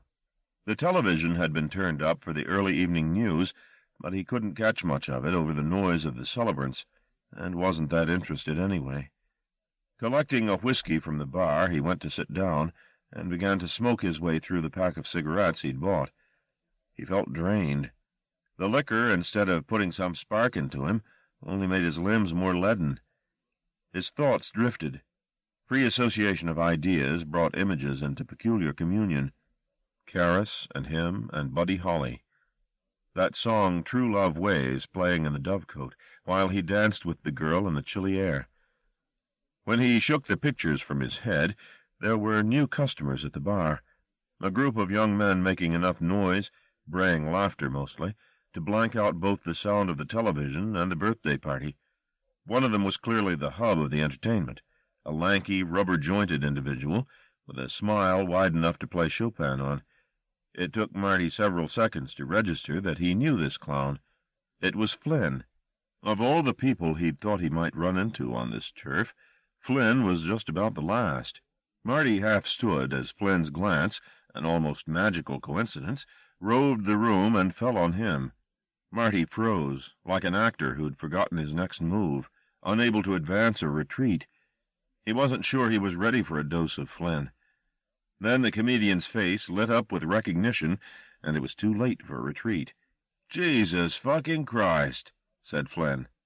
The grin faded, to be replaced momentarily with a look of total bewilderment, before returning, more radiant than ever. "Look who's here, will you?" And now he was coming toward Marty, arms outspread in welcome, the loudest shirt man had ever created, revealed beneath the well-cut jacket. "Fucking hell! Marty! Marty!" They half embraced, half shook hands. It was a difficult reunion, but Flynn blustered over the cracks with a salesman's efficiency. "What do you know? Of all people! Of all people!" "Hello, Flynn." Marty felt like a dowdy cousin in front of this instant joy machine, all quips and color. Flynn's smile was immovably in place now, and he was escorting Marty across to the bar, introducing the circle of his audience. Marty caught half of the names and could put faces to none of them. Then it was a double brandy for everyone to celebrate Marty's homecoming. "Didn't know you were out so soon," Flynn said, toasting his victim. "Here's to time off for good behavior." The rest of the party made no attempt to interrupt the master's flow, and took instead to talking among themselves, leaving Marty at Flynn's mercy. He'd changed very little. The style of the clothes, of course, that was different. He was dressed as ever, as last year's fashions demanded. He was losing hair, too, receding at quite a rate. But apart from that, he was the same wisecracking faker he'd always been, laying out a sparkling collection of fabrications for Marty to inspect. His involvement with the music business, his contacts in L.A., his plans to open a recording studio in the neighborhood. "Done a lot of thinking about you," he said. "Wondered how you were getting on. Meant to visit, but I didn't think you'd thank me for it." He was right. "Besides, I'm never here, you know. So tell me, old son, what are you doing back?" "I came to see Charmaine." "Oh." He seemed almost to have forgotten who she was. "She okay?" "So-so. You sound as if you're doing well." "I've had my hassles, you know, but then who hasn't? I'm all right, though, you know." He lowered his voice to the barely audible. "The big money's in dope these days. Not grass, the hard stuff. I handle cocaine mostly. Occasionally the big H. I don't like to touch it, but I've got expensive tastes." He pulled a "what a world this is" face, turned to the bar to order more drinks, then talked on, a seamless train of self-inflation and off-color remarks. After some initial resistance, Marty found himself succumbing to him. His tide of invention was as irresistible as ever. Only occasionally did he pause to ask a question of his audience, which was fine by Marty. He had little he wanted to tell. It had always been that way. Flynn, the rude boy, fast and smooth; Marty, the quiet one, the one with all the doubts. Like alter egos. Simply being with Flynn again, Marty could feel himself flung into sharper relief. The evening passed very quickly. People joined Flynn, drank with him, and wandered off again, having been entertained by the court jester for a while. There were some individuals Marty knew among the traffic of drinkers, and a few uncomfortable encounters, but it was all easier than he'd expected, smoothed on its way by Flynn's bonhomie. About 10:15 he ducked out for a quarter of an hour, just got to sort out a little business, and came back with a wad of money in his inside pocket, which he immediately began to spend. "What you need," he told Marty when they were both awash with drink, "what you need is a good woman. No?" He giggled. "No, no, no. What you need is a bad woman." Marty nodded. His head felt unstable on his neck. "You got it in one," he said. "Let's go find us a lady, eh? Shall we do that?" "Suits me." "I mean, you need company, man, and so do I. And I do a bit of that on the side, you know. I've got a few ladies available. I'll see you all right." Marty was too drunk to argue. Besides, the thought of a woman, bought or seduced, what the hell did it matter, was the best idea he'd heard in a long while. Flynn went away, made a telephone call, and came back, leering. "No trouble," he said. "No trouble at all. One more drink, then we'll hit the road." Lamb-like, Marty followed his lead. They had one more drink together, then staggered out of the eclipse and around the corner to Flynn's car, a Volvo that had seen better days. They drove for 5 minutes to a house on the estate. The door was opened by a good-looking black woman. "Ursula, this is my friend Marty. Marty, say hello to Ursula." "Hello, Ursula." "Where's the glasses, sonny? Daddy bought a bottle." They drank some more together and then went upstairs. It was only then that Marty realized Flynn wasn't going to leave. This was intended to be ménage à trois, like the old days. His initial disquiet vanished when the girl began to undress for them. The drink had taken the edge off his inhibitions, and he sat on the bed encouraging her in her strip, dimly aware that Flynn was probably as much entertained by his evident craving as he was by the girl. Let him watch, Marty thought. It's his party. In the small, badly lit bedroom, Ursula's body looked sculpted from black butter. In between her full breasts a small gold cross lay, glistening. Her skin glistened, too. Each pore was marked with a pinprick of sweat. Flynn had started to undress as well, and Marty followed suit, stumbling as he pulled off his jeans, unwilling to relinquish the sight of the girl as she sat up on the bed and put her hands to her groin. What followed was a swift re-education in the craft of sex. Like a swimmer who returns to water after years of absence, he soon remembered the strokes. In the next 2 hours he gathered fistfuls of memories to take back with him. Looking around from Ursula's amused face to see Flynn kneeling at the bottom of the bed sucking her toes, Ursula cooing like a black dove over his erection before devouring it to the root, Flynn licking his hands and grinning, and licking and grinning. And finally the two of them sharing Ursula, Flynn buried in her backside, making true what, as an 11-year-old, he had claimed you did with women. Afterward they dozed together. Sometime in the middle of the night Marty stirred to see Flynn dressing and shrinking away. Home, presumably. Wherever home was these days and nights. 24. He woke just before dawn, disoriented for several seconds until he heard Ursula's steady exhalations at his side. He said good-bye to her as she dozed, and found a cab to take him back to his car. He was back at the sanctuary by 8:30. Exhaustion would hit him eventually, and a hangover, too, but he knew his body clock well. There'd be a few hours' grace before the debt had to be paid. Pearl was in the kitchen tidying up after breakfast.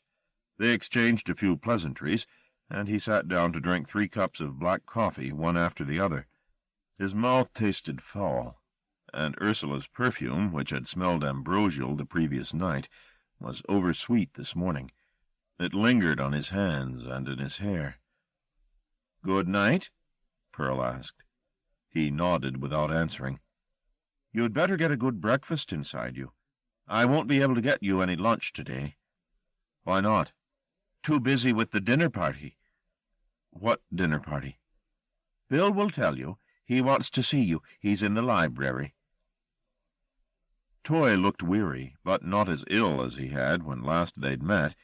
Maybe he'd seen a doctor in the interim, or taken a holiday. "You wanted to speak to me?" "Yes, Marty, yes.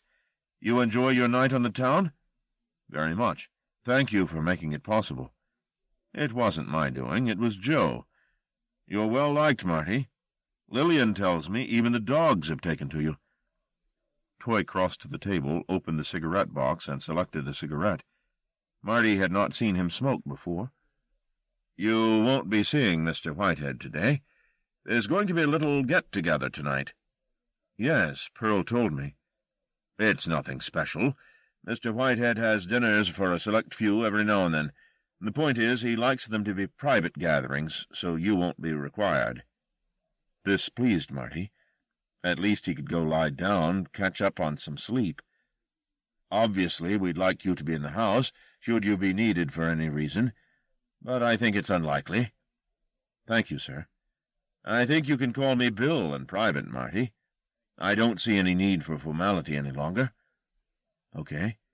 "I mean—" He stopped to light the cigarette. "We're all servants here, aren't we? In one way or another." By the time he'd showered, thought about a run, and discounted the idea as masochistic, then lain down to doze, the first signs of the inevitable hangover were on the way.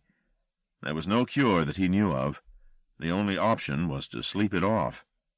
He didn't wake until the middle of the afternoon, and only then roused by hunger. There was no sound in the house. Downstairs the kitchen was empty, only the buzz of a fly at the window, the first Marty had seen this season, interrupted the glacial calm. Pearl had obviously finished whatever preparations were required for this evening's dinner party and gone, perhaps to come back later. He went to the refrigerator and rifled it for something to quieten his growling belly. The sandwich he constructed looked like an unmade bed with sheets of ham tumbling out from its bread blankets, but it did the job. He put on the coffee percolator and went in search of company. It was as though everyone had gone from the face of the earth. Wandering through the deserted house, the pit of the afternoon swallowed him. The stillness and the remains of his headache conspired to make him jittery. He found himself glancing behind him like a man on an ill-lit street. Upstairs was even quieter than down. His footsteps on the carpeted landing were so hushed he might not have had weight at all. Even so, he found himself creeping. Halfway along the landing, Whitehead's landing, came the cut-off point, beyond which he had been instructed not to go. The old man's private suite was this end of the house, as was Karis' bedroom. Which room was it most likely to be? He tried to recreate the outside of the house, to locate the room by a process of elimination, but he lacked the imaginative skill to correlate the exterior with the closed doors of the corridor ahead. Not all were closed. The third along on his right was slightly ajar, and from inside, now his ears were attuned to the lowest level of audibility, he could hear the sound of movement. Surely it was her. He crossed the invisible threshold into forbidden territory, not thinking of what the punishment for trespass might be, too eager to see her face, maybe to speak to her. He reached the door and peered through. Karis was there. She was semi-recumbent on the bed, staring into middle distance. Marty was just about to step in to speak to her when somebody else moved in the room, hidden from him by the door. He didn't have to wait for the voice to know that it was Whitehead. "Why do you treat me so badly?" he was asking her, his voice hushed. "You know how it hurts me when you're like this." She said nothing. If she even heard him, she made no sign of it. "I don't ask so much of you, do I?" he appealed. Her eyes flickered in his direction. "Well, do I?" Eventually she deigned to reply. When she did, her voice was so quiet Marty could barely catch the words. "Aren't you ashamed?" she asked him. "There are worse things, Karis, than having somebody need you. Believe me." "I know." she replied, taking her eyes off him. There was such pain and such submission in the face of that pain, in those two words, "I know." It made Marty suddenly sick with longing for her, to touch her, to try to heal the anonymous hurt. Whitehead crossed the room and came to sit beside her on the edge of the bed. Marty stepped back from the door, fearful of being spotted, but Whitehead's attention was concentrated on the enigma in front of him. "What do you know?" he asked her. The former gentility had suddenly evaporated. "Are you keeping something from me?" "Just dreams," she replied. "More and more." "Of what?" "You know, the same." "Your mother?" Carus nodded almost invisibly. "And others," she said. "Who?" "They never show themselves." The old man sighed and looked away from her. "And in the dreams?" he asked. "What happens?" "She tries to speak to me. She tries to tell me something." Whitehead didn't inquire further. He seemed to be out of questions. His shoulders had slumped. Carus looked at him, sensing his defeat. "Where is she, Papa?"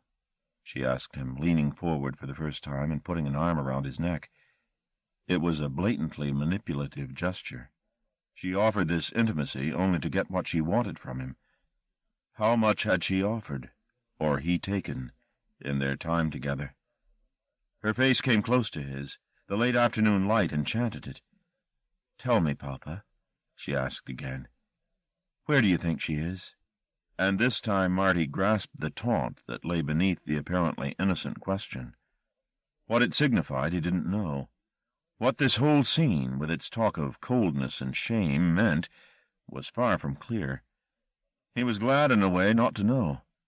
But this question, that she asked him so mock-lovingly, had been asked, and he had to wait a moment longer until the old man had answered it. "Where is she, Papa?"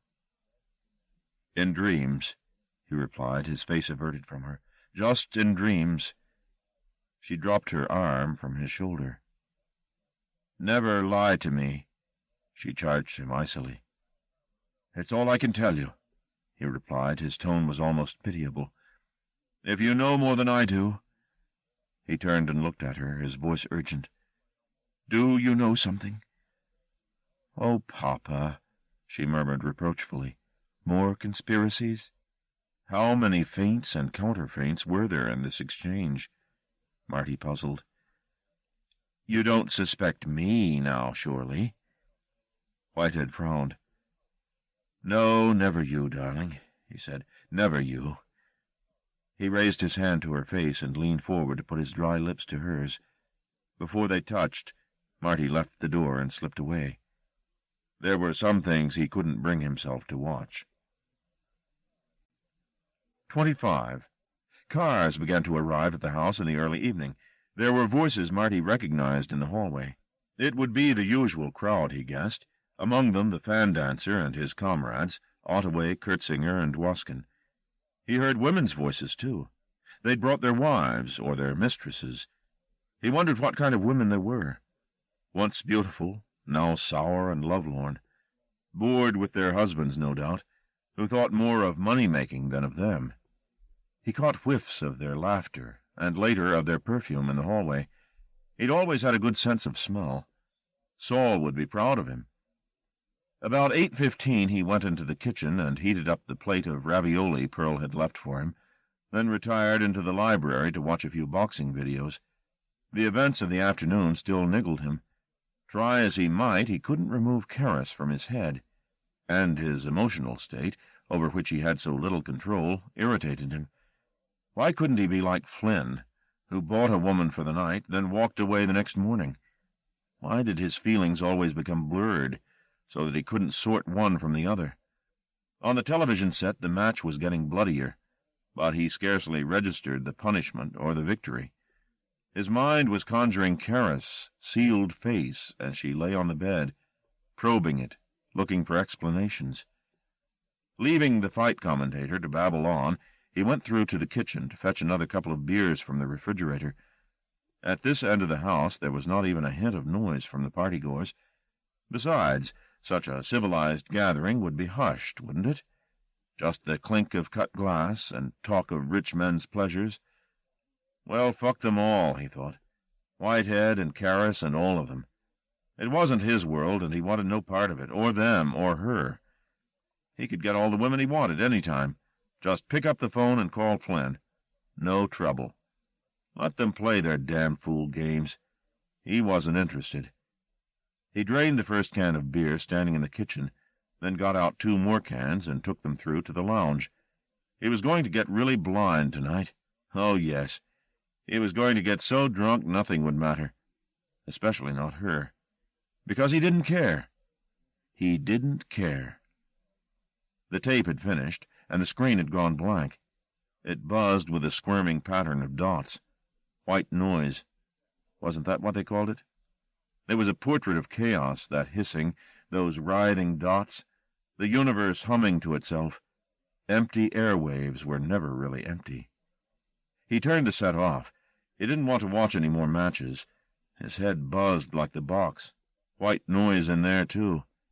He slumped down in the chair and downed the second can of beer in 2 throatfuls.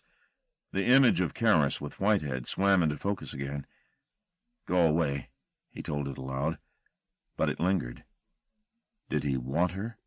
Was that it? Would this unease be pacified if he took her to the Dovecote one of these afternoons and humped her till she begged him never to stop? The wretched thought only disgusted him. He couldn't diffuse these ambiguities with pornography. As he opened the 3rd beer, he found his hands were sweating. A clammy sweat he associated with sickness, like the first signs of flu. He wiped his palms on his jeans and put the beer down. There was more than infatuation fueling his nervousness. Something was wrong. He got up and went to the lounge window. He was staring into the pitch darkness beyond the glass when it struck him what the wrongness might be. The lights on the lawn and perimeter fence had not been put on tonight. He would have to do it. For the first time since he'd arrived at the house, it was real night outside, a night more black than any he'd experienced in many years. In Wandsworth there was always light. Floods on the walls burned from twilight to dawn. But here, without street lamps, there was just night outside. Night and white noise. 26. Though Marty had imagined otherwise, Karras wasn't at the dinner party. There were very few freedoms left to her. Refusing her father's invitations to dinner was one of them. She had endured an afternoon of his sudden tears, his just as sudden accusations. She was weary of his kisses and his doubts, so tonight she'd given herself a larger fix than usual, greedy for forgetfulness. Now all she wanted to do was lie down and bask in not being. Even as she lay her head on the pillow, something or someone touched her. She came around, startled. The bedroom was empty. The lamps were on and the curtains drawn. There was nobody there. It was a trick of the senses, no more. Yet she could still feel the nerve endings at the nape of her neck tingle where the touch had seemed to come, responding anemone-like to the intrusion. She put her fingers there and massaged the place. The jolt had snatched lethargy away for a while. There was no chance of putting her head back down until her heart had stopped hammering. Sitting up, she wondered where her runner was. Probably at the dinner party with the rest of Papa's court. They'd like that, to have him among them to condescend to. She didn't think of him as an angel any longer. After all, he had a name now, and a history. Toy had told her everything he knew. He'd long lost his divinity. He was who he was, Martin Francis Strauss, a man with green-gray eyes, with a scar on his cheek and hands that were eloquent, like an actor's hands, except that she didn't think he'd be very good at professional deceit. His eyes betrayed him too easily. Then the touch came again, and this time she distinctly felt fingers catching her nape, as though the bone of her spine had been pinched so lightly between somebody's forefinger and thumb. It was absurd illusion, but too persuasive to be dismissed. She sat down at her dressing-table and felt tremors moving out through her body, from her jittering stomach. Was this just the result of a bad fix? She'd never had any problems before. The H that Luther bought from his Stratford suppliers was always of the highest quality. Papa could afford it. Go back and lie down, she told herself. Even if you can't sleep, lie down. But the bed, as she stood and turned to walk back to it, receded from her, all the contents of the room withdrawing into a corner, as though they were painted on linen and had been plucked away from her by some hidden hand. Then the fingers seemed to be back on her neck again, more insistent this time, as if working their way into her. She reached around and rubbed the back of her neck vigorously, cursing Luther loudly for bringing her bad stuff. He was probably buying cut heroin instead of the pure, and pocketing the difference. Her anger cleansed her head for a few moments, or so it seemed, for nothing else happened. She walked steadily across to the bed, orientating herself by putting her hand on the flower-patterned wall as she went. Things began to right themselves. The room found its proper perspective again. Sighing with relief, she lay down without pulling back the covers and closed her eyes. Something danced on the inside of her lids. Shapes formed, dispersed, and reformed. None of them made the least sense. They were splashes and sprawls, a lunatic's graffiti. She watched them with her mind's eye, mesmerized by their fluent transformations, scarcely aware in her fascination that the invisible fingers had found her neck again and were insinuating themselves into her substance with all the subtle efficiency of a good masseur. And then sleep. She didn't hear the dogs begin to bark. Marty did. At first just a solitary barking somewhere off to the southeast of the house, but the alarm call was almost immediately taken up by a volley of other voices. He got up boozily from in front of the dead television and went back to the window. The wind had got up. It had probably blown some dead branch down, which had disturbed the dogs. He'd noticed several dead elms that needed felling in the corner of the estate. Probably one of those was the culprit. Still, he'd better look. He went through to the kitchen and turned on the video screens, flicking from camera to camera along the perimeter fence. There was nothing to see. As he flipped to the cameras just east of the woods, however, the pictures disappeared. White noise replaced the sight of floodlit grass. 3 cameras were out of action in all. "Shit," he said. If a tree were down, and that became a likelier option than ever if the cameras weren't working, he'd have a cleaning-up job on his hands. It was odd that the alarms hadn't started, though. Any fall that had incapacitated 3 cameras must have breached the fences systems. Yet no bells rang, no sirens wailed.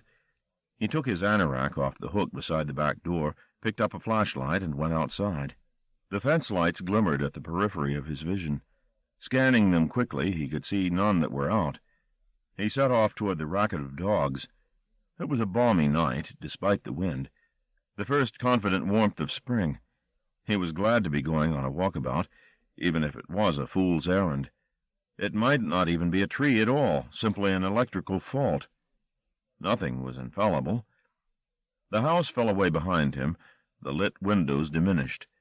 Now, all around him, darkness. He was isolated for 200 yards between the lights of the fence and those of the house, a strip of no-man's land over which he stumbled, flashlight inefficiency lighting the turf a few strides ahead of him. In the woods the wind found an occasional voice. Otherwise there was silence. Eventually he reached the fence where he approximated the noise of the dogs to have come from. All the lights in either direction were working. There was no visible sign of disturbance. Despite the reassuring correctness of the scene, something about it, about the night and the balmy wind, felt odd. Maybe the dark wasn't so benign after all, the warmth in the air not entirely natural for the season. A tic had begun in his stomach, and his bladder was heavy with beer. It was vexing that there were no dogs to be seen or heard. Either he'd made an error of judgment in approximating their position, or they'd moved from the spot pursuing. Or, the absurd thought came, pursued. The lamps in the uprights of the fence rocked their hooded heads in a fresh gust of wind. The scene danced giddily in the pitching light. He decided he could go no further without relieving his aching bladder. He turned off the flashlight, pocketed it, and unzipped, back to the fence and the light. It was a great relief to piss into the grass. The physical satisfaction made him whoop. Halfway through, the lights behind him flickered. At first he thought it was simply a trick of the wind, but no, they were actually dimming. Even as they faded along the perimeter to his right, the dogs began again, anger and panic in their voices. He couldn't stop pissing once he'd started, and for valuable seconds he cursed his lack of bladder control. When he was done, he zipped up and started to run in the direction of the din. As he went, the lights came back on again, faltering, their circuits buzzing as they did so. But they were set too infrequently along the line of the fence to offer much reassurance. Between them, patches of darkness sprawled, so that for one pace out of every 10 all was clarity, for the other 9, night. Despite the fear clutching at his gut, he ran all out, the fence flickering past him. Light, darkness, light, darkness. Ahead, a tableau resolved itself. An intruder was standing on the far side of a light pool thrown down by one of the lamps. The dogs were everywhere, at his heels, at his chest, snapping and tearing at him. The man was still standing upright, legs apart, while they milled around him. Marty now realized how close he was to witnessing a massacre. The dogs were berserk, tearing at the intruder with all the fury they could muster. Curiously, despite the venom in their attack, their tails were between their legs, and their low growls as they circled, looking for another opening, were unmistakably fearful. Job, he saw, was not even attempting to pounce. He slunk around, his eyes closed to slits, watching the heroics of the rest. Marty started calling them off by name, using the strong, simple commands Lillian had taught him. Stand. Saul, stand. Dido. The dogs were immaculately tutored. He'd seen them put through these exercises a dozen times. Now, despite the intensity of their anger, they relinquished their victim when they heard the command. Reluctantly they fell back, ears flattened, teeth exposed, eyes clamped on the man. Marty started to walk steadily toward the intruder, who was left standing in a ring of watchful dogs, reeling and bloody. He carried no visible weapon. Indeed, he looked more like a derelict than a would-be assassin. His plain, dark jacket was torn in a dozen places by the attack, and where his skin was exposed, blood shone. "Keep them off me," he said, his voice wounded. There were bites all over his body. In some places, particularly his legs, pieces of his flesh had been ripped away. The middle finger of his left hand had been bitten through at the second joint, and was depending by a thread of sinew. Blood splashed on the grass. It amazed Marty that the man was even standing upright. The dogs still circled him, ready to renew the assault, if and when the order were granted. One or two of them glanced at Marty impatiently. They were itching to finish their wounded victim off, but the derelict wouldn't grant them a sign of his fear. He only had eyes for Marty, and those eyes were pinpricks and livid white. "Don't move," Marty said, "if you want to remain alive. If you try to run, they'll bring you down. Do you understand? I haven't got that much control over them." The other said nothing, simply stared. His agony, Marty knew, must be acute. He wasn't even a young man. His uneven growth of stubble showed more gray than black. The skull behind the lax and waxen flesh was severe, the features set on it used and weary, tragic even. His suffering was only apparent in the greasy sheen of his skin, and the fixedness of his facial muscles. His stare had the stillness of a hurricane's eye, and its menace. "How did you get in?" Marty asked. "Get them away," the man said. He spoke as if he expected to be obeyed. "Come back to the house with me." The other shook his head, unwilling even to debate the possibility. "Get them away," he said again. Marty conceded to the other's authority, though not certain why. He called the dogs to him by name. They came to heel with rebuking looks, unhappy to surrender their prize. "Now come back to the house," Marty said. "No need. You'll bleed to death, for God's sake." "I loathe dogs," the man said, still not taking his eyes off Marty. "We both do." Marty hadn't time to think clearly about what the man was saying. He just wanted to stop the situation from escalating again. Blood loss had surely weakened the man. If he fell down, Marty wasn't certain he could prevent the dogs from going in for the kill. They were around his legs, glancing up at him irritably. Their breath was hot on him. "If you don't come on your own accord, I'll take you," No.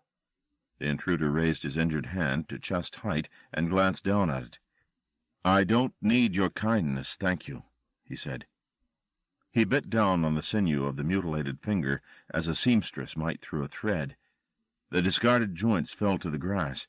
Then he clenched his seeping hand into a fist and thrust it into his ravaged jacket. Marty said, Christ almighty!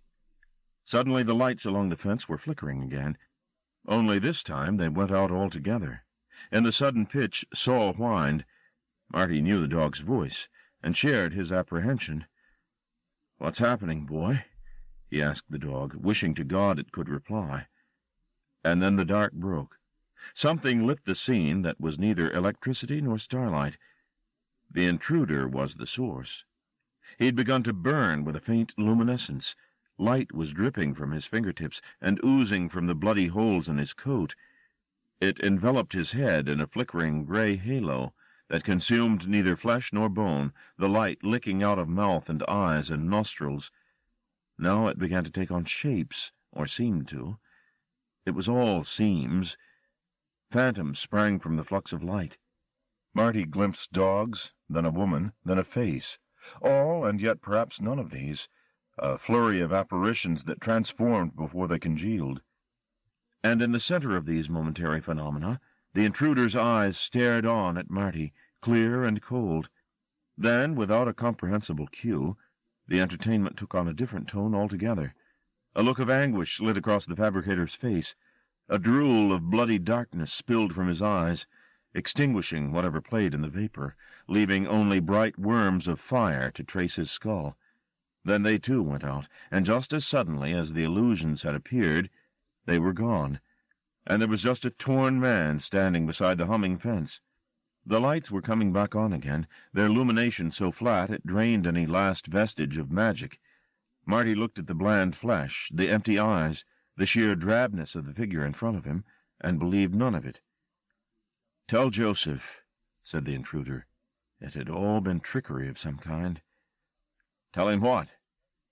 "That I was here." But if it was just trickery, why didn't he step forward and apprehend the man? "Who are you?" he asked. "Just tell him." Marty nodded.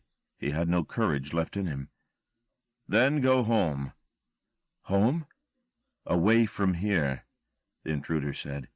"Out of harm's way." He turned from Marty and the dogs, and as he did so the lights faltered and failed for several dozen yards in either direction. When they came back on again, the magician had gone. 27. "Is that all he said?" As ever, Whitehead had his back to Marty as he spoke, and it was impossible to gauge his response to the account of the night's events. Marty had offered a carefully doctored description of what had actually happened. He'd told Whitehead about his hearing the dogs, and about the chase and the brief conversation he'd had with the intruder. What he'd left out was the part that he couldn't explain, the images the man had seemingly conjured from his body. That he made no attempt to describe, or even report. He'd simply told the old man that the lights along the fence had failed, and that under the cover of darkness the intruder had made off. It made a lame finale to the encounter, but he had no powers to improve on his story.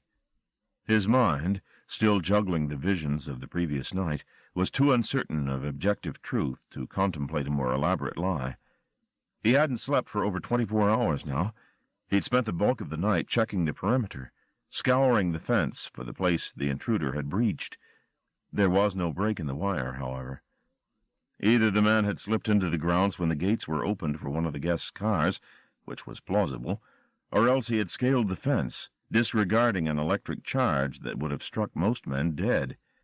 Having seen the tricks the man was capable of, Marty was not about to discount this second scenario. After all, this same man had rendered the alarms inoperative, and somehow drained the lights of power along the stretch of fence. How he'd achieved these feats was anybody's guess.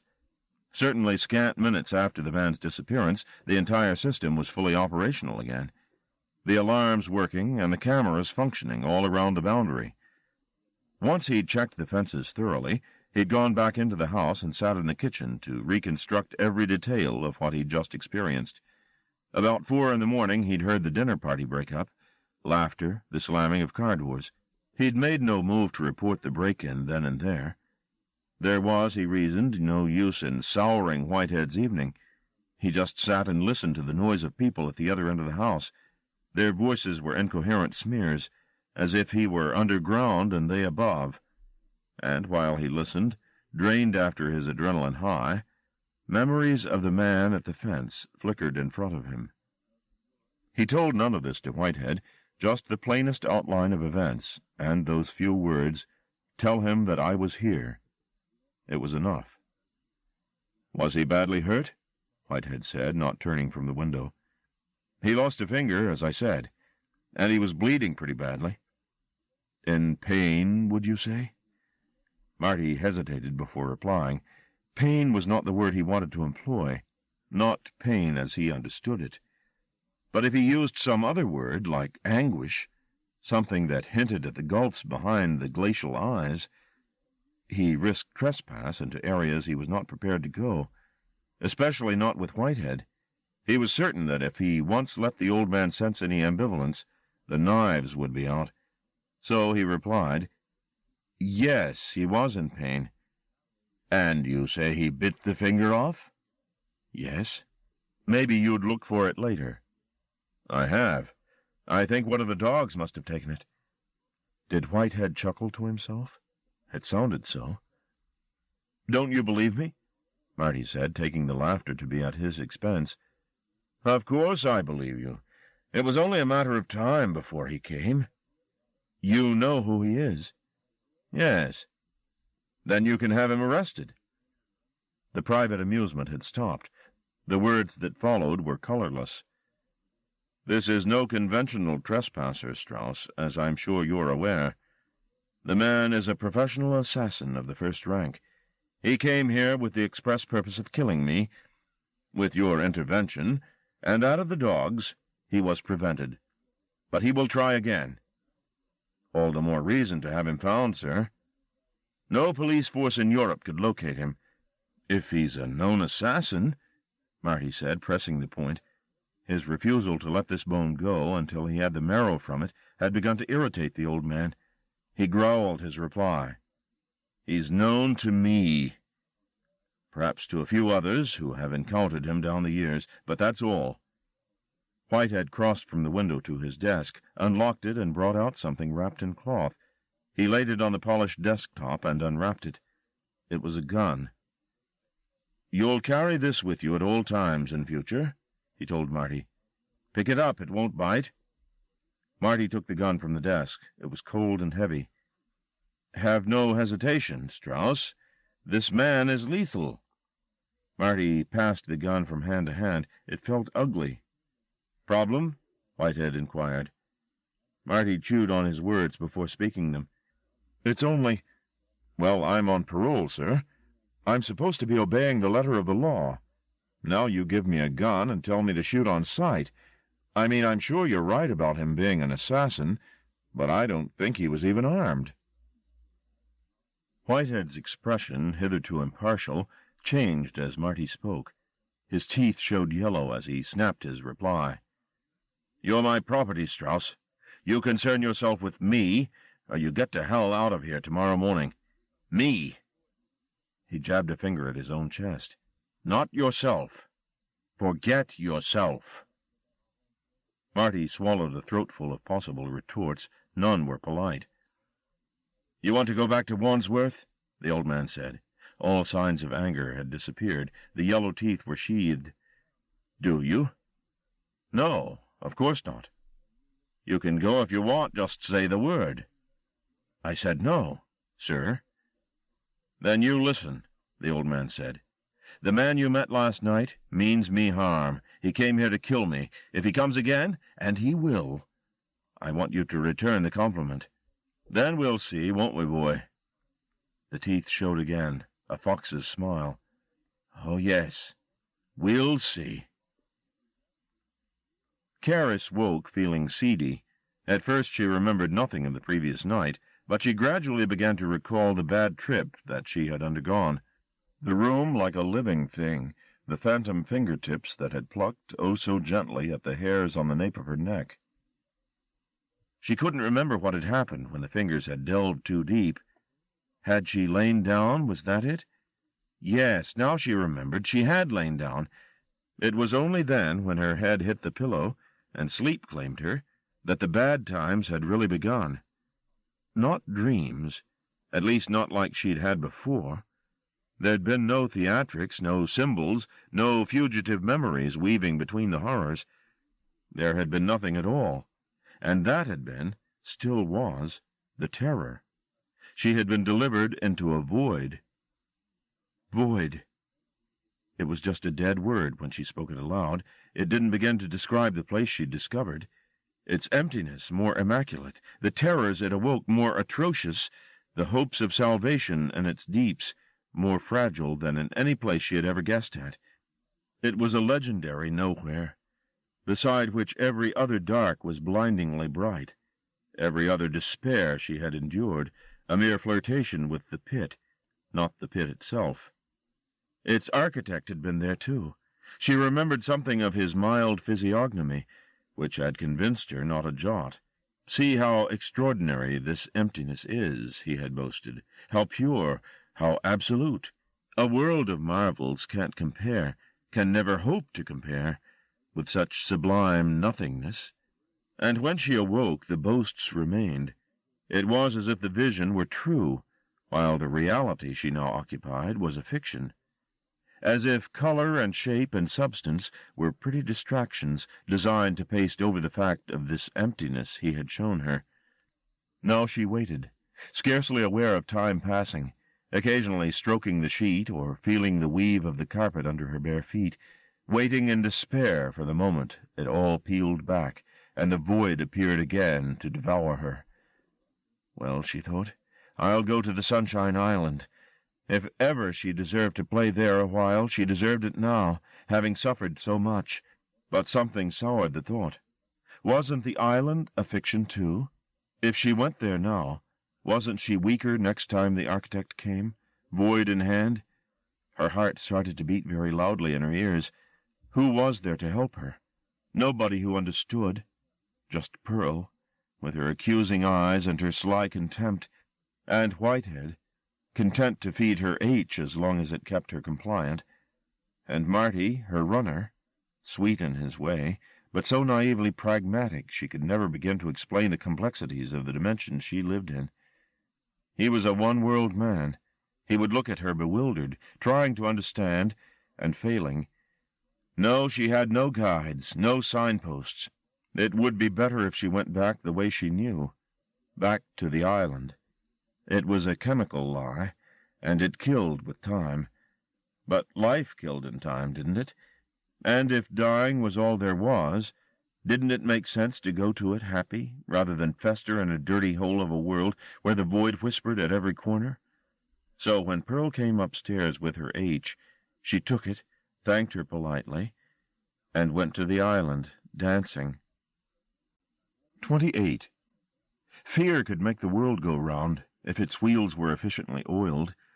Marty had seen the system in practice at Wandsworth, a hierarchy built upon fear. It was violent, unstable, and unjust, but perfectly workable. Seeing Whitehead, the calm, still center of his universe, so changed by fear, so sweaty, so full of panic, had come as an unwelcome shock. Marty had no personal feelings for the old man, or none that he was aware of, but he'd seen Whitehead's species of integrity at work, and had profited by it. Now, he felt, the stability he had come to enjoy was threatened with extinction. Already the old man was clearly withholding information, perhaps pivotal to Marty's understanding of the situation, about the intruder and his motives. In place of Whitehead's previous plain talking, there was innuendo and threats. That was his prerogative, of course, but it left Marty with a guessing game on his hands. One point was unarguable. Whatever Whitehead claimed, the man at the fence had been no conventional hired killer. Several inexplicable things had happened at the fence. The lights had waxed and waned as if on cue. The cameras had mysteriously failed when the man had appeared. The dogs had registered this riddle, too. Why else had they shown such a confusion of anger and apprehension? And there remained the illusions, those air-burning pictures. No sleight of hand, however elaborate, could explain them satisfactorily. If Whitehead knew this assassin as well as he claimed, then he must know the man's skills, too. He was simply too afraid to talk about them. Marty spent the day asking the discreetest of questions around the house, but it rapidly became apparent that Whitehead had said nothing of the events to Pearl, Lillian, or Luther. This was odd. Surely now was the very time to make everyone more vigilant. The only person to suggest he had any knowledge of the night's events was Bill Toy, but when Marty raised the subject he was evasive. "I realize you've been put in a difficult situation, Marty, but so are we all at the moment. I just feel I could do the job better if you knew the facts." "Yes." "Well, I think you have to concede that Joe knows best." He made a rueful face. "We should all have that tattooed on our hands, don't you think? Joe knows best. I wish I could tell more. I wish I knew more. I think it's probably easiest for all concerned if you let the matter drop." "He gave me a gun, Bill." "I know. And he told me to use it." Toy nodded. He looked pained by all of this, even regretful. "These are bad times, Marty. We're all having to do a lot of things we don't want to, believe me." Marty did believe him. He trusted Toy sufficiently to know that if there'd been anything he could say on the subject, it would have been said. It was entirely possible that Toy didn't even know who had broken the seal on the sanctuary. If it was some private confrontation between Whitehead and the stranger, then maybe a full explanation could only come from the old man himself, and that would clearly not be forthcoming. Marty had one final interviewee, Caris. He hadn't seen her since he'd trespassed on the upper landing the day before. What he'd seen between Caris and her father had unsettled him, and there was, he knew, a childish urge in him to punish her by withholding his company. Now he felt obliged to seek her out, however uncomfortable the meeting might prove. He found her that afternoon loitering in the vicinity of the Dovecote. She was wrapped up in a fur coat that looked as if it had been bought at a thrift shop. It was several sizes too big for her and moth-eaten. As it was, she seemed overdressed. The weather was warm, even if the wind was gusty, and the clouds that passed across a Wedgwood blue sky carried little threat. Too small, too white. They were April clouds, containing at worst a light shower. "Caris?" She fixed him with eyes so ringed with tiredness, his first thought was that they were bruised. In her hand she had a bundle, rather than a bunch, of flowers, many still buds. "Smell?" she said, proffering them. He sniffed at them. They were practically scentless. They just smelled of eagerness and earth. "Can't smell much." "Good," she said. "I thought I was losing my senses." She let the bundle drop to the ground, impatient with them. "You don't mind if I interrupt, do you?" She shook her head. "Interrupt all you like," she replied. The strangeness of her manner struck him more forcibly than ever. She always spoke as though she had some private joke on her mind. He longed to join in the game, to learn her secret language, but she seemed so sealed up, an anchorite behind a wall of sly smiles. "I suppose you heard the dogs last night," he said. "I don't remember," she replied, frowning. "Maybe." "Did anybody say anything to you about it?" "Why should they?"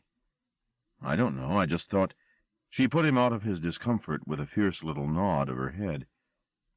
"Yes, if you want to know. Pearl told me there's been an intruder. And you scared him off, is that right? You and the dogs?" "Me and the dogs."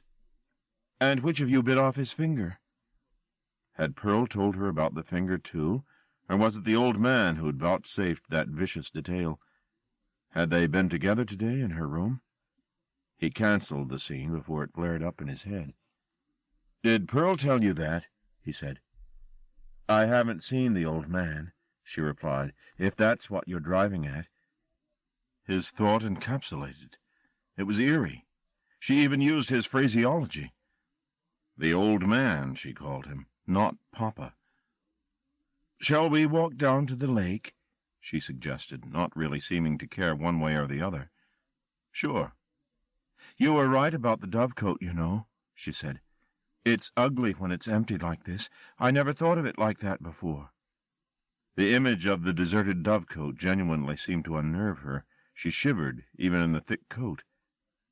"Did you run today?" she asked. "No, I was too tired." "Was it that bad?" Was what that bad? "Last night." He didn't know how to begin to answer. Yes, of course it had been bad, but even if he trusted her enough to describe the illusion he'd seen, and he was by no means sure he did, his vocabulary was woefully inadequate. Karis paused as they came in sight of the lake. Small white flowers starred the grass beneath their feet. Marty didn't know their names. She studied them as she said, "Is it just another prison, Marty?" "What?" "Being here." She had her father's skill with non sequiturs. He hadn't anticipated the question at all, and it threw him. Nobody had really asked him how he'd felt since arriving, certainly not beyond a superficial inquiry as to his comfort. Perhaps, consequentially, he hadn't really bothered to ask himself. His answer, when it came haltingly. "Yes, I suppose it's still a prison. I hadn't really thought. I mean, I can't just up and leave any time I want to, can I? But it doesn't compare with Wandsworth." Again his vocabulary failed him. This is just another world. He wanted to say he loved the trees, the size of the sky, the white florets they stepped through as they walked, but he knew such utterances would sound leaden out of his mouth. He hadn't got the knack of that kind of talk. Not like Flynn, who could babble instant poetry as though it were a second tongue. Irish blood, he used to claim, to explain this loquacity. All Marty could say was, "I can run here."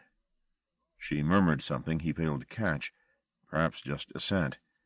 Whatever, his answer seemed to satisfy her, and he could feel the anger he'd started out with, the resentment at her clever talk and her secret life with Papa, dissolving. "Do you play tennis?" she asked, again out of nowhere. "No, I never have." "Like to learn?" she suggested, half looking around at him and grinning. "I could teach you, when the weather gets warmer." She looked too frail for any strenuous exercise. Living on the edge all the time seemed to weary her, though on the edge of what he didn't know. "You teach me, I'll play," he said, happy with the bargain. "That's a deal?" she asked. "A deal." And her eyes, he thought, are so dark. Ambiguous eyes that dodge and skim sometimes, and sometimes, when you least expect it, look at you with such directness you're sure she's stripping your soul.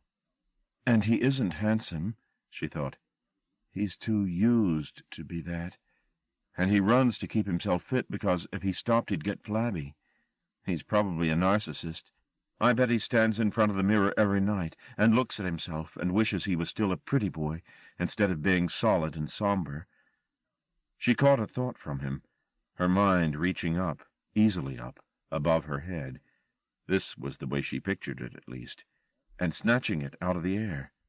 She did it all the time, to Pearl, to her father, often forgetting that other people lacked the skill to pry with such casualness.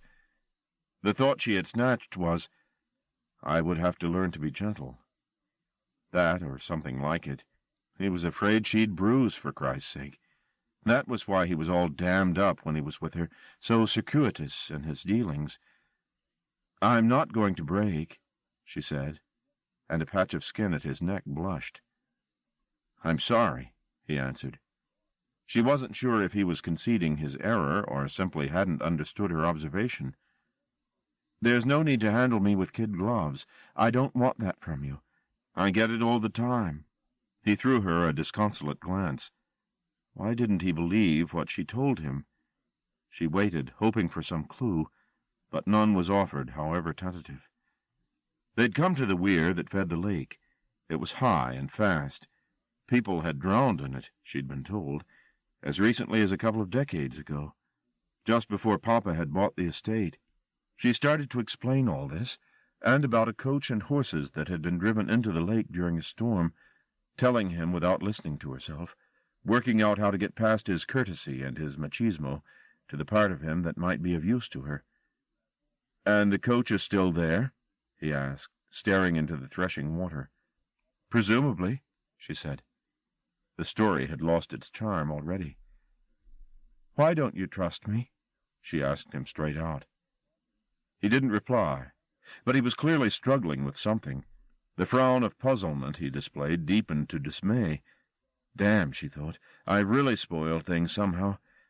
But it was done. She'd asked him outright, and she was ready to take the bad news, whatever it was. Almost without planning the theft, she stole another thought from him, and it was shockingly clear, like living it. Through his eyes she saw the door of her bedroom, and her lying on the bed beyond it, glassy-eyed, with Papa sitting close by.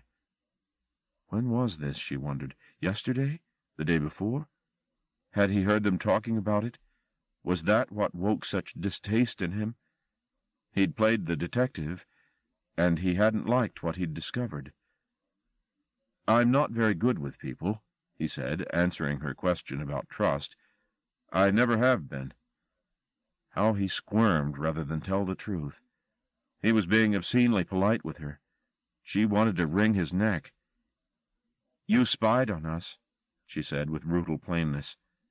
"That's all it is, isn't it? You saw Papa and me together." She tried to frame the remark as if it were a wild guess. It didn't quite convince as such, and she knew it.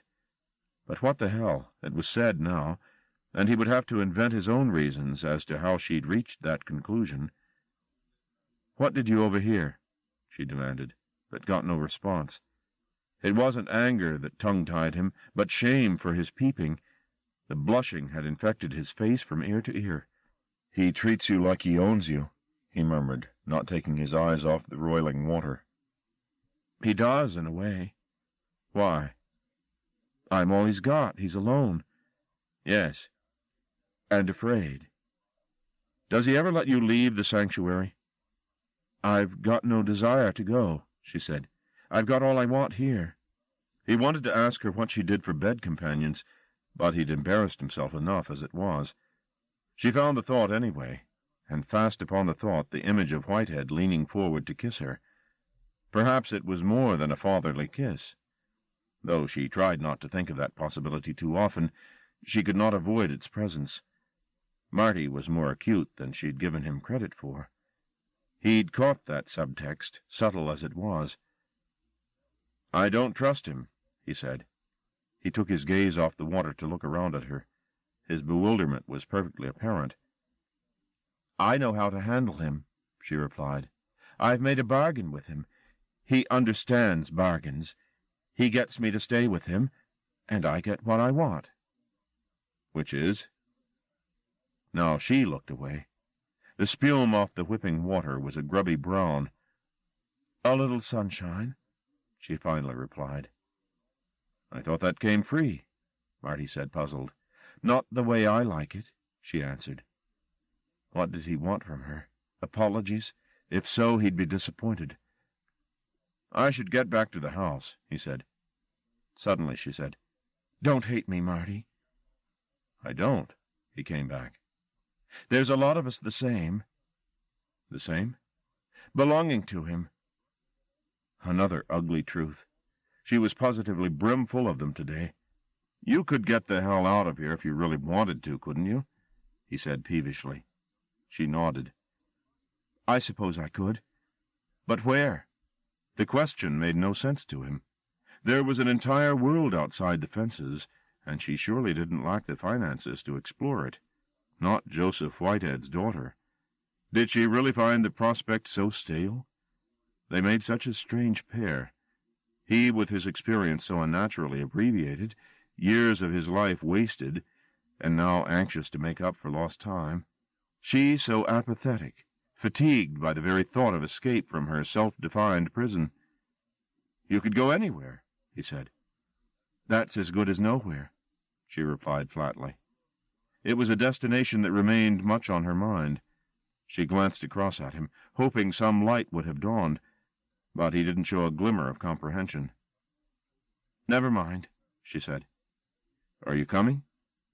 "No, I think I'll stay here for a while."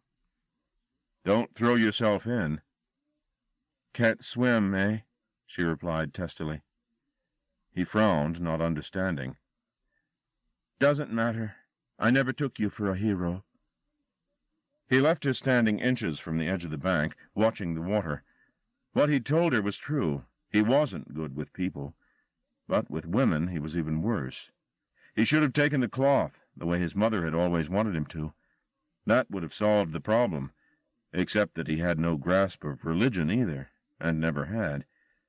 Maybe that was part of the problem between him and the girl. They neither of them believed a damn thing. There was nothing to say, there were no issues to debate. He glanced around. Karis had walked a short way along the bank from the spot where he'd left her.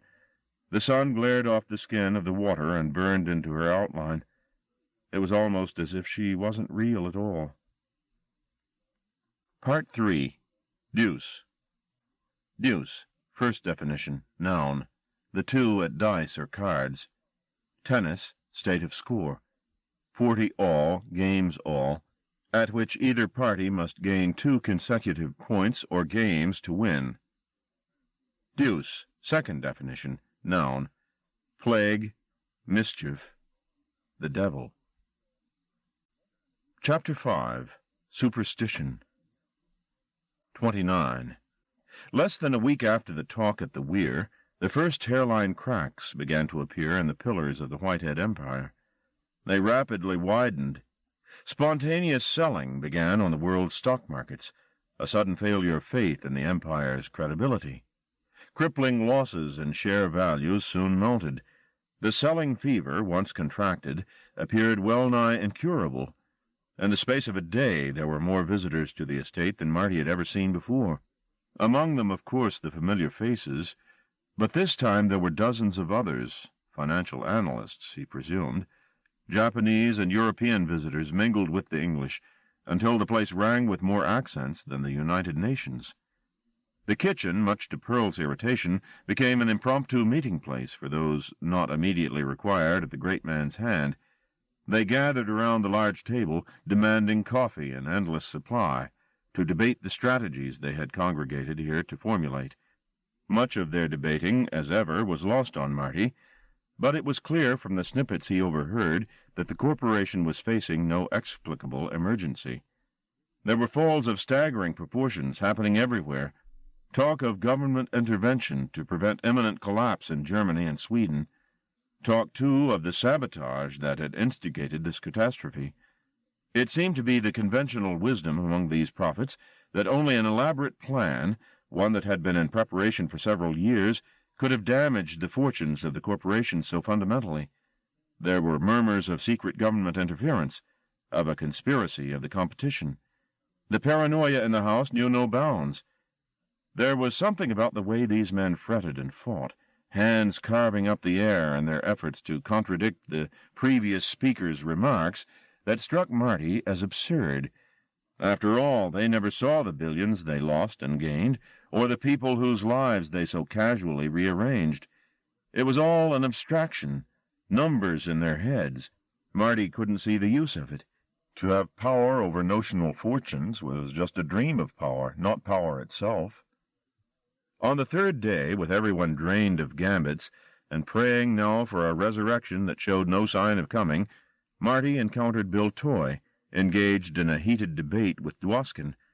To his surprise, Toy, seeing Marty passing by, called him across, cutting the conversation short. Dwoskin hurried away scowling, leaving Toy and Marty to talk. "Well, stranger," said Toy, "and how are you doing?" "I'm okay," Marty said. Toy looked as if he hadn't slept in a long while. "And you?" "I'll survive." "Any idea of what's going on?" Toy offered a wry smile. "Not really," he said. "I've never been a money man. Hate the breed. Weasels." "Everyone's saying it's a disaster." "Oh, yes," he said with equanimity. "I think it probably is." Marty's face fell. He'd been hoping for some words of reassurance. Toy caught his discomfort and its origins. "Nothing terrible's going to happen," he said, "as long as we stay level-headed. You'll still be in a job, if that's what you're worried about." It did cross my mind. Don't let it. Toy put his hand on Marty's shoulder. If I thought things looked that bad, I'd tell you. I know, I just get jittery. Who doesn't? Toy tightened his grip on Marty. What say the two of us go on the town when the worst of this is over? I'd like to. Ever been to the Academy Casino? Never had the money. I'll take you. We'll lose some of Joe's fortune for him, eh? Sounds good to me. The anxiety still lingered on Marty's face. Look, said Toy, it's not your fight. You understand me? Whatever happens from now on, it won't be your fault. We've made some mistakes along the way, and now we've got to pay for them. Mistakes? Sometimes people don't forgive, Marty. All this? Marty spread a hand to take in the whole circus. Because people don't forgive? Take it from me. It's the best reason in the world. It struck Marty that Toy had become an outsider of late, that he wasn't the pivotal figure in the old man's world-view that he had been. Did that explain the sour look that had crept across his weary face? Do you know who's responsible? Marty asked. What do boxers know? Toy said, with an unmistakable trace of irony, and Marty was suddenly certain the man knew everything. The panicked days stretched into a week without any sign of let-up.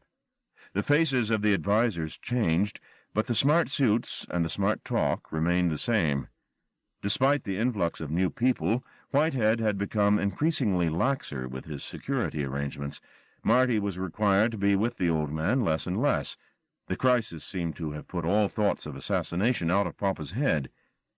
The period was not without its surprises.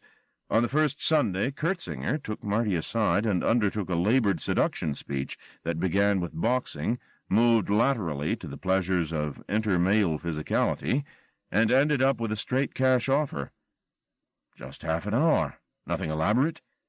Marty had guessed what was in the air several minutes before Kurtzinger came clean, and had prepared a suitably polite refusal. They parted amicably enough. Such diversions aside, it was a listless time. The rhythm of the house had been broken, and it was impossible to establish a fresh one. The only way Marty could preserve his sanity was by keeping out of the house as much as he could. He ran a great deal that week, often chasing his tail around and around the perimeter of the estate until an exhaustion fugue set in, and he could go back to his room, threading his way through the well-dressed dummies who loitered in every corridor. Upstairs, behind a door that he happily locked, to keep them out, not to keep himself in, he would shower and sleep for long hours, the deep, dreamless sleep he enjoyed. Karis had no such liberty. Since the night the dogs had found Mamoulian, she had taken it into her head, on occasion, to play the spy. Why this was, she wasn't certain. She'd never been much interested in goings-on at the sanctuary. Indeed, she'd actively avoided contact with Luther and Kurtzinger and all the rest of her father's cohorts. Now, however, strange imperatives stirred her without warning, to go into the library, or into the kitchen, or the garden, and simply watch. She got no pleasure out of this activity. Much that she heard she found impossible to understand. Much more was simply the vacuous gossip of financial fishwives. Nevertheless, she would sit for hours until some vague appetite was satisfied, and then she'd move on, perhaps to listen in on another debate. Some of the conversationalists knew who she was. To those who didn't, she offered the plainest of introductions. Once her credentials had been established, nobody questioned her presence. She also went to see Lillian and the dogs at that dispiriting compound behind the house. It wasn't because she liked the animals. She simply felt impelled to see them, for the sake of seeing, to look at the locks and the cages, and at the pups playing around their mother. In her mind she charted the position of the kennels relative to the fence and to the house, pacing it out in case she needed to find them in the dark. Why she would ever need that facility escaped her. In these trips she was careful not to be seen by Martin or Toy, or, worst of all, her father. It was a game she was playing, though its precise purpose was a mystery. Maybe she was making a map of the place. Was that why she walked from one end of the house to the other several times, checking and rechecking its geography, working out the length of the corridors, memorizing the way the rooms let on to each other? Whatever the reason, this foolish business answered some unspoken need in her, and when it was done, and only then, would that need pronounce itself satisfied, and let her be for a while. By the end of the week she knew the house as she never had before. She'd been in every room except that one room of her father's, which was forbidden even to her. She had checked all the entrances and exits, stairways and passages, with the thoroughness of a thief. Strange days, strange nights. Was this insanity, she began to wonder? On the second Sunday, 11 days into the crisis, Marty was summoned to the library. Whitehead was there, looking somewhat tired, perhaps, but not substantially cowed by the enormous pressure he was under. He was dressed for the outdoors, the fur-collared coat he'd worn the first day, on that symbolic visit to the kennels. "I haven't left the house in several days, Marty," he announced, "and my head's getting stale. I think we should take a walk, you and I." "I'll fetch a jacket." "Yes, and the gun." They headed out the back way, avoiding the newly arrived delegations who still thronged the stairs and hallway, waiting for access to the Holy of Holies. It was a balmy day, the 19th of April. The shadows of light-headed clouds passed across the lawn in dissolute troops. "We'll go to the woods," the old man said, leading off. Marty walked a respectful couple of yards behind, acutely aware that Whitehead had come out here to clear his mind, not to talk. The woods were buzzing with activity, new growth poking through the rot of last year's fall, daredevil birds plummeting and rising between the trees, courtship voices on every other branch. They walked for several minutes, following no particular path, without Whitehead so much as looking up from his boots. Out of sight of the house and his disciples, he wore the burden of siege more nakedly. Head bowed, he trudged between the trees, indifferent to bird-song and leaf-burst alike. Marty was enjoying himself.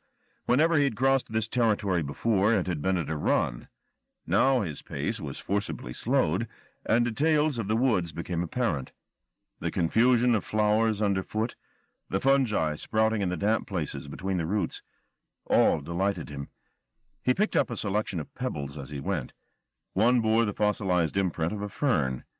He thought of Caris and of the dovecote, and an unexpected longing for her lapped at the edges of his consciousness. Having no reason to prevent its access, he let it come. Once admitted, the weight of his feeling for her shocked him. He felt conspired against, as though in the last few days his emotions had worked in some secret place in him, transforming mild interest in Caris into something deeper. He had little chance to sort the phenomena out, however. When he glanced up from the stone fern, Whitehead had got a good way ahead of him. Putting thoughts of Caris aside, he picked up his pace. Passages of sun and shadow moved through the trees, as the light clouds that had sat on the wind earlier gave way to heavier formations. The wind had begun to chill. There was an occasional speckle of rain in it. Whitehead had pulled his collar up. His hands were plunged into his pockets. When Marty reached him, he was greeted with a question. "Do you believe in God, Martin?" The inquiry came out of nowhere. Unprepared for it, Marty could only answer, "I don't know," which was, as answers to that question went, honest enough. But Whitehead wanted more. His eyes glittered. "I don't pray, if that's what you mean," Marty offered. "Not even before your trial? A quick word with the Almighty?" There was no humor, malicious or otherwise, in this interrogation.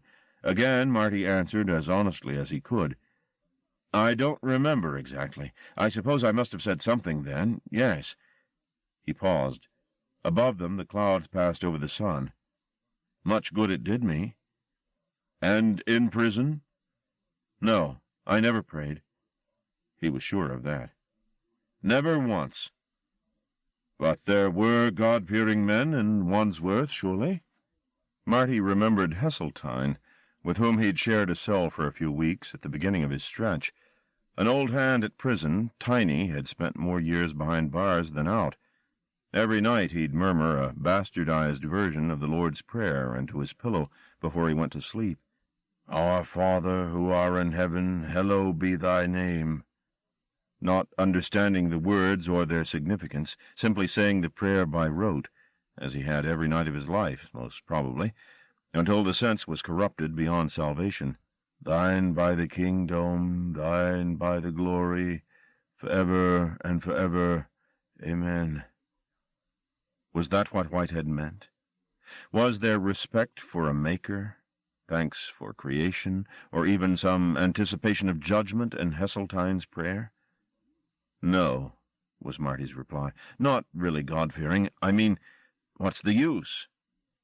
There was more where that thought came from, and Whitehead waited for it with a vulture's patience, but the words sat on Marty's tongue, refusing to be spoken. The old man prompted them. Why no use, Marty? Because it's all down to accident, isn't it? I mean, everything's chance.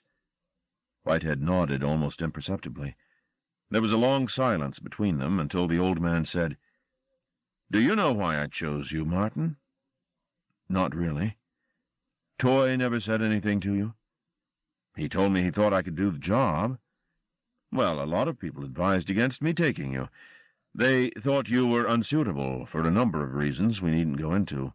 Even Toy wasn't certain. He liked you, but he wasn't certain. But you employed me anyway. Indeed we did. Marty was beginning to find the cat-and-mouse game insufferable. He said, Now you're going to tell me why, right? You're a gambler, Whitehead replied. Marty felt he'd known the answer long before it was spoken. You wouldn't have been in trouble at all if you hadn't been obliged to pay off large gaming debts, am I right? More or less. You spent every penny you earned, or so your friends testified at the trial, frittered it away. Not always. I had some big wins, really big wins. The look Whitehead gave Marty was scalpel sharp. After all you've been through, all your disease has made you suffer, you still talk about your big wins. I remember the best times, like anyone would, Marty replied defensively. Flukes. No, I was good, damn it. Flukes, Martin. You said so yourself a moment ago. You said it was all chance. How can you be good at anything that's accidental? That doesn't make sense, does it? The man was right, at least superficially. But it wasn't as simple as he made it out to be, was it? It was all chance. He couldn't argue with that basic condition. But a sliver of Marty believed something else. What it was he believed he couldn't describe. Isn't that what you said? Whitehead pressed. That it was accident. It's not always like that. Some of us have chance on our side. Is that what you're saying? Some of us have our fingers— Whitehead's forefinger described a spinning circle. On the wheel. The circling finger stopped. In his mind's eye, Marty completed the image. The ball jumped from hole to hole and found a niche, a number. Some winner yelped his triumph. Not always, he said. Just sometimes. Describe it. Describe how it feels. Why not? Where was the harm? Sometimes it was just easy, you know, like taking sweets from a baby. I'd go to a club, and the chips would tingle, and I'd know. Jesus, I'd know. I couldn't fail to win. Whitehead smiled. But you did fail, he reminded Marty with courteous brutality. You often failed. You failed till you owed everything you had, and more besides. I was stupid. I played even when the chips didn't tingle, when I knew I was on a losing streak. Why? Marty glowered. What do you want, a signed confession? He snapped. I was greedy, what do you think? And I loved playing. Even when I didn't have a chance of winning, I still wanted to play. For the game's sake. I suppose so, yes, for the game. A look, impossibly complex, crossed Whitehead's face. There was regret in it, and a terrible aching loss, and more. Incomprehension. Whitehead the master, Whitehead the lord of all he surveyed, suddenly showed, all too briefly, another more accessible face, that of a man confused to the point of despair. I wanted someone with your weaknesses, he explained now, and suddenly he was the one doing the confessing. Because sooner or later I believed a day like today would come, and I'd have to ask you to take a risk with me. What sort of risk? Nothing so simple as a wheel or a game of cards. I wish it were. Then maybe I could explain to you, instead of asking for an act of faith. But it's so complicated, and I'm tired. Bill said something. Whitehead broke in. Toy's left the estate. You won't be seeing him again. When did he go? Earlier in the week. Relations between us have been deteriorating for a while. He caught Marty's dismay. Don't fret about it. Your position here is as secure as it ever was, but you must trust me absolutely. Sir, no affirmations of loyalty. They're wasted on me, not because I don't believe you're sincere, but I'm surrounded by people who tell me whatever they think I want to hear. That's how they keep their wives in furs and their sons in cocaine. His gloved fingers clawed at his bearded cheek as he spoke. So few honest people. Toy was one. Evangeline, my wife, was another. But so very few. I just have to trust to instinct. I have to blot out all the talk and follow what my head tells me. And it trusts you, Martin. Marty said nothing, just listened as Whitehead's voice became quieter, his eyes so intense now, a glance from them might have ignited tinder. If you stay with me, if you keep me safe, there's nothing you can't be or have. Understand me? Nothing. This was not the first time the old man had offered this seduction, but circumstances had clearly changed since Marty first arrived at the sanctuary. There was more at risk now. What's the worst that can happen? He asked. The mazed face had slackened. Only the incendiary eyes still showed life. The worst? Whitehead said. Who knows the worst? The burning eyes seemed about to be extinguished by tears. He fought them. I have seen such things, and passed by them on the other side. Never thought, not once. A pattering announced rain.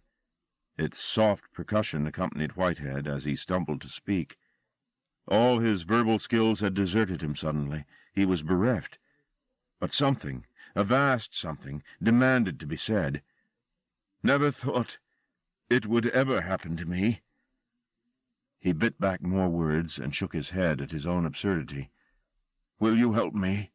He asked in place of further explanation. Of course. Well, he replied, we'll see, eh? Without warning, he suddenly stepped past Marty and returned the way they'd come. The jaunt was apparently over. For several minutes they walked as they had, Whitehead taking the lead, with Marty trailing a discreet 2 yards behind. Just before they came in sight of the house, Whitehead spoke again. This time he didn't break the rhythm of his step, but threw the inquiry over his shoulder, just 4 words. And the devil, Marty? What, sir? The devil. Did you ever pray to him? It was a joke, a little leaden maybe, but the old man's way of making light of his confessional. Well, did you? Once or twice, Marty answered, skirting a smile. As the words left his lips, Whitehead froze dead in his tracks, a hand outstretched behind him to check Marty. Shh! 20 yards ahead, arrested as it crossed their path, was a fox. It hadn't seen its observers yet, but it could only be a matter of moments before their scent reached its nostrils. "Which way?" Whitehead hissed. "What?" "Which way will it run?" £1,000. Straight bet." "I haven't got," Marty began. "Against a week's pay." Marty began to smile. What was a week's pay? He couldn't spend it anyway. £1,000 says it runs to the right," said Whitehead. Marty hesitated. "Quickly, man." "Done." Even on the word, the animal caught their scent. Its ears pricked, its head turned, and it saw them. For an instant it was too stupefied by surprise to move. Then it ran.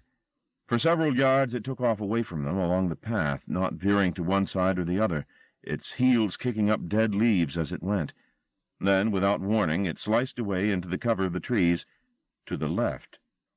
There was no ambiguity about the victory. "Well done," said Whitehead, pulling off his glove and extending his hand to Marty. When he shook it, Marty felt it tingle like the chips had on a winning night. By the time they got back, the rain was beginning to come on more heavily. A welcome hush had descended on the house. Apparently Pearl, unable to bear the barbarians in her kitchen any longer, had thrown a fit and left. Though she'd gone, the offending party seemed well chastened. Their babble was reduced to a murmur, and few of them made any approach to Whitehead as he entered. Those few that did were quickly slapped down. "Are you still here, Monroe?" he said to one devotee. To another, who made the error of thrusting a sheaf of papers at him, he quietly suggested the man choke on them. They reached the study with the minimum of interruptions. Whitehead unlocked the wall safe. "You would prefer cash, I'm sure?" Marty studied the carpet. Though he'd won the bet fairly, he was embarrassed by the payoff. "Cash is fine," he murmured. Whitehead counted out a wad of 20-pound notes and handed them across. "Enjoy," he said. "Thank you." "Don't thank me," Whitehead said. "It was a straight bet. I lost." An awkward silence fell while Marty pocketed the money. "Our talk," the old man said, "is in the strictest confidence, you understand?" "Of course, I wouldn't—" Whitehead raised his hand to ward off his protestations. "The strictest confidence. My enemies have agents." Marty nodded as though he understood. In a way, of course, he did. Perhaps Whitehead suspected Luther or Pearl, maybe even Toy, who was so abruptly persona non grata. "These people are responsible for the present fall in my fortunes. It's all meticulously engineered." He shrugged, eyes like slits. God, Marty thought, I'd never want to be on the wrong side of this man. "I don't fret about these things. If they want to plan my ruin, let them. But I wouldn't like to think that my most intimate feelings were available to them. Do you see? They won't be. No." He pursed his lips, a cold kiss of satisfaction. "You've seen something of Karis, I gather. Pearl says you spend time together, is that right?" "Yes." Whitehead came back with a tone of detachment that was patently fake. "She seems stable much of the time, but essentially that's a performance. I'm afraid she's not well and hasn't been for several years. Of course, she's seen the best psychiatrists money can buy, but I'm afraid it's done no good. Her mother went the same way in the end." "Are you telling me not to see her?" Whitehead looked genuinely surprised. "No, not at all. The companionship may be good for her. But please bear in mind she's a highly disturbed girl. Don't take her pronouncements too seriously. Half the time she doesn't know what she's saying. Well, I think that's it. You'd better go and pay off your fox." He laughed gently. "Clever fox," he said. In the 2.5 months Marty had been at the sanctuary, Whitehead had been an iceberg. Now he had to think about revising that description. Today he'd glimpsed another man altogether. Inarticulate, alone, talking of God and prayer. Not just God.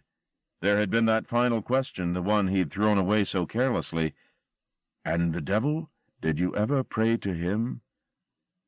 Marty felt he'd been handed a pile of jigsaw pieces, none of which seemed to belong to the same portrait. Fragments of a dozen scenes. Whitehead resplendent among his acolytes, or sitting at a window watching the night. Whitehead the potentate, lord of all he surveyed, or betting like a drunken porter on the way a fox might run. This last fragment puzzled Marty the most. In it, he sensed, was a clue that could unite these disparate images. He had the strangest feeling that the bet on the fox had been fixed. Impossible, of course. And yet... Suppose Whitehead could put his finger on the wheel any time he wanted to, so that even the petty chance of a fox running to the right or left was available to him. Could he know the future before it happened? Was that why the chips tingled, and fingers too? Or was he shaping it? An earlier self would have rejected these subtleties out of hand, but Marty had changed. Being in the sanctuary had changed him. Charis ellipses had changed him. In 100 ways he was more complex than he'd been, and part of him longed for a return to the clarity of black and white, but he knew damned well that such simplicity was a lie. Experience was made up of endless ambiguities, of motive, of feeling, of cause and effect, and if he was to win under such circumstances, he had to understand how those ambiguities worked. No, not win. There was no winning and losing here, not in the way that he'd understood before. The fox had run to the left, and he had 1,000 pounds folded in his pocket, but he felt none of the exhilaration he had when he'd won on the horses or at the casino. Just black bleeding into white, and vice versa, until he scarcely knew right from wrong. 30. Toy had rung the estate in the middle of the afternoon, spoken to an irate Pearl, who was just about to make her exit, and left a message for Marty to call him at the Pimlico number. But Marty hadn't rung back. Toy wondered if Pearl had failed to pass the message along, or if Whitehead had somehow intercepted it and prevented a return call being made. Whatever the reason, he hadn't spoken to Marty, and he felt guilty about it. He'd promised to warn Strauss if events started to go badly awry. Now they were. Nothing observable, perhaps. The anxieties Toy was experiencing were born out of instinct rather than fact. But Yvonne had taught him to trust his heart, not his head. Things were going to fall down after all, and he hadn't warned Marty. Perhaps that was why he was having such bad dreams, and waking with memories of ugliness flitting in his head. Not everyone survived being young. Some died early, victims of their own hunger for life. Toy hadn't been such a victim, though he'd come perilously close. Not that he'd known it at the time. He'd been too dazzled by the new pools he was introduced into by Whitehead to see how lethal those waters could be. And he'd obeyed the great man's wishes with such unquestioning zeal, hadn't he? Never once had he balked at his duty, however criminal it might have seemed. Why should he be surprised, then, if, after all these years, these same crimes, so casually committed, were in silent pursuit of him? That was why he lay now in a clammy sweat, with Yvonne sleeping beside him, and one phrase circling his skull. "Mamoulian will come." That was the only clear notion he had. The rest, thoughts of Marty and Whitehead, was a potpourri of shames and accusations. But that plain phrase, "Mamoulian will come," stood out in the dross of uncertainty as a fixed point to which all his terrors adhered. No apology would suffice. No humiliation would curb the last European's anger, because Toy had been young and a brute, and he'd had a wicked way with him. Once upon a time, when he'd been too young to know better, he'd made Mamoulian suffer, and the remorse he felt now came too late. 20, 30 years too late. And after all, hadn't he lived on the profits of his brutality all these years? "Oh, Jesus," he said in the unsteady rhythm of his breath, "Jesus, help me." Afraid and ready to admit to being afraid, if it meant she'd comfort him, he turned over and reached for Yvonne. She wasn't there. Her side of the bed was cold. He sat up, momentarily disoriented. "Yvonne?" The bedroom door was ajar, and the dimmest of lights from downstairs described the room. It was chaos. They had been packing all evening, and the task had still not been finished, when at 1 in the morning they'd retired.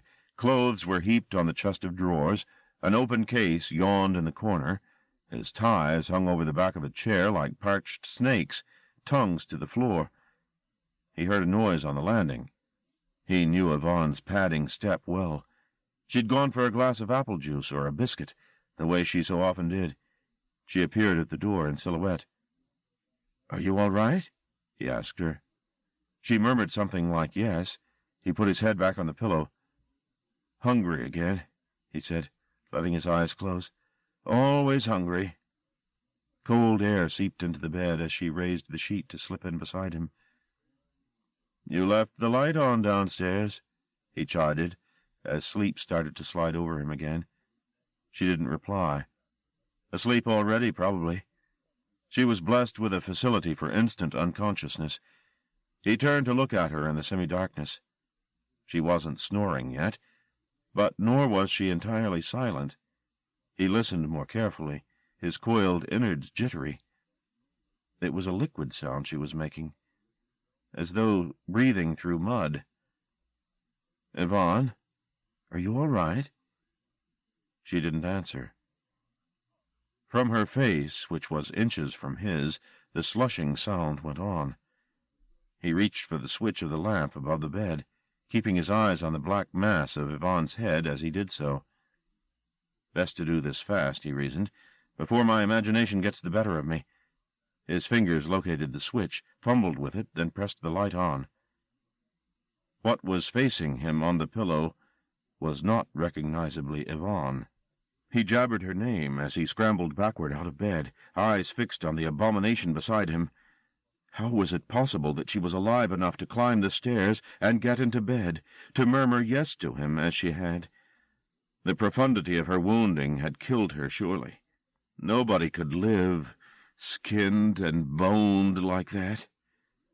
She half-turned in the bed, eyes closed, as if rolling over in her sleep. Then, horribly, she said his name. Her mouth didn't work as it had. Blood greased the word on its way. He couldn't bear to look any more, or he'd scream, and that would bring them, whoever did this, bring them howling at him with their scalpels already wet. They were probably outside the door already. But nothing could induce him to stay in the same room, not with her performing slow gyrations on the bed, still saying his name as she pulled up her nightdress. He staggered out of the bedroom and onto the landing. To his surprise, they were not waiting for him there. At the top of the stairs he hesitated. He was not a brave man, nor was he foolish. Tomorrow he could mourn her, but for tonight she was simply gone from him, and there was nothing to be done but preserve himself from whoever'd done this. Whoever. Why didn't he admit the name to himself? Mamoulian was responsible. It had his signature. And he was not alone. The European would never have laid his purged hands on human flesh the way someone had done on Yvonne. His squeamishness was legendary. But it was he who'd given her that half-life to live after the murder was done. Only Mamoulian was capable of that service. And he would be waiting below now, wouldn't he? In the undersea world at the bottom of the stairs, waiting as he'd waited so long for Toy to traipse down to join him. "Go to hell," Toy whispered to the dark below, and walked. The urge was to run, but common sense counseled otherwise. Along the landing toward the spare bedroom. With every step he anticipated some move from the enemy, but none came. Not until he reached the door of the bedroom, anyway. Then, as he turned the handle, he heard Yvonne's voice behind him. "Willie?" The word was better formed than before. For the briefest moment he felt his sanity in doubt. Was it possible that if he turned now, she would be standing at the bedroom door as disfigured as memory suggested? Or was that all a fever dream? "Where are you going?" she demanded to know. Downstairs somebody moved. "Come back to bed."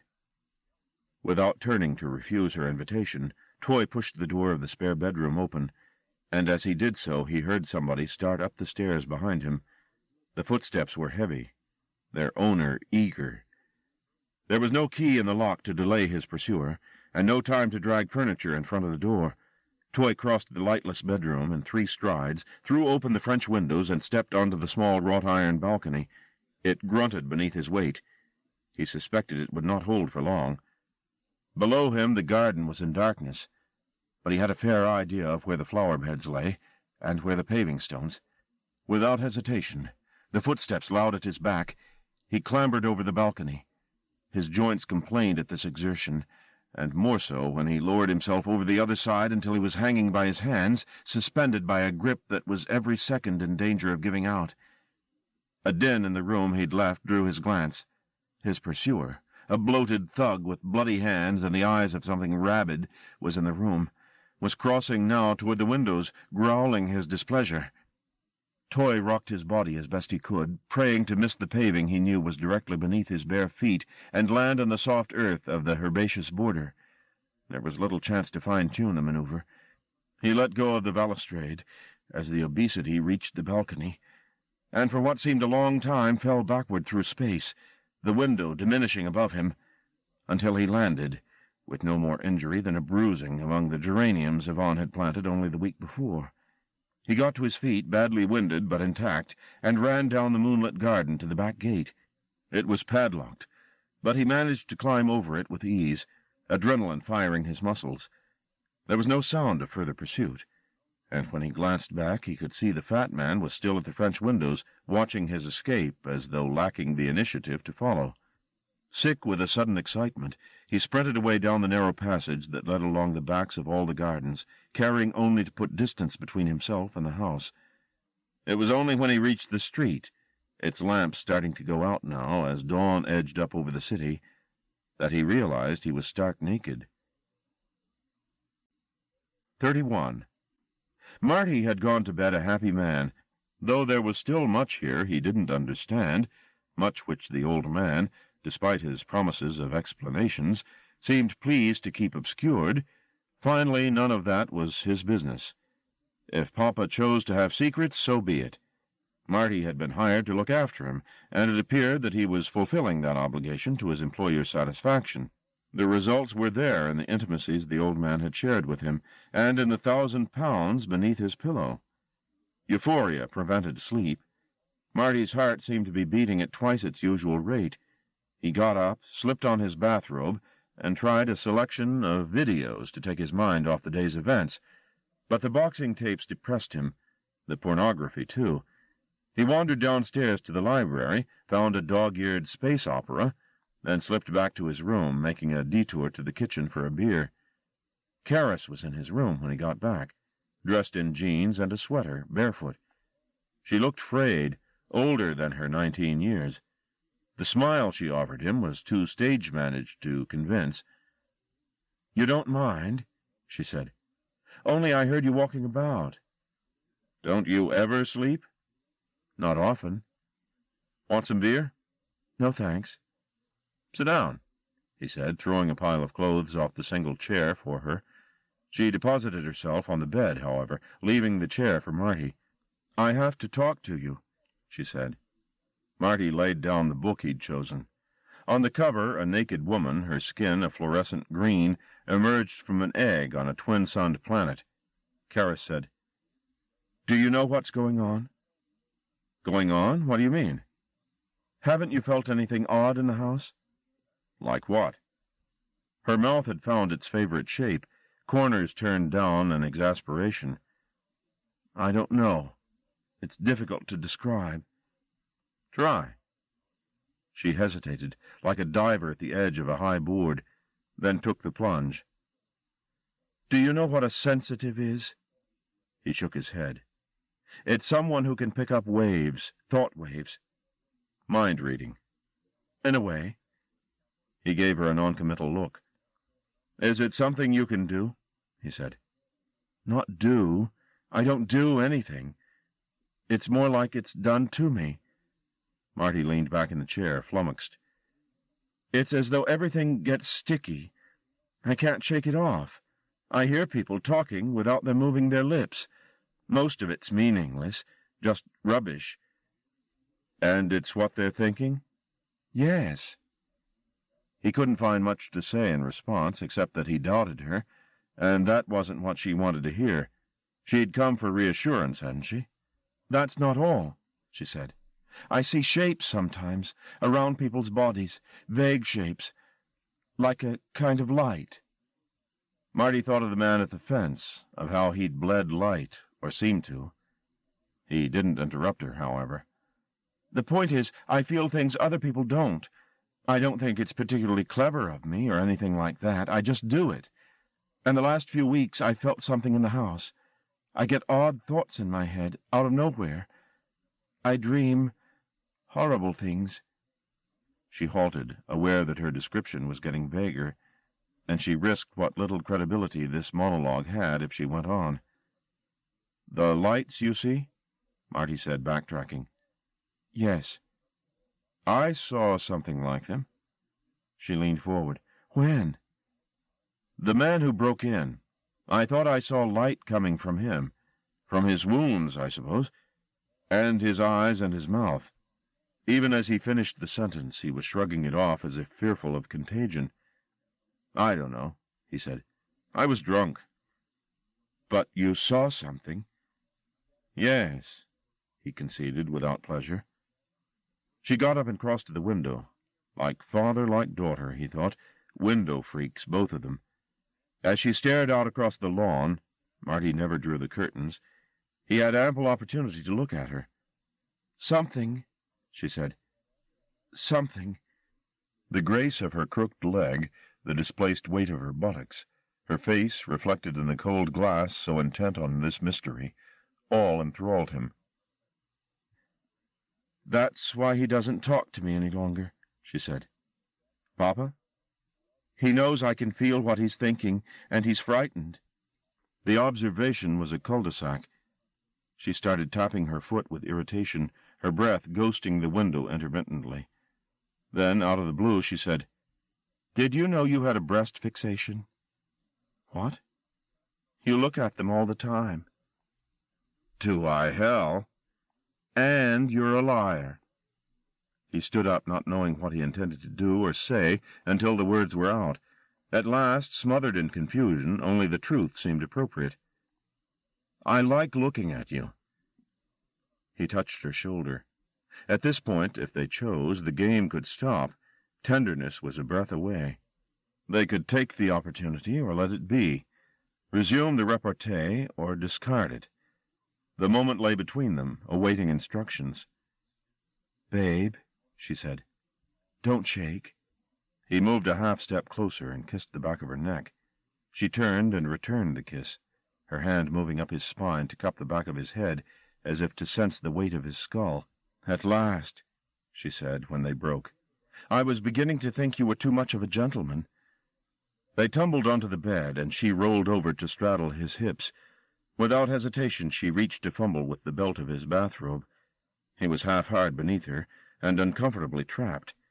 Self-conscious, too. She pulled the bathrobe open and ran her palms across his chest. His body was solid without being heavy. Silk hair spread out from his sternum and down the central groove of his abdomen, coarsening as it descended. She sat up a little to release the robe from his groin. His cock, freed, flipped from 4 to noon. She stroked its underside. It responded in gulps. Pretty, she said. He was getting used to her approbation now. Her calm was infectious. He half sat up, perching on his elbows to get a better look at her, poised above him. She was intent on his erection, putting her index finger into her mouth and transferring a film of saliva to his cock, running fingertips up and down in fluid, lazy motions. He squirmed with pleasure. A rash of heat had appeared on his chest, further signal, if any were needed, of his arousal. His cheeks burned, too. "Kiss me," he asked.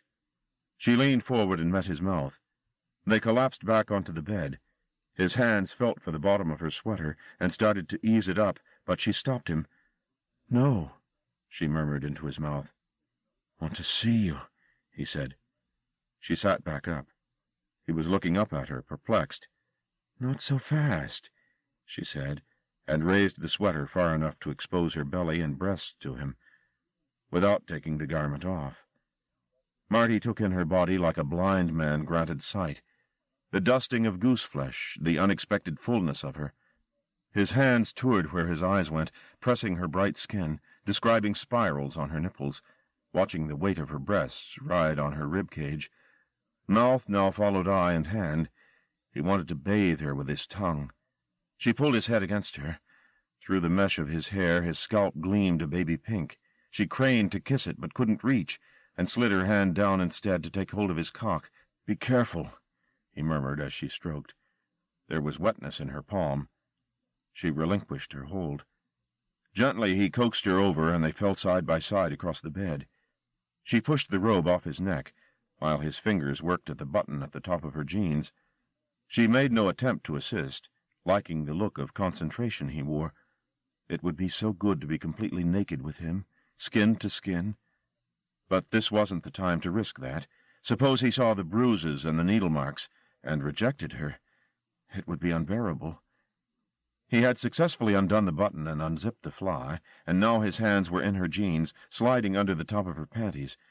There was urgency in him, and much as she loved to watch his intent, she aided the undressing now, raising her hips from the bed and sliding the jeans and panties down, exposing her body from nipples to knee. He moved over her, leaving a trail of saliva to mark his way, licking at her navel and lower now, face flushed, his tongue in her. Not expert exactly, but eager to learn, nuzzling out the places that pleased her by the sound of her sighs. He slid the jeans lower, and when she didn't resist, all the way off. Her panties followed, and she closed her eyes, blotting out everything but his exploration. In his eagerness he displayed the instincts of a cannibal. Nothing her body fed him would be rejected. He pressed as deep as anatomy allowed. Something itched at the back of her neck, but she ignored it, too concerned with this other sport. He looked up from her groin with doubt on his face. "Go on," she said. She wriggled up the bed, inviting him into her. The doubt on his face persisted. "What's wrong?"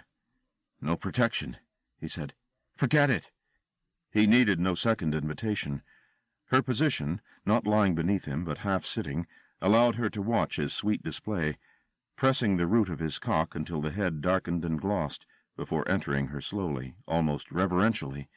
Now he relinquished hold of himself, and put his hands on the bed to either side of her, his back arched, a crescent within a crescent, as his body weight carried him in. His lips parted, and his tongue emerged to lap at her eyes. She moved to meet him, pressing her hips up to his. He sighed, frowned. "Oh, Jesus," she thought, "he's come." But his eyes opened again, still raging, and his strokes, after the initial threat of mistiming, were even and slow. Again her neck irritated her. It felt more than an itch. It was a bite, a drill hole. She tried to ignore it, but the sensation only intensified as her body gave way to the moment. Marty was too intent on their locked anatomies to register her discomfort. His breath was jagged, hot on her face. She tried to move, hoping the ache was just the tension of this position. "Marty," she breathed, "roll over." He wasn't sure of this maneuver at first, but once he was on his back and she sitting on him, he caught her rhythm easily. He began to climb again, dizzy with the height. The pain at her neck persisted, but she thrust it out of focus. She bent forward, her face 6 inches above Marty's, and let saliva fall from her mouth into his, a thread of bubbles that he received with an open grin, pushing up into her as deep as he could go, and holding himself there. Suddenly something moved in her. Not Marty. Something or somebody else, fluttering in her system. Her concentration faltered. Her heart, too. She lost focus on where she was and what she was. Another set of eyes seemed to look through hers. Momentarily she shared their owner's vision. She saw sex as depravity, a raw and bestial exchange. "No," she said, trying to cancel the nausea that had suddenly risen in her. Marty opened his eyes to slits, taking her no as a command to postpone the finish. "I'm trying, babe," he said, grinning. "Just don't move." She couldn't grasp what he meant at first. He was 1,000 miles from her, lying below in a foul sweat, wounding her against her wishes. "Okay," he breathed, holding on until it almost hurt. He seemed to swell in her. The sensation drove the double vision out of her head.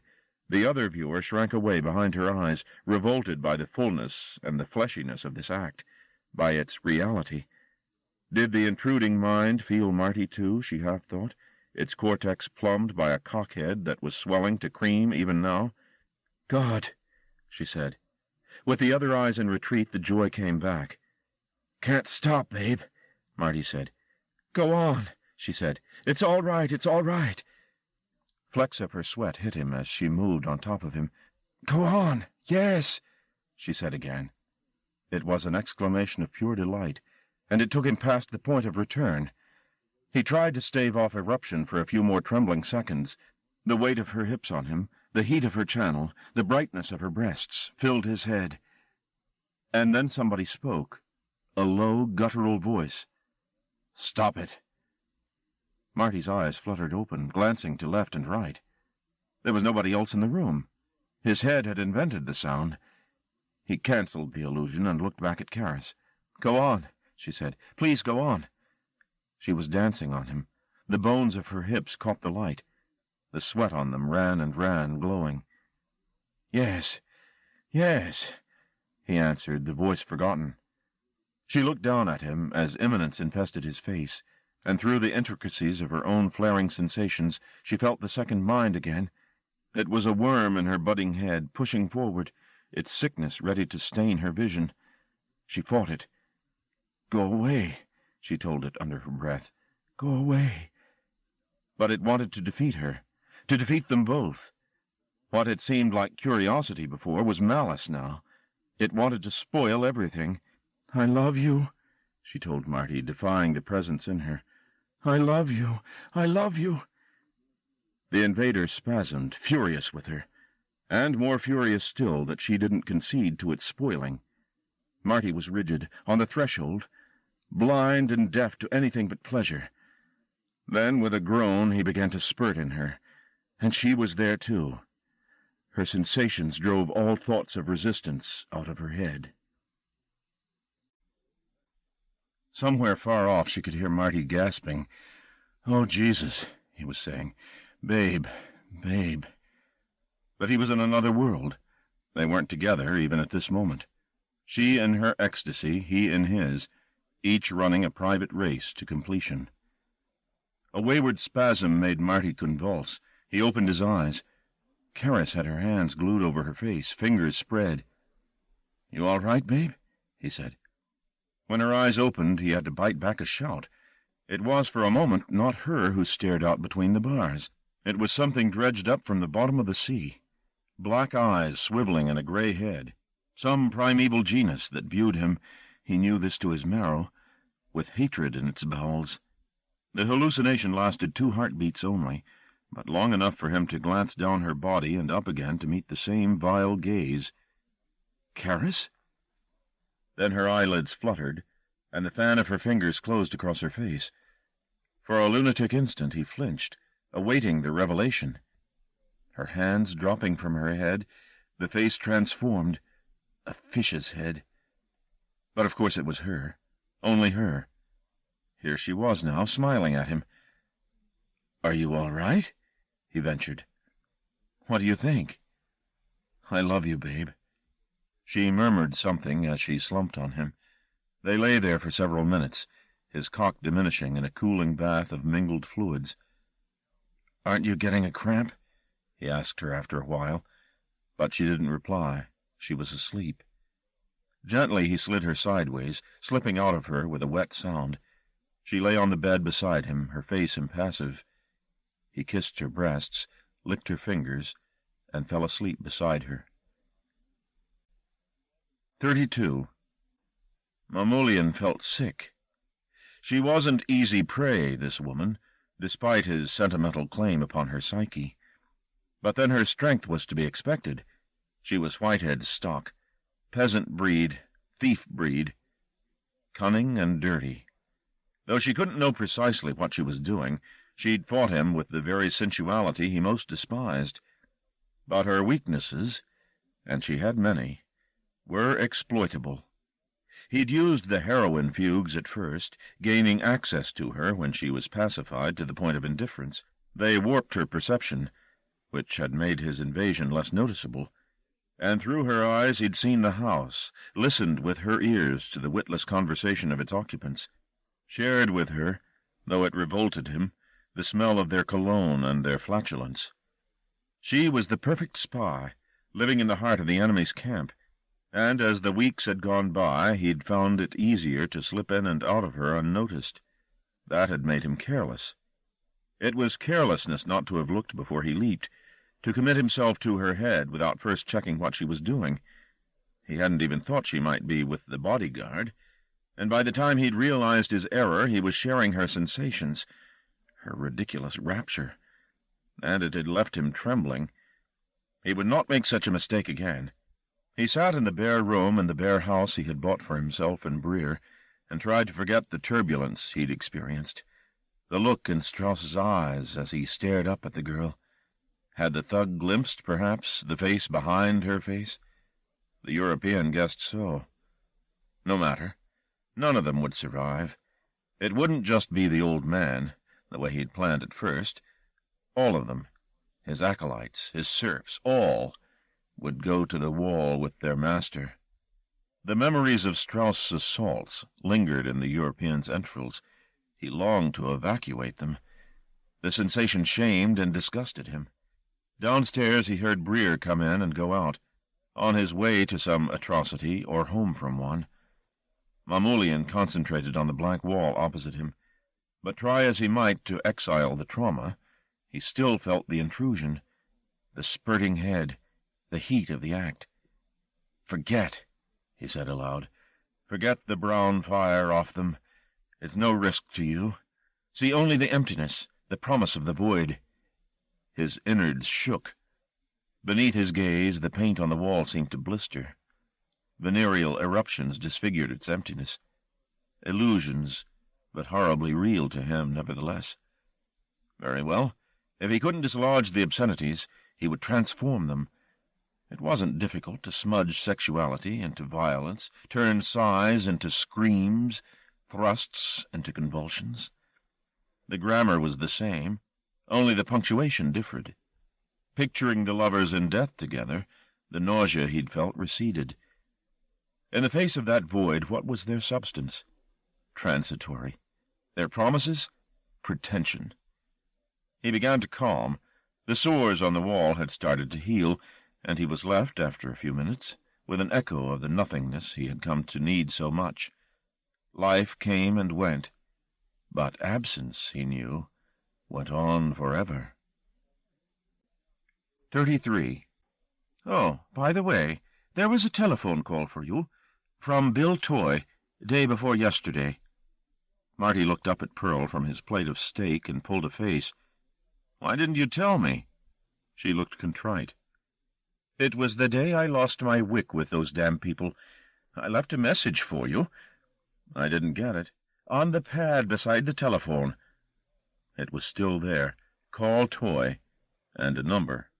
He dialed and waited a full minute before the phone was picked up at the other end. It wasn't Toy. The woman who repeated the number had a soft, lost voice, slurred as if by too much drink. "Can I speak to William Toy, please?" he asked. "He's gone," the woman replied. "Oh, I see." "He won't be coming back. Not ever." The quality of the voice was eerie. "Who is this?" it asked of him. "It doesn't matter," Marty replied. His instinct rebelled against giving his name. "Who is this?" she asked again. "I'm sorry to have bothered you." "Who is this?" He put the receiver down on the slushing insistence at the other end. Only when he had did he realize that his shirt was clinging to a cold sweat that had suddenly sprung from his chest and spine. In the Love Nest in Pimlico, Yvonne asked the vacated line, "Who is this?" for half an hour or more before letting the telephone drop. Then she went to sit down. The couch was damp. Large, sticky stains were spreading on it from the place where she always sat. She assumed it was something to do with her, but she couldn't work out how or why. Nor could she explain the flies that congregated all over her, in her hair and her clothes, whining away. "Who is this?" she asked again. The question remained perfectly pertinent, though she was no longer speaking to the stranger on the phone. The rotting skin of her hands, the blood she left in the tub after bathing, the horrid look the mirror gave her, all inspired the same hypnotic inquiry. "Who is this? Who is this? Who is this? Who is this?" Chapter 6. The Tree. 34.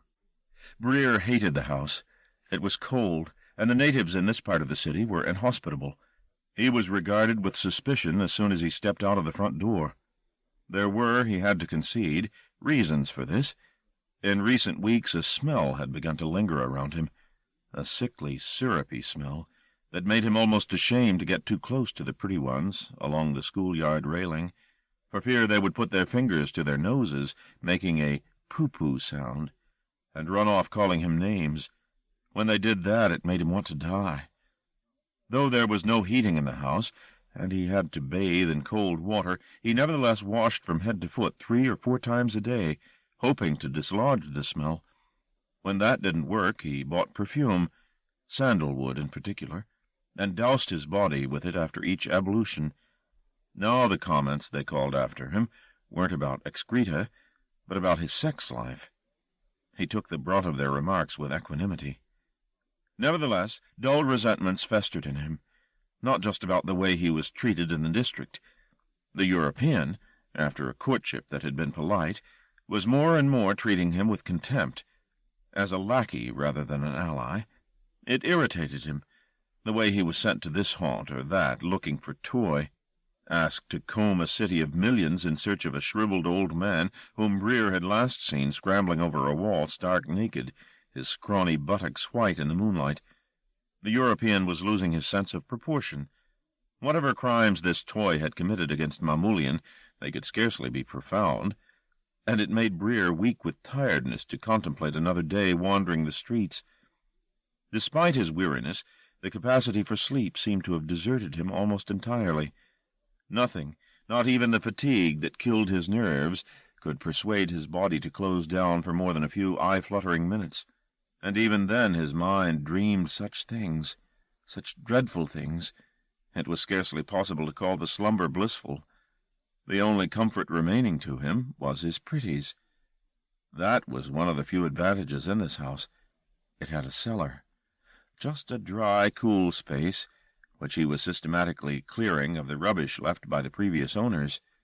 It was a long job, but he was gradually getting the place the way he wanted it, and though he had never much liked enclosed spaces, there was something about the darkness and the sense of being underground that answered an unarticulated need in him.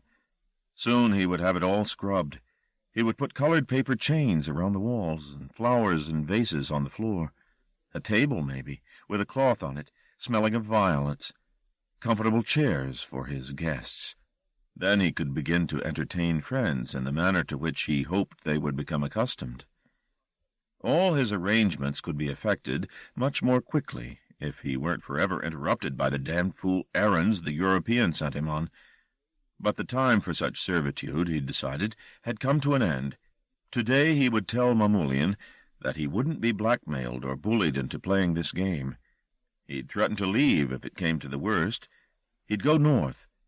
There were places north where the sun didn't come up for 5 months of the year. He'd read about such places, and that seemed fine to him. No sun, and deep caves to live in, holes where not even moonlight could stray. The time had come to lay his cards on the table. If the air in the house was cold, it was even colder in Mamoulian's room. The European seemed to exhale a breath that was mortuary-chilled. Breer stood in the doorway. He'd only been in this room once before, and he had a niggling fear of it. It was too plain. The European had asked Breer to nail boards across the windows. This he had done. Now, by the light of a single wick, burning in a dish of oil on the floor, the room looked bleak and gray. Everything in it seemed insubstantial, even the European. He sat in the dark wood chair that was the only furnishing, and looked at Breer with eyes so glazed he could have been blind. "I didn't call you up here," Mamoulian said. "I wanted to talk to you." "Close the door, then." Though this was against his better judgment, Breer obeyed. The lock clicked at his back. The room was now centered on that single flame, and the fitful luminosity it offered. Sluggishly, Breer looked around the room for some place to sit, or at least lean. But there was no comfort here. Its austerity would have shamed an ascetic. Just a few blankets on the bare boards in the corner, where the great man slept. Some books stacked against the wall, a pack of cards, a jug of water and a cup. Little else. The walls, except for the rosary that hung from a hook, were naked. "What do you want, Anthony?" All Breer could think was, "I hate this room." "Say what you have to say." "I want to go—" "Go?" "Away. The flies bother me. There are so many flies." "No more than there are in any other May. It is perhaps a little warmer than usual. All the signs are that the summer will be blistering." The thought of heat and light made Breer sick. And that was another thing, the way his belly revolted if he put food into it. The European had promised him a new world, health, wealth, and happiness. But he was suffering the torments of the damned. It was a cheat, all a cheat. "Why didn't you let me die?" he said, without thinking what he was saying. "I need you. But I feel ill." "The work will soon be over." Breer looked straight at Mamoulian, something he very rarely mustered the courage to do. But desperation was a rod at his back. "You mean finding Toy?" he said. "We won't find him. It's impossible." "Oh, but we will, Anthony. That I insist upon." Breer sighed. "I wish I was dead," he said. "Don't say that. You've got all the freedom you want, haven't you? You feel no guilt now, do you?" "No." "Most people would happily suffer your minor discomforts to be guiltless, Anthony, to commit their heart's desire to flesh and never be called to regret it. Rest today. Tomorrow we're going to be busy, you and I." "Why?" "We're going to visit Mr. Whitehead." Mamoulian had told him about Whitehead and the house and the dogs. The damage they'd done to the European was conspicuous. Though his torn hand had healed quickly, the tissue damage was irreparable. A finger and a half missing. Ugly scars raking palm and face. A thumb that would no longer move properly. His facility with the cards was permanently spoiled. It was a long and sorry tale he'd told Breer the day he'd returned, bloodied from his encounter with the dogs. A history of promises broken and trust despised, of atrocities committed against friendship. The European had wept freely in the telling of it, and Breer had glimpsed the profundity of pain in him. They were both despised men, conspired against and spat upon. Remembering the European's confessional, the sense of injustice Breer had felt at the time was reawoken. And here was he, who owed the European so much, his life, his sanity, planning to turn his back on his savior. The razor-eater felt ashamed. "Please," he said, eager to make amends for his petty complaints, "let me go and kill this man for you." "No, Anthony." "I can," Breer insisted. "I'm not afraid of dogs. I feel no pain. Not now. Not since you came back. I can kill him in his bed." "I'm sure you could. And I will certainly need you to keep the dogs off me. I'll tear them apart." Mamoulian looked deeply pleased. "You do that, Anthony. I loathe the species, always have.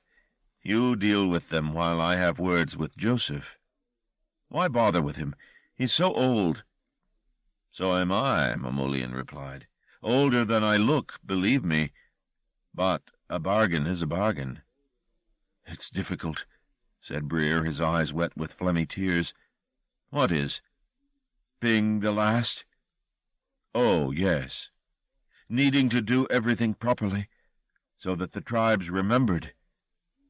Breer's voice broke.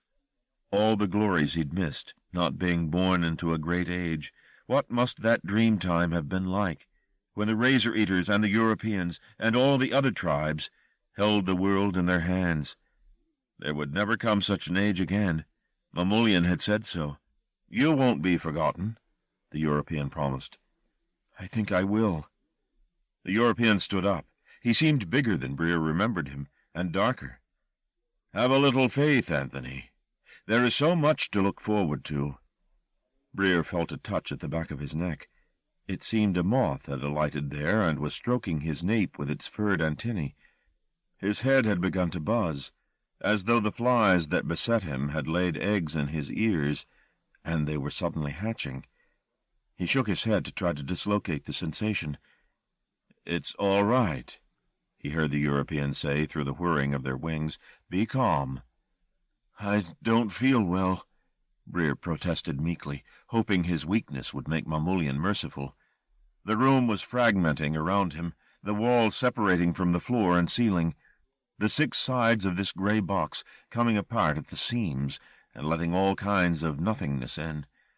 Everything had disappeared into a fog. Furniture, blankets, even Mamoulian. "There's so much to look forward to," he heard the European repeat. Or was it an echo, coming back to him from some far-off cliff face? Breer was terrified. Though he could no longer even see his outstretched arm, he knew that this place went on forever, and he was lost in it. The tears came thicker. His nose ran, his guts knotted. Just as he thought he must scream or lose his mind, the European appeared out of the nothingness in front of him, and by the lightning flash of his eclipsed consciousness, Breer saw the man transformed. Here was the source of all flies, all blistering summers and killing winters, all loss, all fear, floating before him more naked than any man had right to be, naked to the point of not being. Now he spread his good hand toward Breer.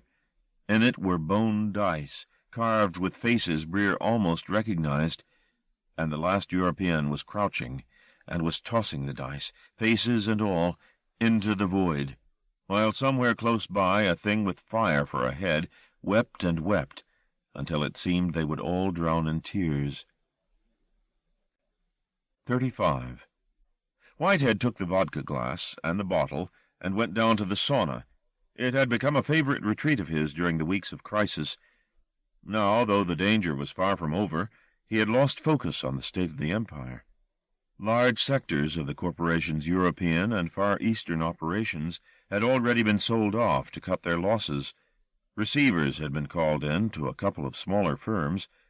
There were mass redundancies planned for some of the chemical plants in Germany and Scandinavia. Last-ditch attempts to stave off closure or sale. Joe had other problems on his mind, however. Empires could be regained. Life and sanity could not. He'd sent the financiers away, and the government think-tank men. Sent them back to their banks and their report-lined offices in Whitehall. There was nothing they could tell him that he wanted to hear. No graphs, no computer displays, no predictions interested him. In the 5 weeks since the beginning of the crisis, he remembered with interest only one conversation, the debate he'd had with Strauss. He liked Strauss. More to the point, he trusted Strauss, and that was a commodity rarer than uranium in the bazaar Joe bartered in. Toy's instincts about Strauss had been correct. Bill had been a man with a nose for integrity in others. Sometimes, particularly when the vodka filled him with sentiment and remorse, he missed Toy badly. But he was damned if he'd mourn. That had never been his style, and he wasn't about to start now. He poured himself another glass of vodka and raised it. "To the fall," he said, and drank. He'd worked up a good head of steam in the white-tiled room, and sitting on the bench in the half-light, blotched and florid, he felt like some fleshy plant. He enjoyed the sensation of sweat in the folds of his belly, at his armpits and groin, simple physical stimuli that distracted him from bad thoughts. Maybe the European wouldn't come after all, he thought. Pray God. Somewhere in the benighted house a door opened and closed, but the drink and the steam made him feel quite aloof from events elsewhere. The sauna was another planet, his and his alone. He put the drained glass down on the tiles and closed his eyes, hoping to drowse. Breer went to the gate. There was a hum of electricity off it, and the sour smell of power in the air. "You're strong," the European said. "You told me so. Open the gate." Breer put his hand on the wire. The boasts were true. He felt only the slightest tremor. There was just a cooking smell and the sound of his teeth chattering as he started to tear the gate apart. He was stronger than he'd imagined. There was no fear in him, and its absence made him Herculean. No, the dogs had started to bark along the fence, but he just thought, let them come. He wasn't going to die. Perhaps he would never die. Laughing like a loon, he ripped the gate open. The hum stopped as the circuit was broken. The air was tinged with blue smoke. "That's good," said the European. Breer tried to drop the section of wire he was holding, but some of it had welded itself into his palm. He had to tear it out with his other hand. He looked down incredulously at his seared flesh. It was blackened and smelled appetizing. Soon, surely, it must begin to hurt a little. No man, not even a man like him, guiltless and sublimely strong, could receive a wound like this and not suffer. But there was no sensation. Suddenly, out of the dark, a dog. Mamoulian backed off, fear convulsing him, but Breer was its intended victim. A few paces from its target the dog leaped, and its bulk struck Breer center chest. The impact toppled him over onto his back, and the dog was swiftly on top of him, jaws snapping at his throat. Breer was armed with a long-bladed kitchen knife, but he seemed uninterested in the weapon, though it was within easy reach. His fat face broke into a laugh as the dog scrabbled to get access to the man's neck. Breer simply took hold of the dog's lower jaw. The animal snapped down, clamping Breer's hand in its mouth. Almost immediately it realized its error. Breer reached around the back of the dog's head with his free hand, grabbed a fistful of fur and muscle, and jerked neck and head in opposite directions. There was a grinding sound. The dog roared in its throat, still unwilling to let go of its executioner's hand, even as blood sprang from between its clenched teeth. Breer gave the dog another lethal wrench. Its eyes showed white, and its limbs stiffened. It slumped down onto Breer's chest, dead. Other dogs barked in the distance, responding to the death yelp they'd heard. The European looked nervously to right and left along the fence. "Get up! Quickly!" Breer loosed his hand from the dog's maw and shrugged the corpse off. He was still laughing. "Easy," he said. "There's more. Take me to them. Maybe too many for you to take on all at once." "Was this the one?" Breer asked, kicking the dead dog over so that the European could see it better. "The one? That took off your fingers." "I don't know," the European replied, avoiding Breer's blood-spattered face as it grinned at him, eyes sparkling like an adolescent's in love. "The kennels?" he suggested. "Finish them off there." "Why not?" The European led off from the fence in the direction of the kennels. Thanks to Karras, the layout of the sanctuary was as familiar to him as the palm of his own hand. Breer kept pace with him, stinking of blood already, a spring in his heavy step. He had seldom felt so alive. Life was so good, wasn't it? So very good. The dogs barked. In her room, Karras pulled the pillow over her head to shut out the din. Tomorrow she'd pluck up her courage and tell Lillian that she resented being kept awake half the night by hysterical hounds. If she was ever going to be healthy, she'd have to start learning the rhythms of a normal life. That meant going about her business while the sun shone and sleeping at night. As she turned over to find a portion of the bed that was still cool, an image flashed into her head. It was gone again before she could entirely grasp it, but she caught enough to wake her with a start. She saw a man, faceless but familiar, crossing a tract of grass. At his heels a tide of filth. It crept close behind him, in blind adoration, its waves sibilant as snakes. She didn't have time to see what the waves contained, and perhaps that was a good thing. She turned over a third time, and ordered herself to forget these nonsenses.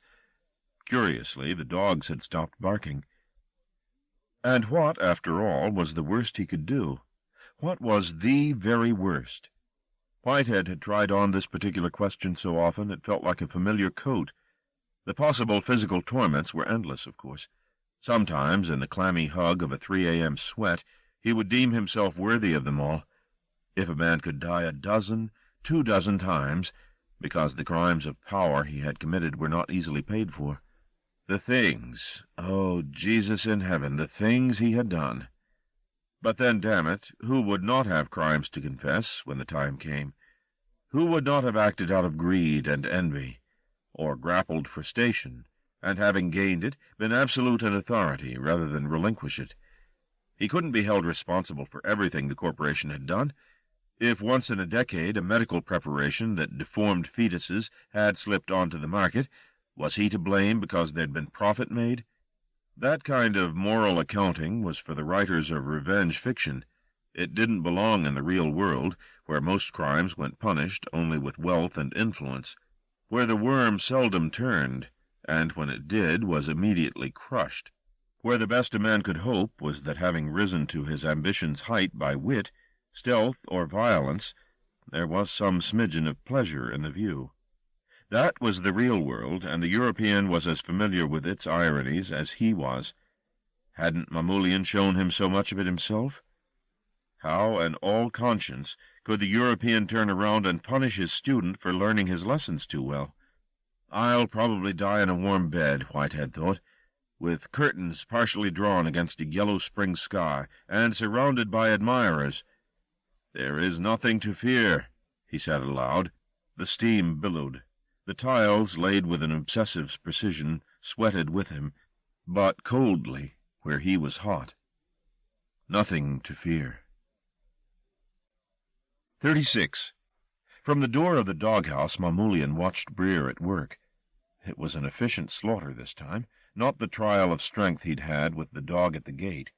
The fat man simply opened the cages and then the throats of the dogs one by one, using his long-bladed knife. Cornered in their cells, the dogs were easy prey. All they could do was turn and turn, snapping uselessly at their assassin, somehow knowing the battle was lost before it was truly entered.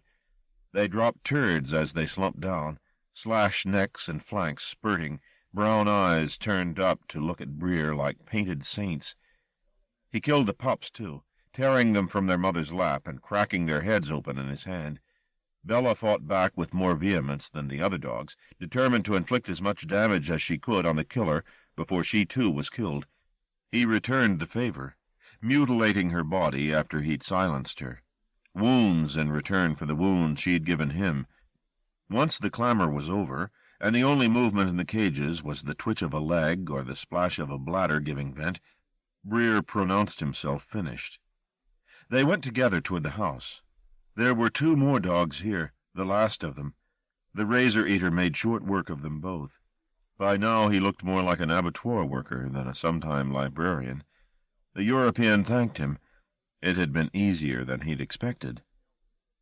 "I have business inside the house now," he told Breer. "Do you want me to come?"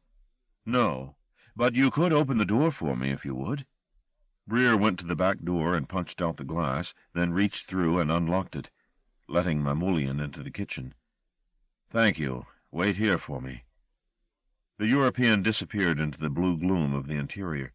Breer watched him go, and once his master was out of sight, entered the sanctuary after him, blood and smiles wreathing his face. Though the pall of steam muffled the sound, Whitehead had the impression that somebody was moving around in the house. Strauss, probably. The man had become restless recently. Whitehead let his eyes drift closed again. Somewhere close by he heard a door opening and closing, the door of the antechamber beyond the steam room. He stood up and quizzed the gloom. "Marty?" There was no answer from Marty or anybody else.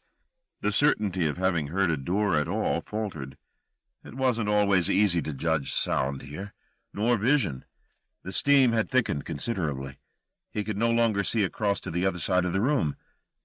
"Is there somebody there?" he asked.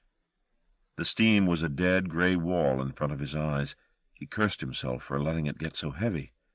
"Martin," he said again. Though there was neither sight nor sound to confirm his suspicions, he knew he wasn't alone. Somebody was very close, and yet not answering. When he spoke, he reached, inch by tremulous inch, across the tiles to the towel folded at his side. His fingers investigated the fold, while his eyes stayed fixed on the steam wall. In the towel was a gun. His grateful fingers located it. This time, more quietly, he addressed the invisible visitor. The gun gave him confidence. "I know you're there. Show yourself, you bastard. I won't be terrorized." Something moved in the steam. Eddies began and multiplied. Whitehead could hear the double thump of his heart in his ears. Whoever it was, Let it not be him. Oh, Christ, let it not be him. He was ready. And then, without warning, the steam divided, killed by a sudden cold. The old man raised the gun. If it was Marty out there, and he was playing some sick joke, he was going to regret it. The hand that held the gun had begun to tremble. And now, finally, there was a figure in front of him. It was still indecipherable in the mist. At least it was, until a voice he'd heard 100 times in his vodka-sodden dreams said, "Pilgrim?" The steam shrank back. The European was there, standing in front of him. His face had scarcely conceded the 17 years since last they'd met. The domed brow, the eyes set so deep in their orbits they glinted like water at the bottom of a well. He had changed so little, as though time, in awe of him, had passed him by. "Sit down," he said. Whitehead didn't move. The gun was still pointed directly at the European. "Please, Joseph, sit down." Might it be better if he sat? Might the death blows be avoided by a feigned meekness? Or was it melodrama to think that this man would stoop to blows? What kind of dream have I been living in? Whitehead chided himself. To think he'd come here to bruise me, to bleed me. Such eyes have more than bruising on their mind. He sat down. He was aware of his nakedness, but he didn't care much. Mamoulian wasn't seeing his flesh. He looked deeper than fat and bone. Whitehead could feel the stare in him now. It stroked his heart. How else was he to explain the relief he felt, seeing the European at last? "It's so long," was all he could say. A limping banality.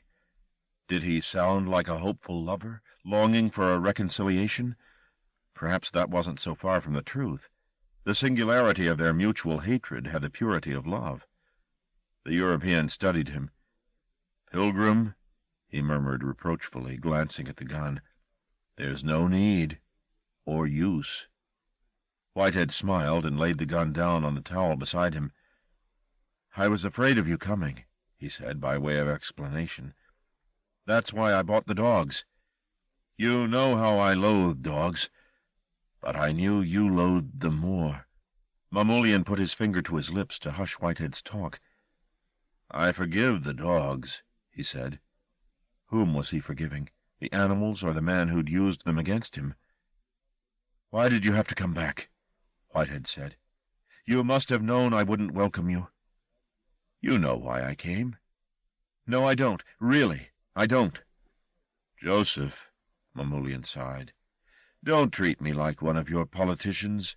I'm not to be paid off in promises, then thrown away when your fortunes change. You can't treat me like that." "I didn't." "No lies, please. Not now. Not with so little time left to us. This time, this last time, let us be honest with each other. Let us spill our hearts. There won't be any more opportunities." "Why not? Why can't we start again?" "We're old and tired." "I'm not." "Why haven't you fought for your empire, then, if not because of fatigue?" "That was your doing?"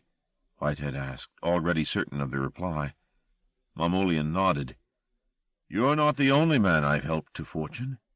I've got friends in the highest circles, all like you, students of Providence. They could buy and sell half the world if I asked them to. They owe me that.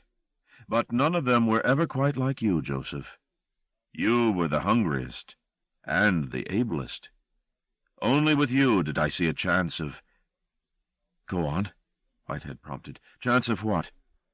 "Salvation," Mamoulian replied, then laughed the thought off. "Of all things," he said quietly. Whitehead had never imagined it would be like this. A hushed debate in a white-tiled room, two old men exchanging hurts, turning the memories over like stones and watching the lice scuttle away. It was so much more gentle and so much more painful. Nothing scourged like loss. "I made mistakes," he said, "and I'm genuinely sorry for them." "Tell me the truth," Mamoulian scolded. "That is the truth, damn it. I'm sorry. What more do you want? Land? Companies? What do you want?" You amaze me, Joseph. Even now, in extremis, you try to make bargains. What a loss you are. What a terrible loss. I could have made you great. I am great. You know better than that, Pilgrim, he said gently. What would you have been without me? With your glib tongue and your fancy suits, an actor, a car salesman, a thief? Whitehead flinched, not just at the taunts. The steam had become uneasy behind Mamoulian, as if ghosts had begun to move in it. You were nothing. At least have the good grace to admit that. I took you on, Whitehead pointed out. Oh, yes, said Mamoulian. You had appetite, I grant you. You had that in abundance. You needed me, Whitehead retorted. The European had wounded him. Now, despite his better judgment, he wanted to wound in return. This was his world, after all. The European was a trespasser here, unarmed, unaided, and he had asked for the truth to be told. Well, he'd hear it, ghosts or no ghosts. Why would I need you? Mamoulian asked. There was sudden contempt in his tone. What are you worth? Whitehead held off answering for a moment, and then he was spilling the words, careless of the consequences. To live for you, because you were too bloodless to do it for yourself. That was why you picked me up, to taste it all through me, the women, the power, all of it. No. You're looking sick, Mamoulian. He called the European by his name. See that? God, the ease of it. He called the bastard by his name, and he didn't look away when those eyes glinted, because he was telling the truth here, wasn't he? They both knew it. Mamoulian was pale, almost insipid, drained of the will to live. Suddenly Whitehead began to know he could win this confrontation if he was clever. Don't try to fight, Mamoulian said. I will have my due. Which is? You, your death, your soul, for want of a better word. You had all I owed you and more years ago. That wasn't the bargain, Pilgrim. We all make deals and then change the rules. That's not playing the game. There is only one game. You taught me that. As long as I win that one, the rest don't matter. I will have what's mine, Mamoulian said with quiet determination. It's a foregone conclusion. Why not just have me killed? You know me, Joseph. I want this to finish cleanly. I'm granting you time to organize your affairs, to close the books, clean the slates, give the land back to those you stole it from. I didn't take you for a communist. I'm not here to debate politics. I came to tell you my terms. So, Whitehead thought, the execution date is a while away. He quickly put all thoughts of escape out of his head, for fear the European sniffed them out. Mamoulian had reached into his jacket pocket. The mutilated hand brought out a large envelope, folded on itself. You will dispose of your assets in strict accordance with these directions. All to friends of yours, presumably. I have no friends. It's fine by me, Whitehead shrugged. I'm glad to be rid of it. Didn't I warn you it would become burdensome? I'll give it all away. Become a saint, if you like.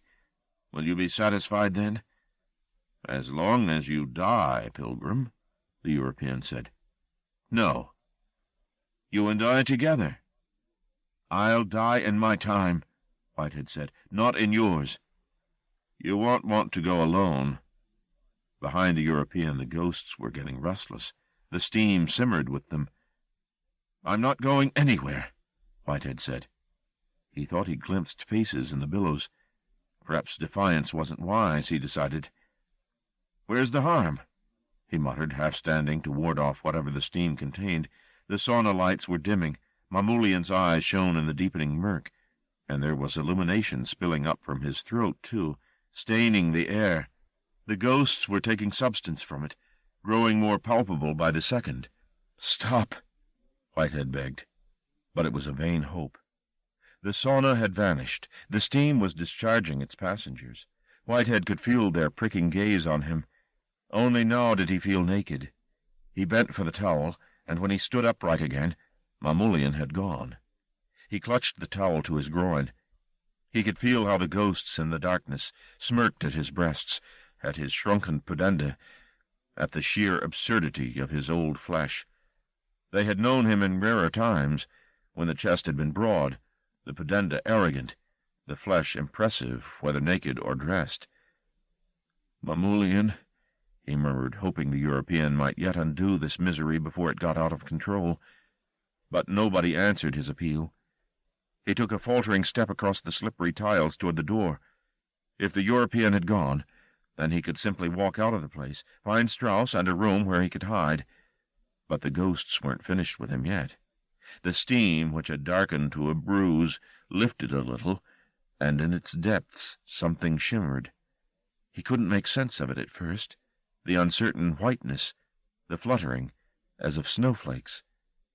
Then from nowhere a breeze. It belonged to the past, and smelled of it, of ash and brick dust, of the dirt on bodies unwashed for decades, of burning hair, of anger. But there was another smell that wove between these, and when he breathed it, the significance of that shimmering air came clear, and he forsook the towel and covered his eyes, tears and pleas coming and coming. But the ghosts pressed in, nevertheless, carrying the scent of petals with them. 37. Karis stood on the small landing outside Marty's room and listened. From inside there came the sound of steady sleep. She hesitated a moment, unsure of whether or not to go in, then slipped down the stairs again, leaving him unwoken. It was too convenient to slide into bed beside him, to weep into the crook of his neck where his pulse ticked, to unburden herself of all her fretting and beg him to be strong for her. Convenient and dangerous. It wasn't real safety there in his bed. She'd find that by herself and in herself, nowhere else. Halfway down the second flight of stairs she stopped. There was a curious tingle in the darkened hallway, a chill of night air, and more. She waited, shadow-thin on the stairs, until her eyes accustomed themselves to the dark. Perhaps she should just go back upstairs, lock her bedroom door behind her, and find a few pills to while away the hours until the sun came up. It would be so much easier than living as she was, with every nerve electric. Along the hall toward the kitchen she caught a movement. A black bulk was framed against the doorway, and then gone. "It's just the dark," she told herself, "playing tricks." She smoothed her hand over the wall, feeling the design of the wallpaper ripple under her fingertips, until she found the light switch. She flipped it on. The corridor was empty. The stairway at her back was empty. The landing was empty. She muttered, "Stupid," to herself, and padded down the last 3 stairs and along the corridor to the kitchen. Before she got there, her suspicions about the chill were confirmed. The back door was in direct line with the kitchen door, and both were open. It was odd, almost shocking, in fact, to see the house, which was usually hermetically sealed, exposed to the night. The open door was like a wound in its flank. She stepped through from the carpeted hallway onto the cool linoleum of the kitchen, and was halfway to closing the door when she caught the glass glinting on the floor. The door had not been left open accidentally. Somebody had forced his way in. A smell, sandalwood, was pricking her nostrils. It was sickly, but what it covered was sicklier still. She had to inform Marty. That was the first priority. No need to go back upstairs. There was a phone on the kitchen wall. Her mind divided. Part of her coolly assessed the problem and its solutions. Where the phone was, what she must say to Marty when he answered it. Another part, the part that embraced H, that was always frightened, dissolved in panic. "There's somebody close, sandalwood," it said. "Somebody lethal in the dark, rotting in the dark." The cooler self kept control. She walked, glad now to be barefoot because she made scarcely a sound, across to the phone. She picked up the receiver and dialed 19, the number of Marty's bedroom. It rang once, then again. She willed him to wake quickly. Her reserves of control were, she knew, strictly limited. Come on," she breathed. Then there was a sound behind her. Heavy feet crunched the glass into smaller pieces. She turned to see who it was, and there was a nightmare standing in the doorway with a knife in his hand and a dogskin slung over one shoulder. The phone slipped from her fingers, and the part of her that had advised panic all along took the reins. "Told you so," it shouted. "Told you so." A phone rang in Marty's dreams. He dreamed he woke, put it to his ear, and spoke to Death on the other end of the line. But the ringing went on, even though he'd picked the phone up, and he surfaced from sleep to find the receiver in his hand and no one on the line. He put it back in its cradle. Had it rung at all? He thought not. Still, the dream wasn't worth going back to. His conversation with Death had been gobbledygook. Swinging his legs out of bed, he pulled on his jeans and was at the door, bleary-eyed, when from downstairs there came the crash of breaking glass. The butcher had lurched toward her, throwing off the dog's skin to make an embrace easier. She ducked him once, twice. He was ponderous, but she knew if he once got his hands on her, that was the end. He was between her and the exit into the house now. She was obliged to maneuver her way toward the back door. "I wouldn't go out there," he advised, his voice like his smell, mixing sweetness and rot. "It's not safe." His warning was the best recommendation she'd heard. She slipped around the kitchen table and out through the open door, trying to skip across the glass shards. She contrived to pull the door closed behind her. More glass fell and shattered, and then she was away from the house. Behind her, she heard the door pulled open so roughly it might have been wrenched off its hinges. Now she heard the dog-killer's footsteps, thunder in the ground, coming after her. The brute was slow. She was nimble. He was heavy. She was light to the point of invisibility. Instead of clinging to the walls of the house, which would only take her around to the front eventually, where the lawn was illuminated, she struck out away from the building and hoped to God the beast couldn't see in the dark. Marty stumbled down the stairs, still shaking sleep from his head. The cold in the hall slapped him fully awake. He followed the draft to the kitchen. He only had a few seconds to take in the glass and the blood on the floor before Karis started screaming. From some unimaginable place, someone cried out. Whitehead heard the voice, a girl's voice, but lost as he was in a wilderness, he couldn't fix the cry. He had no idea how long he'd been weeping here, watching the damned come and go. It seemed an age. His head swam with hyperventilation. His throat was hoarse with sobs. "Mamulian," he pleaded again, "don't leave me here." The European had been right. He didn't want to go alone into this nowhere. Though he had begged to be saved from it 100 times without result, now, at last, the illusion began to relent. The tiles, like shy white crabs, scuttled back into place at his feet. The smell of his own stale sweat reassaulted him, more welcome than any scent he'd ever smelled. And now the European was here in front of him, as if he had never moved.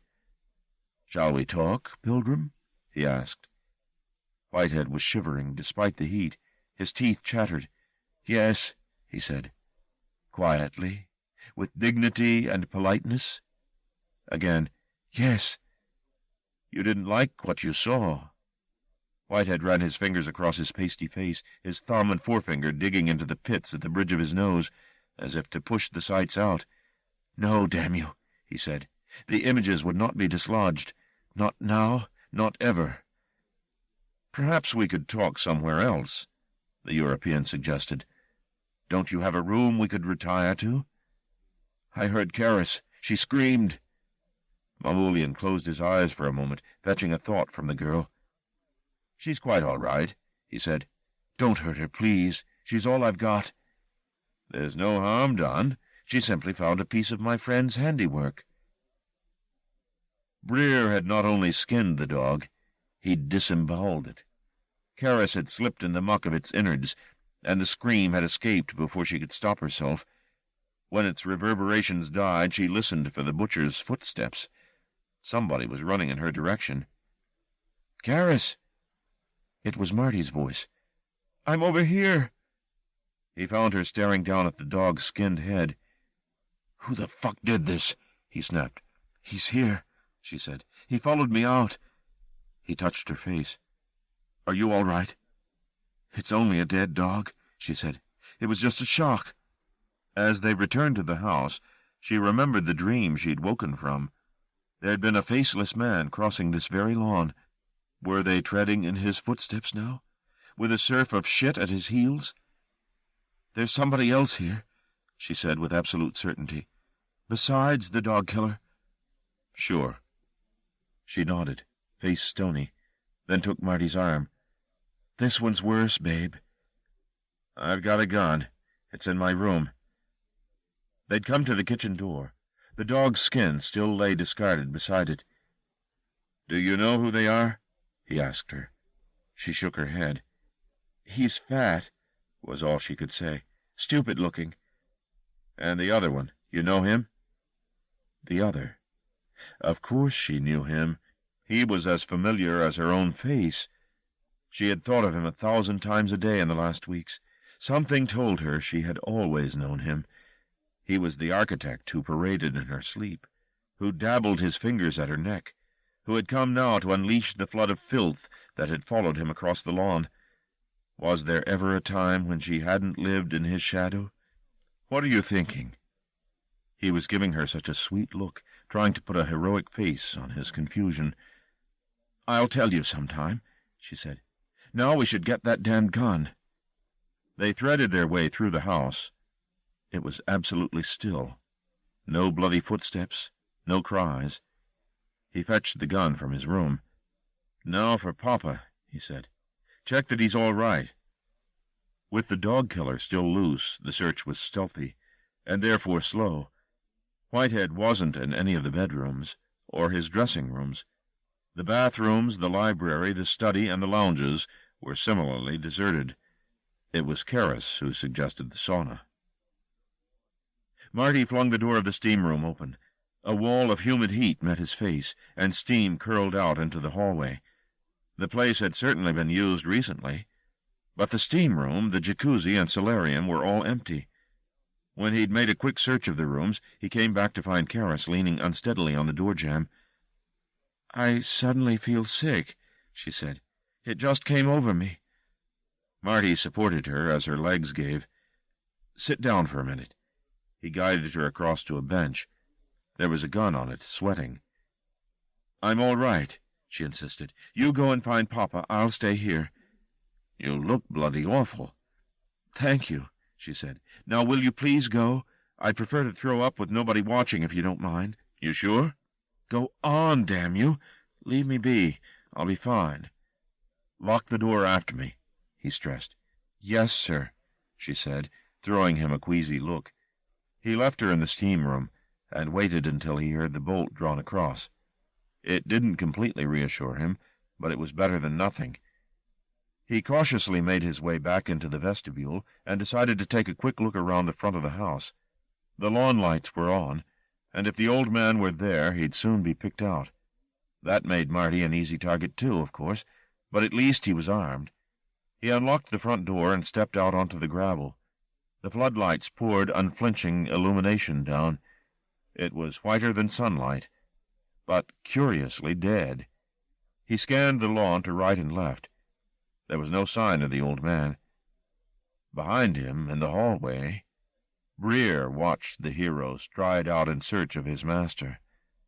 Only when he was well out of sight did the razor-eater slouch out of hiding and lope, bloody-handed, toward his heart's desire. 38. Having bolted the door, Karras returned groggily to the bench and concentrated on controlling her mutinous system. She wasn't certain what had brought the nausea on, but she was determined to get the better of it. When she had, she'd go after Marty and help him search for Papa. The old man had been here recently, that much was apparent. That he'd left without his gun did not augur well. An insinuating voice stirred her from her meditation, and she looked up. There was a smudge in the steam in front of her, a paleness projected onto the air. She squinted to try to make sense of it. It seemed to have the texture of white dots. She stood up, and, far from vanishing, the illusion strengthened.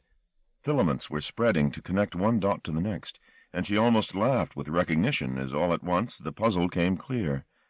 It was blossom she was looking at, brilliant white heads of it, caught in sun or starlight. Twitched by some sourceless wind, the branches threw down flurries of petals. They seemed to graze her face, though when she put her fingers to the places there was nothing there. In the years of addiction to H, she'd never dreamed an image that was so superficially benign and yet so charged with threat. It wasn't hers, this tree. She hadn't made it from her own head. It belonged to someone who'd been here before her. The architect, no doubt. He'd shown this spectacle to Papa, and its echoes lingered. She tried to look away, around to the door, but her eyes were glued to the tree. She couldn't seem to unfix them. She had the impression that the blossom was swelling, as if more buds were coming into bloom. The blankness of the tree, its horrid purity, was filling her eyes, the whiteness congealing and fattening. And then somewhere beneath these swaying, laden branches, a figure moved. A woman with burning eyes lifted her broken head in Karis's direction. Her presence brought the nausea back. Karis felt faint. This wasn't the time to lose consciousness, not with the blossom still bursting, and the woman beneath the tree moving out of hiding toward her. She had been beautiful, this one, and used to admiration. But chance had intervened. The body had been cruelly maimed, the beauty spoiled. When finally she emerged from hiding, Karis knew her as her own. "Mama!" Evangeline Whitehead opened her arms and offered her daughter an embrace she had never offered while alive. In death had she discovered the capacity to love as well as be loved? No, never. The open arms were a trap. Karis knew it. If she fell into them, the tree and its maker would have her forever. Her head thundering, she forced herself to look away. Her limbs were like jelly. She wondered if she had the strength to move. Unsteadily, she craned her head toward the door. To her shock, she saw that it was wide open. The bolt had been wrenched off as the door was beaten open. "Marty," she said. "No." She turned again, this time to her left, and the dog-killer was standing no more than 2 yards from her. He had washed his hands and face of bloodstains, and he smelled strongly of perfume. "You're safe with me," he said. She glanced back at the tree. It was dissolving, its illusory life dispersed by the brute's interruption. Karis's mother, arms still outstretched, was growing thin and wretched. At the last instant before she disappeared, she opened her mouth and vomited a stream of black blood toward her daughter. Then the tree and its horrors were gone. There was only the steam, and the tiles, and the man with dog's blood under his fingernails standing beside her. She'd heard nothing of his forced entry. The reverie at the tree had muted the outside world. "You shouted," he explained. "I heard you shout." She didn't remember doing so. "I want Marty," she told him. "No," he replied politely. "Where is he?" she demanded, and made a move, albeit weakly, toward the open door. "I said no." He stepped in her path. He didn't need to touch her. His very proximity was sufficient to halt her. She contemplated trying to slip by him and out into the hallway, but how far could she get before he caught her? There were 2 basic rules when dealing with mad dogs and psychotics. The first, don't run. The second, show no fear. When he reached out toward her, she tried not to recoil. "I won't let anybody hurt you," he said. He ran the ball of his thumb across the back of her hand, finding a speck of sweat there, and brushing it away. His stroke was feather-light and ice-cold. "Will you let me look after you, pretty?" he asked. She said nothing. His touch appalled her. Not for the first time tonight she wished she weren't as sensitive. She'd never felt such distress at another human's touch. "I would like to make you comfortable," he was saying. "Share—" He stopped as though the words escaped him. "Your secrets." She looked up into his face. The muscles of his jaw fluttered as he made his proposals, nervous as an adolescent. "And in return," he proposed, "I'll show you my secrets. You want to see?" He didn't wait for an answer. His hand had plunged into the pocket of his stained jacket and was taking out a clutch of razors. Their edges glinted. It was too absurd. Like a fairground sideshow, but played without the razzmatazz. This clown, smelling of sandalwood, was about to eat razors to win her love. He put out his dry tongue and laid the first blade on it. She didn't like this one bit. Razors made her nervous, and always had. "Don't," she said. "It's all right," he told her, swallowing hard. "I'm the last of the tribe. See?" He opened his mouth and put out his tongue. "All gone." "Extraordinary," she said. It was. Revolting, but extraordinary. "That's not all," he said, pleased by her response. It was best to let him go on with this bizarre display, she reasoned. The longer he took showing her these perversities, the more chance there was of Marty coming back. "What else can you do?" she asked. He let go of her hand and started to unbuckle his belt. "I'll show you," he replied, unbuttoning. Oh, Christ, she thought. Stupid, stupid, stupid. His arousal at this exhibition was absolutely plain, even before he had his trousers down. "I'm past pain now," he explained courteously. "No pain, whatever I do to myself. The razor-eater feels nothing." He was naked beneath his trousers. "See?" he said proudly. She saw. His groin was completely shaved, and the region sported an array of self-inflicted adornments, hooks and rings transfixing the fat of his lower belly and his genitals. His testicles bristled with needles. "Touch me," he invited. "No, thank you," she said. He frowned. His upper lip curled to expose teeth that in his pale flesh looked bright yellow. "I want you to touch me," he said, and reached for her. "Breer." The razor-eater stood absolutely still. Only his eyes flickered. "Let her alone." She knew the voice too well. It was the architect, of course. Her dream guide. "I didn't hurt her," Breer mumbled. "Did I? Tell him I didn't hurt you." "Cover yourself up," the European said. Breer hoisted up his trousers like a boy caught masturbating, and moved away from Karis, throwing her a conspiratorial glance. Only now did the speaker come into the steam room. He was taller than she'd dreamed he'd be, and more doleful. "I'm sorry," he said. His tone was that of the perfect maitre d', apologizing for a gauche waiter.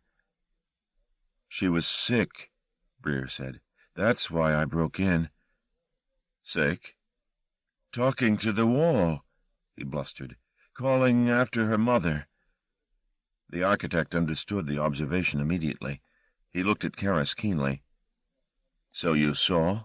he said. "What was it?" "Nothing you need ever suffer again," he replied. "My mother was there, Evangeline." "Forget it all," he said. "That horror's for others, not for you." Listening to his calm voice was mesmeric. She found it difficult to recall her nightmares of nullity. His presence cancelled memory. "I think perhaps you should come with me," he said. "Why?" "Your father's going to die, Karis." "Oh?" she said. She felt utterly removed from herself. Fears were a thing of the past in his courteous presence. "If you stay here, you'll only suffer with him, and there's no need for that." It was a seductive offer. Never to live under the old man's thumb again. Never to endure his kisses that tasted so old. Karis glanced at Breer. "Don't be afraid of him," the architect reassured her, laying a hand on the back of her neck. "He is nothing and no one. You're safe with me." "She could run away," Breer protested when the European had let Karis go off to her room to gather up her belongings. "She will never leave me," Mamoulian replied. "I mean her no harm, and she knows it. I rocked her once in these arms." "Naked, was she?" "A tiny thing. So vulnerable." His voice dropped to a near whisper. "She deserved better than him." Breer said nothing, simply lolled insolently against the wall, peeling dried blood from under his nails with a razor. He was deteriorating faster than the European had anticipated. He'd hoped Breer would survive until all of this chaos was over, but knowing the old man, he'd wheedle and prevaricate, and what should have taken days would occupy weeks, by which time the razor-eater's condition would be poor indeed. The European felt weary. Finding and controlling a substitute for Breer would be a drain on his already depleted energies. Presently Karras came downstairs. In some ways he regretted losing his spy in the enemy camp, but there were too many variables remaining if he didn't take her. For one, she had knowledge of him, deeper knowledge than she was perhaps aware of. She knew instinctively his terrors of the flesh, witnessed the way she had driven him out when she and Strauss had been together. She knew, too, his weariness, his dwindling faith. But there was another reason to take her. Whitehead had said that she was his only comfort. If they took her now, the pilgrim would be alone, and that would be agony. Mamoulian trusted it would prove unendurable. 39. After searching as much of the grounds as was lit by the floodlights, and finding no sign of Whitehead, Marty went back upstairs. It was time to break Whitehead's commandment and look for the old man in forbidden territory. The door to the room at the end of the top corridor, beyond Karras and Whitehead's bedrooms, was closed. Heart in mouth, Marty approached and tapped on it. "Sir?" At first there was no sound from within. Then came Whitehead's voice, vague, as if woken from sleep. "Who is it?" "Strauss, sir." "Come in." Marty pushed the door gently, and it swung open. When he had imagined the interior of this room, it had always been a treasure house. But the truth was quite the reverse. The room was Spartan, its white walls and its spare furnishings a chilly spectacle. It did boast one treasure. An altarpiece stood against one of the bare walls, its richness quite out of place in such an austere setting. Its central panel was a crucifixion of sublime sadism, all gold and blood. Its owner sat, dressed in an opulent dressing-gown, at the far end of the room, behind a large table. He looked at Marty with neither welcome nor accusation on his face, his body slumped in the chair like a sack. "Don't stand in the doorway, man. Come in." Marty closed the door behind him. "I know what you told me, sir, about never coming up here, but I was afraid something had happened to you." "I'm alive," Whitehead said, spreading his hands. "All's well." "The dogs—" "Are dead, I know. Sit." He gestured to the empty chair opposite him across the table. "Shouldn't I call the police?" "There's no need. They could still be on the premises." Whitehead shook his head. "They've gone. Sit down, Martin. Pour yourself a glass of wine. You look as if you've been running hard." Marty pulled out the chair that had been neatly placed under the table and sat down. The unadorned bulb that burned in the middle of the room threw an unflattering light on everything, heavy shadows, ghastly highlights. A ghost show. "Put down the gun. You won't be needing it." He laid the weapon down on the table beside the plate, on which there were still several wafer-thin slices of meat. Beyond the plate, a bowl of strawberries, partially devoured, and a glass of water. The frugality of the meal matched the environment. The meat, sliced to the point of transparency, rare and moist. The casual arrangement of cups and strawberry bowl. An arbitrary precision invested everything, an eerie sense of chance beauty. Between Marty and Whitehead, a mote of dust turned in the air, fluctuating between the light bulb and table, its direction influenced by the merest exhalation. "Try the meat, Martin."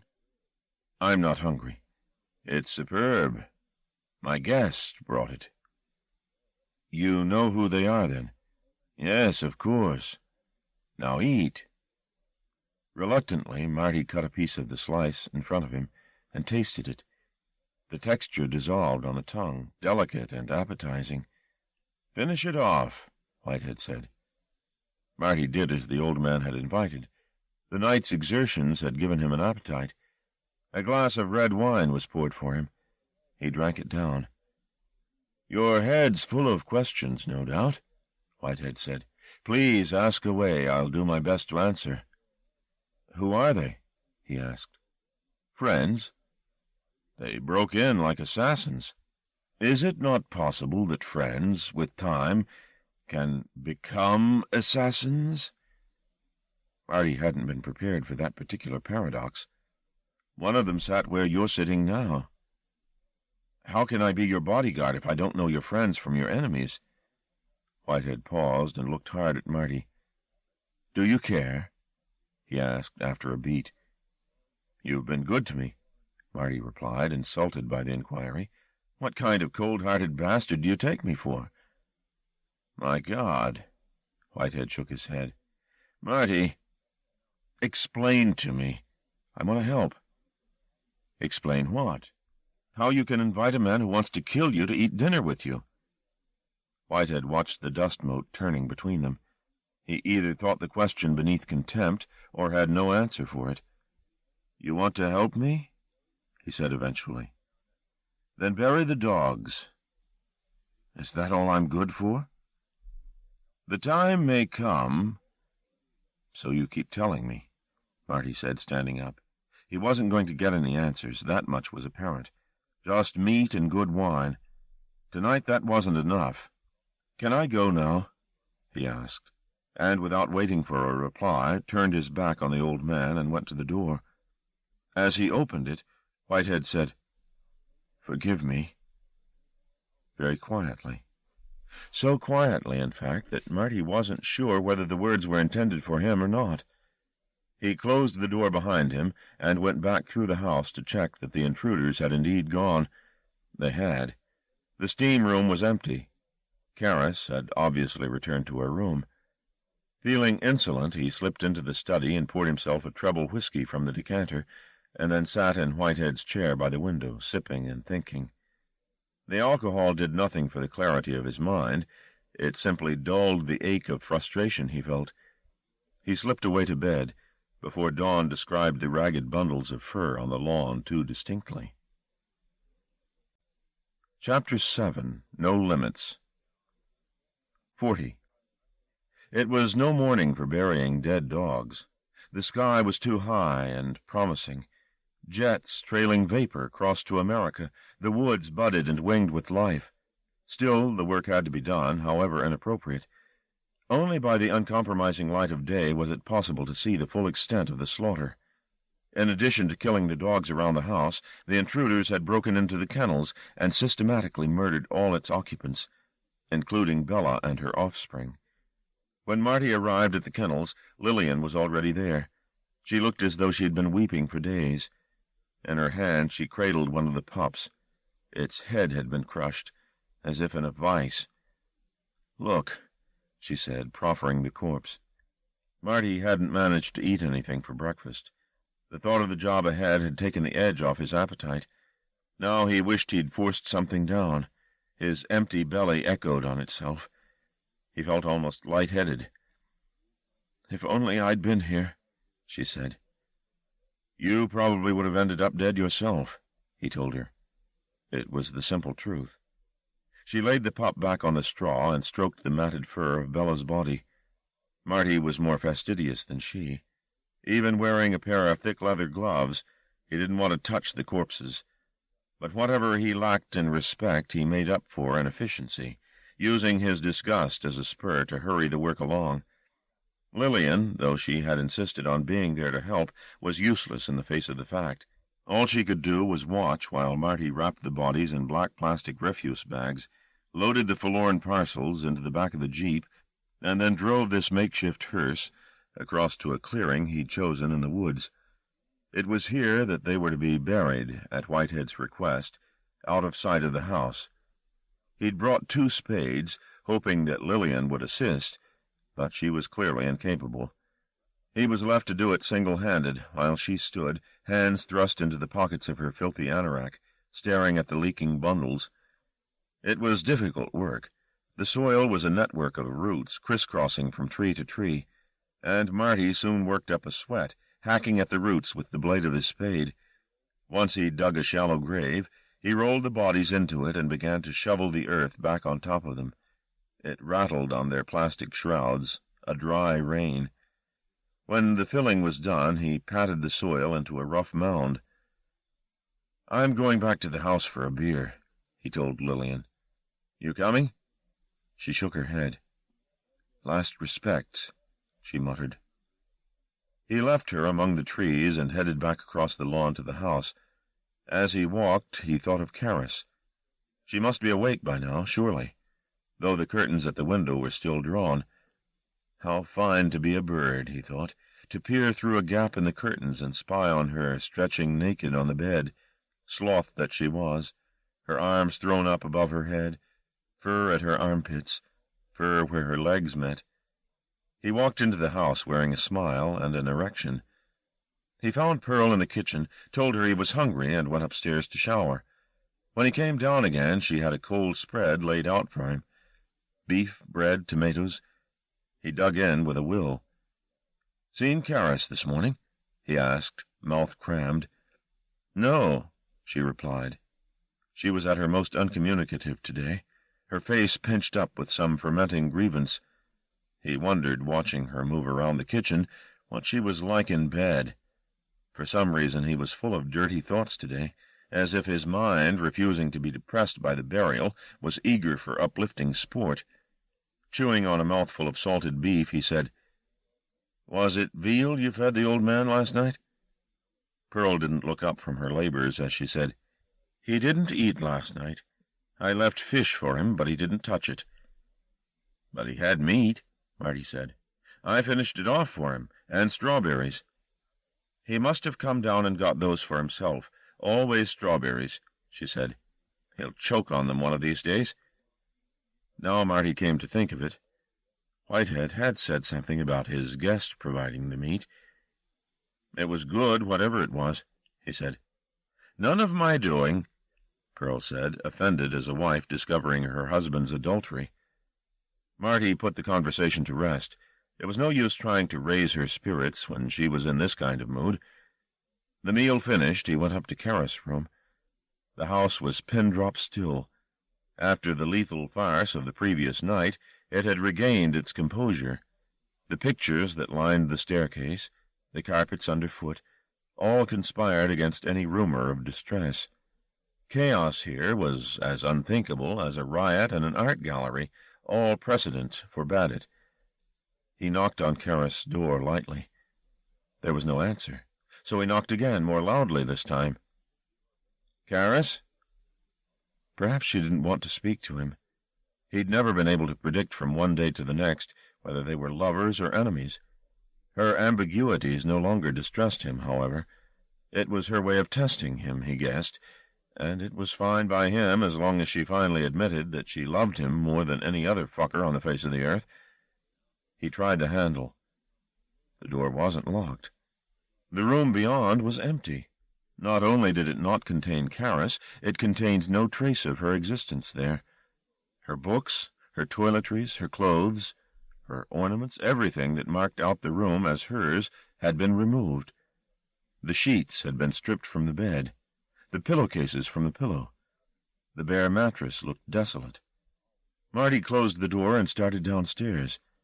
He'd asked for explanations more than once, and he'd been granted precious few. But this was too much. He wished to God Toy was still around. At least he'd treated Marty as a thinking animal. Luther was back in the kitchen, his feet up on the table among a clutter of unwashed dishes. Pearl had clearly left her province to the barbarians. "Where's Karis?" was Marty's first question. "You never quit, do you?" Luther said. He stubbed out his cigarette on Marty's lunch plate and turned a page of his magazine. Marty felt detonation approaching. He'd never liked Luther, but he'd taken months of sly remarks from the bastard because the system forbade the kind of response he really wanted to give. Now that system was crumbling rapidly. Toy gone, dogs dead, heels on the kitchen table. Who the hell cared any longer if he beat Luther to pulp? "I want to know where Karis is." "No lady by that name here." Marty took a step toward the table. Luther seemed to sense that his repartee had gone sour. He slung down the magazine. The smile disappeared. "Don't get edgy, man. Where is she?" He smoothed the page in front of him, palm down across the sleek nude. "She's gone," he said. "Where?" "Gone, man, that's all. You deaf, stupid, or both?" Marty crossed the kitchen in 1 second flat and hauled Luther out of his chair. Like most spontaneous violence, there was no grace in it. The ragged attack threw them both off balance. Luther half fell back, an outflung arm catching a coffee cup, which leaped and smashed as they staggered across the kitchen. Finding his balance first, Luther brought his knee up into Marty's groin. "Jesus!" "You get your fucking hands off me, man," Luther yelled, panicked by the outburst. "I don't want no fight with you, right?" The demands became a plea for sanity. "Come on, man. Calm down." Marty replied by launching himself at the other man, fists flying.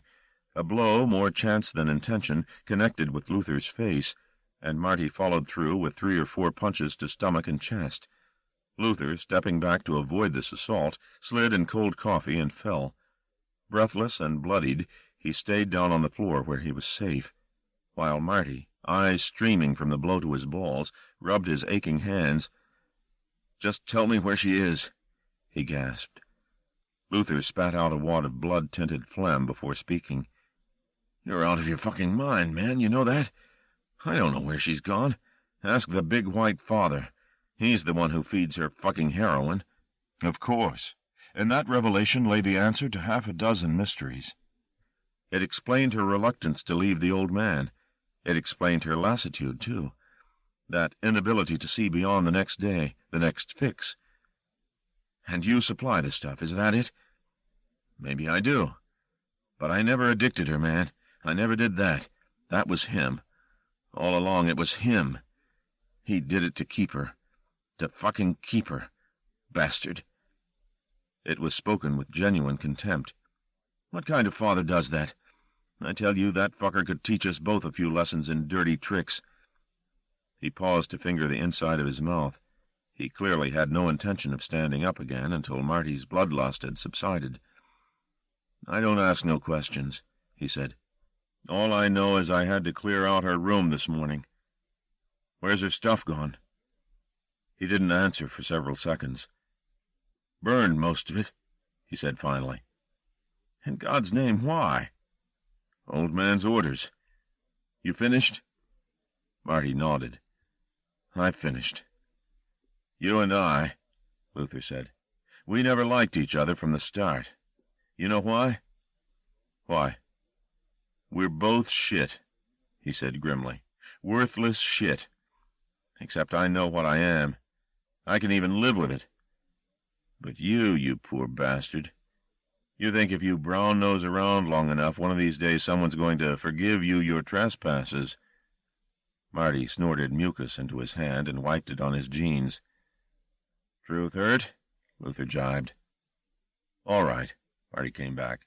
"If you're so good with the truth, maybe you can tell me what's going on around here." "I told you, I don't ask questions." "You never wondered?" "Of course I fucking wondered. I wondered every day I brought the kid dope or saw the old man sweat when it started to get dark. But why should there be any sense to it? He's a lunatic. That's your answer. He lost his marbles when his wife went. Too sudden. He couldn't take it. He's been out of his mind ever since." "And that's enough to explain everything that's going on?" Luther wiped a spot of bloody spittle off his chin with the back of his hand. "Hear no evil, speak no evil, see no evil," he said. "I'm no monkey," Marty replied. 41. It wasn't until the middle of the evening that the old man would consent to see Marty. By that time the edge had been taken off his anger, which was presumably the intention of the delay. Whitehead had forsaken the study and the chair by the window tonight. He sat in the library instead. The only lamp that burned in the room had been placed a little way behind his chair. As a consequence, it was almost impossible to see his face, and his voice was so drained of color that no clue to his mood could be caught from it. But Marty had half expected the theatrics, and was prepared for them. There were questions to be asked, and he wasn't about to be intimidated into silence. "Where's Karras?" he demanded. The head moved a little in the cove of the chair. The hands closed a book on his lap and placed it on the table, one of the science fiction paperbacks. Light reading for a dark night. "What business is it of yours?" Whitehead wanted to know. Marty thought he'd predicted all the responses, bribery, prevarication, but this question, throwing the onus of inquiry back onto him, he hadn't expected. It begged other questions. Did Whitehead know about his relationship with Karras, for instance? He'd tortured himself all afternoon with the idea that she'd told him everything, gone to the old man after that first night, and the subsequent nights, to report his every clumsiness, every naivete. "I need to know," he said. "Well, I see no reason why you shouldn't be told," the dead voice replied, "though God knows it's a private hurt. Still, there are very few people I have left to confide in." Marty tried to locate Whitehead's eyes, but the light behind the chair dazzled him. All he could do was listen to the even modulation of the voice and try to dig out the implications beneath the flow. "She's been taken away, Marty, at my request, somewhere where her problems can be dealt with in a proper manner." "The drugs?" "You must have realized her addiction has worsened considerably in the last few weeks. I had hoped to contain it by giving her enough to keep her content while slowly reducing her supply. It was working, too, until recently." He sighed. A hand went up to his face. "I've been stupid. I should have conceded defeat a long time ago and sent her to a clinic, but I didn't want to have her taken from me. It was as simple as that. Then last night, our visitors, the slaughter of the dogs, I realized how selfish I was, subjecting her to such pressures. It's too late in the day for possessiveness or pride. If people find out my daughter's a junkie, then so be it." "I see." "You were fond of her." "Yes. She's a beautiful girl, and you're lonely. She spoke warmly of you. In time we'll have her back amongst us, I'm sure." "I'd like to visit her." "Again, in time. I'm told they demand isolation in the first few weeks of treatment. But rest assured she's in good hands." It was all so persuasive. But lies. Surely lies. Karras' room had been stripped. Was that an anticipation of her being amongst them again in a few weeks? This was all another fiction. Before Marty could protest, however, Whitehead was speaking again, a measured cadence. "You're so close to me now, Marty, the way Bill used to be. In fact, I really think you should be welcomed into the inner circle, don't you? I'm having a dinner party next Sunday. I'd like you to be there. Our guest of honor." This was fine, flattering talk. Effortlessly, the old man had gained the upper hand. "In the week, I think you should go down to London and buy yourself something decent to wear. I'm afraid my dinner parties are rather formal." He reached for the paperback again and opened it. "Here's a check." It lay in the fold of the book, already signed, ready for Marty. "It should cover the price of a good suit, shirts, shoes, whatever else you want to treat yourself to." The check was proffered between fore and middle finger. "Take it, please." Marty stepped forward and took the check. "Thank you. It can be cashed at my bank in the Strand. They'll be expecting you. Whatever you don't spend, I want you to gamble." "Sir?" Marty wasn't certain he was hearing the invitation properly. "I insist you gamble it, Marty. Horses, cards, whatever you like. Enjoy it. Would you do that for me?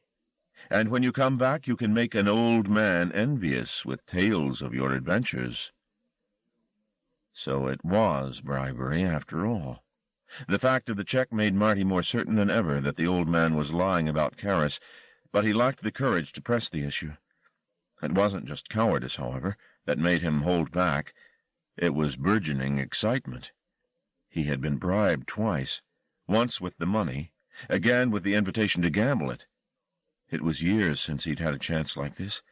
Money in abundance, and time on his hands. The day might come when he'd hate Papa for working the virus in his system. But before then, a fortune could be won and lost and won again. He stood in front of the old man with the fever already on him.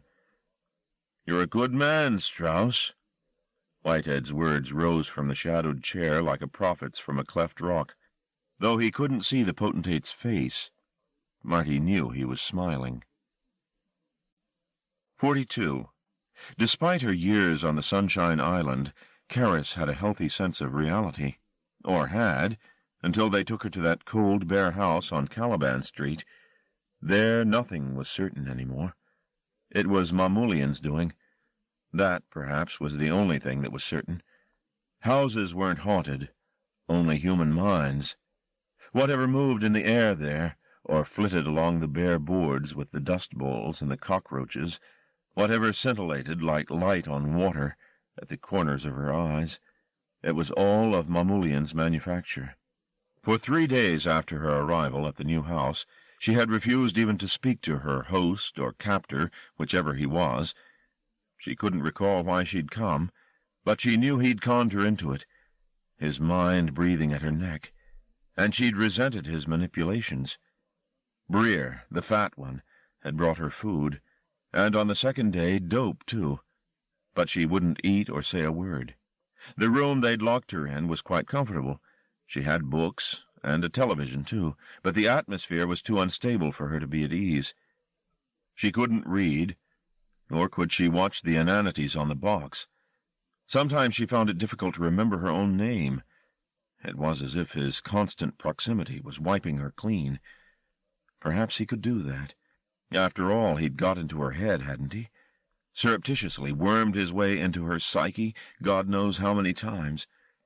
He'd been in her, for Christ's sake, and she'd never known. "Don't be frightened." It was 3 a.m. on the 4th day, and another sleepless night. He had come into her room so silently she'd looked down to see if his feet were making contact with the floor. "I hate this place," she informed him. "Would you like to explore, rather than being locked up in here?" "It's haunted," she said, expecting him to laugh at her. He didn't, however, so she went on. "Are you the ghost?" "What I am is a mystery," he replied, "even to myself." His voice was softened by introspection. "But I'm no ghost. You may be certain of that. Don't fear me, Caris. Anything you feel I share in some measure." She remembered acutely this man's revulsion at the sex act. What a pale, sickly thing he was, for all his powers. She couldn't bring herself to hate him, though she had reason enough. "I don't like to be used," she said. "I did you no harm. I do you no harm now, do I? I want to see Marty." Mamoulian had started to try to clench his mutilated hand. "I'm afraid that's not possible," he said. The scar tissue of his hand, pulled tight, shone, but the mishealed anatomy wouldn't give. "Why not? Why won't you let me see him?" "You'll have everything you need. Ample supplies of food, of heroin."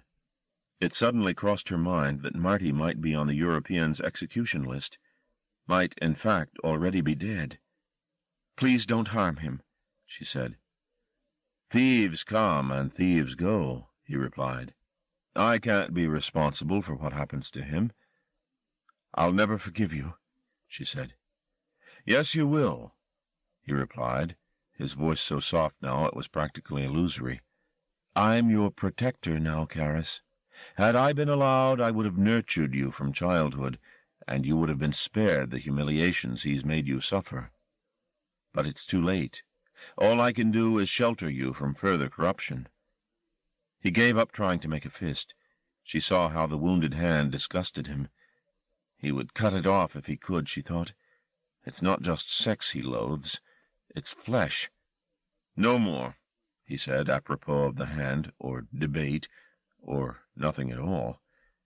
When he left her to sleep, he didn't lock the door behind him. The next day she began her exploration of the house. There was nothing very remarkable about the place. It was simply a large, empty, three-story house.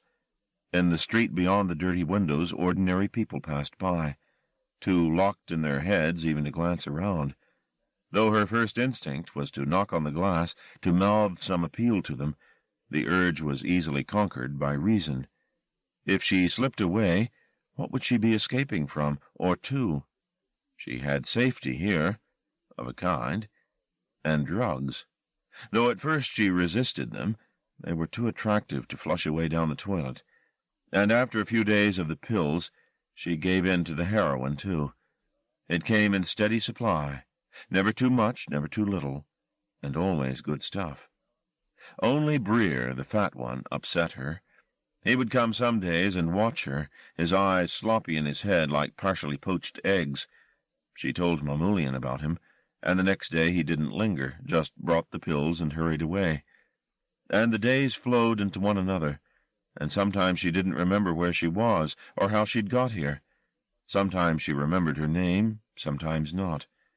Once, maybe twice, she tried to think her way to Marty, but he was too far from her. Either that or the house subdued her powers. Whichever, her thoughts lost their way a few miles from Caliban Street, and she returned there sweating and afraid. She had been in the house almost a week when things took a turn for the worse. "I'd like you to do something for me," the European said. "What?" "I'd like you to find Mr. Toy. Do you remember Mr. Toy?" Of course she remembered.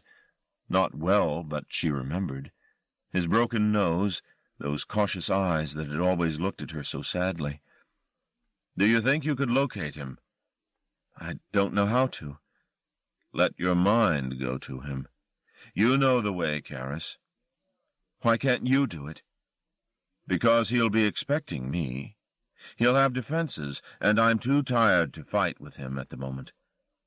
"Is he afraid of you?" "Probably." "Why?" "You were a babe in arms when Mr. Toy and I last met. He and I parted as enemies. He presumes we are still enemies." "You're going to harm him," she said. "That's my business, Karis." She stood sliding up the wall against which she'd been slumped. "I don't think I want to find him for you." "Aren't we friends?" "No," she said. "No, never." "Come now." He stepped toward her. The broken hand touched her. The contact was feather-light. "I think you are a ghost," she said.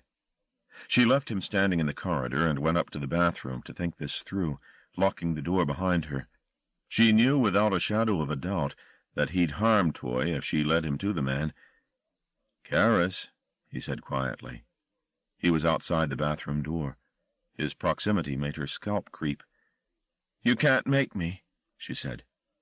"Don't tempt me." Suddenly the European's face loomed in her head. He spoke again. "I knew you before you could walk, Karis. I've held you in my arms often. You've sucked on my thumb." He was speaking with his lips close to the door. His low voice reverberated in the wood she had her back against. "It's no fault of yours or mine that we were parted. Believe me, I'm glad you carry your father's gifts, because he never used them. He never once understood the wisdom there was to be found with them. He squandered it all, for fame, for wealth. But you, I could teach you, Karis, such things." The voice was so seductive it seemed to reach through the door and enfold her, the way his arms had so many years ago. She was suddenly minute in his grasp. He cooed at her, made foolish faces to bring a cherubic smile to bloom. "Just find Toy for me. Is it so much to ask for all my favors to you?" She found herself rocking with the rhythm of his cradling. "Toy never loved you," he was saying. "Nobody has ever loved you." That was a lie, and a tactical error. The words were cold water on her sleepy face. She was loved. Marty loved her. The runner, her runner. Mamoulian sensed his miscalculation. "Don't defy me," he said. The cooing had gone from his voice. "Go to hell," she replied. "As you wish." There was a falling note in his words, as though the issue was closed and done with. He didn't leave his station by the door, however. She felt him close. Was he waiting for her to tire and come out? She wondered. Persuasion by physical violence wasn't his style, surely. Unless he was going to use Breer. She hardened herself against the possibility. She'd claw his watery eyes out. Minutes passed, and she was sure the European was still outside, though she could hear neither movement or breath. And then the pipes began to rumble. Somewhere in the system a tide was moving. The sink made a sucking sound. The water in the toilet bowl splashed. The toilet lid flapped open and slammed closed again as a gust of fetid air was discharged from below. This was his doing somehow, though it seemed a vacuous exercise. The toilet farted again. The smell was noxious. "What's happening?" she asked under her breath. A gruel of filth had started to seep over the lip of the toilet and dribble onto the floor. Wormy shapes moved in it. She shut her eyes. This was a fabrication conjured up by the European to subdue her mutiny. She would ignore it. But even with cancelled sight, the illusion persisted. The water splashed more loudly as the flood rose, and in the stream she heard wet, heavy things flopping onto the bathroom floor. "Well?" said Mamoulian. She cursed the illusions and their charmer in one vitriolic breath. Something skittered across her bare foot. She was damned if she was going to open her eyes and give him another sense to assault. But curiosity forced them open. The dribbles from the toilet had become a stream, as if the sewers had backed up and were discharging their contents at her feet. Not simply excrement and water. The soup of hot dirt had bred monsters. Creatures that could be found in no sane zoology. Things that had been fish once, crabs once. Fetuses flushed down clinic drains before their mothers could wake to scream. Beasts that fed on excrement, whose bodies were a pun on what they devoured. Everywhere in the silt, forsaken stuff, offal and dregs, raised itself on queasy limbs and flapped and paddled toward her. "Make them go away," she said. They had no intention of retreat. The scummy tide still edged forward. The fauna the toilet was vomiting up were getting larger. "Fine toy," the voice on the other side of the door bargained. Her sweaty hand slid on the handle, but the door refused to open. There was no hint of a reprieve. "Let me out!" "Just say yes." She flattened herself against the door. The toilet lid flew open in the strongest gust yet, and this time stayed open. The flood thickened, and the pipes creaked as something that was almost too large for them began to force its way toward the light. She heard its claws rake the sides of the pipes. She heard the chatter of its teeth. "Say yes." "No." A glistening arm was thrown up from the belching bowl and flailed around until its digits fixed on the sink. Then it began to haul itself up, its water-rotted bones rubbery. "Please," she screamed. "Just say yes." "Yes, yes, anything, yes." As she spat out the words, the handle of the door moved. She turned her back on the emerging horror and put her weight down on the handle at the same time as her other hand fumbled with the key. Behind her she heard the sound of a body contorting itself to fetch itself free. She turned the key the wrong way, and then the right. Muck splashed on her shin. It was almost at her heels. As she opened the door, sodden fingers snatched at her ankle. But she threw herself out of the bathroom before it could catch her, and onto the landing, slamming the door behind her. Mamoulian, his victory won, had gone. After that she couldn't bring herself to go back into the bathroom.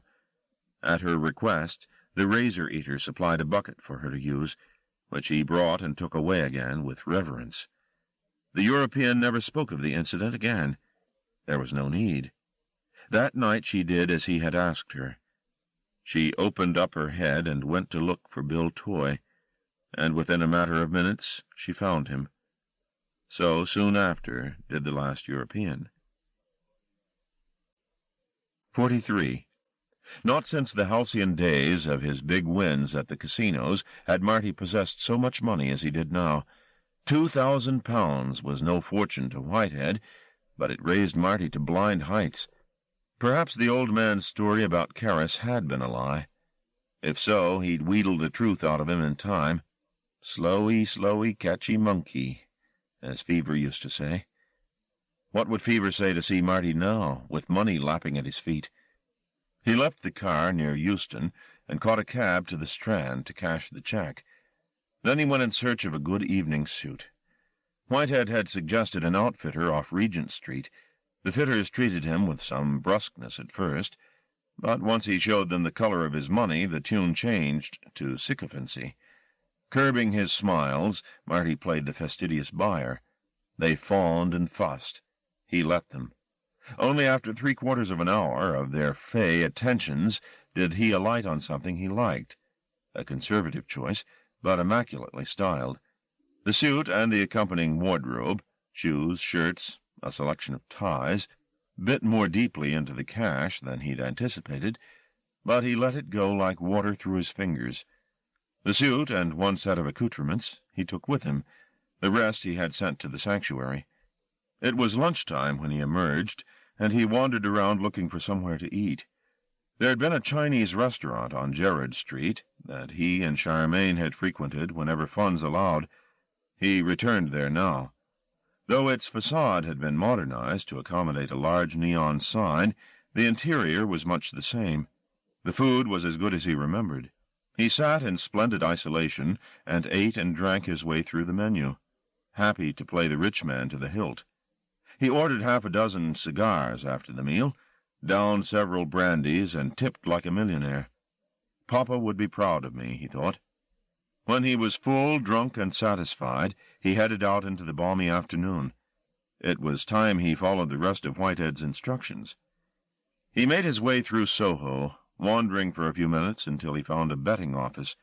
As he entered the smoky interior, guilt assailed him, but he told his spoiled sport conscience to go hang. He was obeying orders in coming here. There were races at Newmarket, Kempton Park, and Doncaster.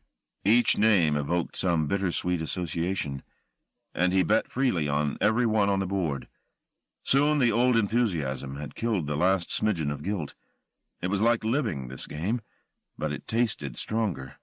It dramatized with its promised gains, its too-easy losses, the sense he had had as a child of what adult life must be like, of how, once one grew out of the boredom and into the secret, bearded, erectile world of manhood, every word would be loaded with risk and promise, every breath taken, won in the face of extraordinary odds.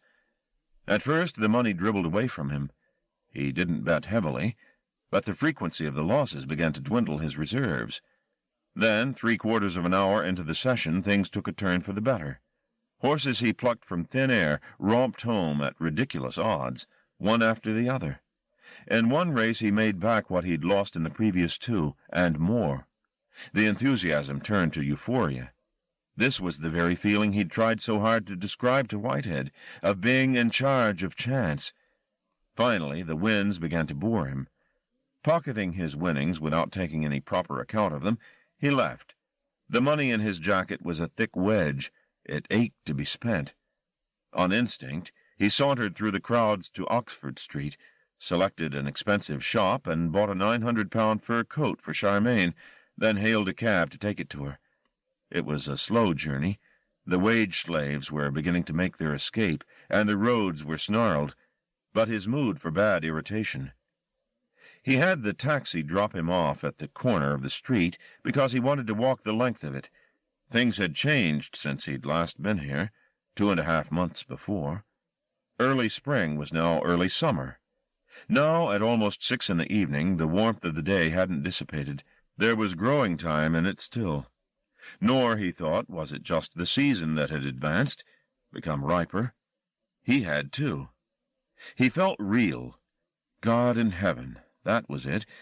At last he was able to operate in the world again, affect it, shape it. Charmaine came to the door, looking flustered. She looked more flustered still when Marty stepped in, kissed her, and put the coat box in her arms. "Here, I bought you something." She frowned. "What is it, Marty?" "Take a look. It's for you." "No," she said. "I can't." The front door was still open. She was ushering him back toward it, or at least attempting to, but he wouldn't go. There was something beneath the look of embarrassment on her face. Anger. Panic, even. She pressed the box back at him, unopened. "Please go," she said. "It's a surprise," he told her, determined not to be repelled. "I don't want any surprises. Just go. Ring me tomorrow." He wouldn't take the proffered box, and it fell between them, breaking open. The sumptuous gleam of the coat spilled out. She couldn't help but stoop to pick it up. "Oh, Marty," she whispered. As he looked down at her gleaming hair, someone appeared at the top of the stairs. "What's the problem?" Marty looked up. Flynn was standing on the half-landing, dressed only in underwear and socks. He was unshaven. For a few seconds he said nothing, juggling the options. Then the smile, his panacea, swarmed across his face. "Marty!" he exclaimed. "What's buzzing?" Marty looked at Charmaine, who was looking at the floor. She had the coat in her arms, bundled up like a dead animal. "I see," Marty said. Flynn descended a few stairs. His eyes were bloodshot. "It's not what you think. Really it isn't," he said, stopping halfway down, waiting to see which way Marty would jump. "It's exactly what you think, Marty," Charmaine said quietly. "I'm sorry you had to find out like this, but you never rang. I said ring before you come round." "How long?" Marty murmured. 2 years, more or less." Marty glanced up at Flynn. They'd played together with that black girl. Ursula, was it? Only a few weeks past. And when the milk was spilt, Flynn had slid away. He'd come back here to Charmaine. Had he washed, Marty wondered, before he'd joined Charmaine in their double bed? Probably not. Why him? He found himself asking. Why him, for Christ's sake? Couldn't you have improved on that? Flynn said nothing in his own defense. "I think you should leave, Marty," Charmaine said, clumsily attempting to rebox the coat. "He's such a shit," Marty said. "Can't you see what a shit he is?" "He was there," she retorted bitterly. "You weren't." "He's a fucking pimp, for Christ's sake." "Yes," she said, letting the box lie and standing up at last, eyes furious, to spit all the truth out. "Yes, that's right. Why do you think I took up with him?" "No, hard times, Marty. Nothing to live on but fresh air and love letters." She'd whored for him. The fucker had made her whore. On the stairs, Flynn had gone a sickly color. "Hold up, Marty," he said. "No way did I make her do a damn thing she didn't want to do." Marty moved to the bottom of the stairs. "Isn't that right?" Flynn appealed to Charmaine. "Tell him, woman. Did I make you do a thing you didn't want to do?" "Don't," Charmaine said. But Marty was already starting up the stairs. Flynn stood his ground for 2 steps only, then retreated backward. "Hey, come on." Palms up to keep the blows at bay. "You made my wife a whore?" "Would I do that?" "You made my wife a fucking whore?" Flynn turned and made a bid for the landing. Marty stumbled up the stairs after him. "Bastard!" The escape ploy worked. Flynn was safely behind the door and wedging a chair against it before Marty could get to the landing. All he could do was beat on the panels, demanding uselessly that Flynn let him in. But it took only a small interruption to spoil his anger. By the time Charmaine got to the top of the stairs, he'd left off haranguing the door and was leaning back on the wall, eyes stinging. She said nothing. She had neither the means nor the desire to cross the chasm between them. "Him," was all he could say. "Of all people." "He's been very good to me," she replied. She had no intention of pleading their case. Marty was the intruder here. She owed him no apology. "It wasn't as if I walked out. It was your doing, Marty. You lost for both of us. I never got a say in the matter." She was trembling, he saw, with fury, not with sorrow. "You gambled everything we had, every damn thing, and lost it for us both." "We're not dead." "I'm 32. I feel twice that." "He makes you tired. You're so stupid," she said without feeling. Her cool contempt withered him. "You never saw how fragile everything was. You just went on being the way it suited you to be, stupid and selfish." Marty bit at his upper lip, watching her mouth as it spoke the truth at him. He wanted to hit her, but that wouldn't make her any less right, just bruised and right. Shaking his head, he stepped past her and thundered down the stairs. She was silent above. He passed the box, the discarded fur.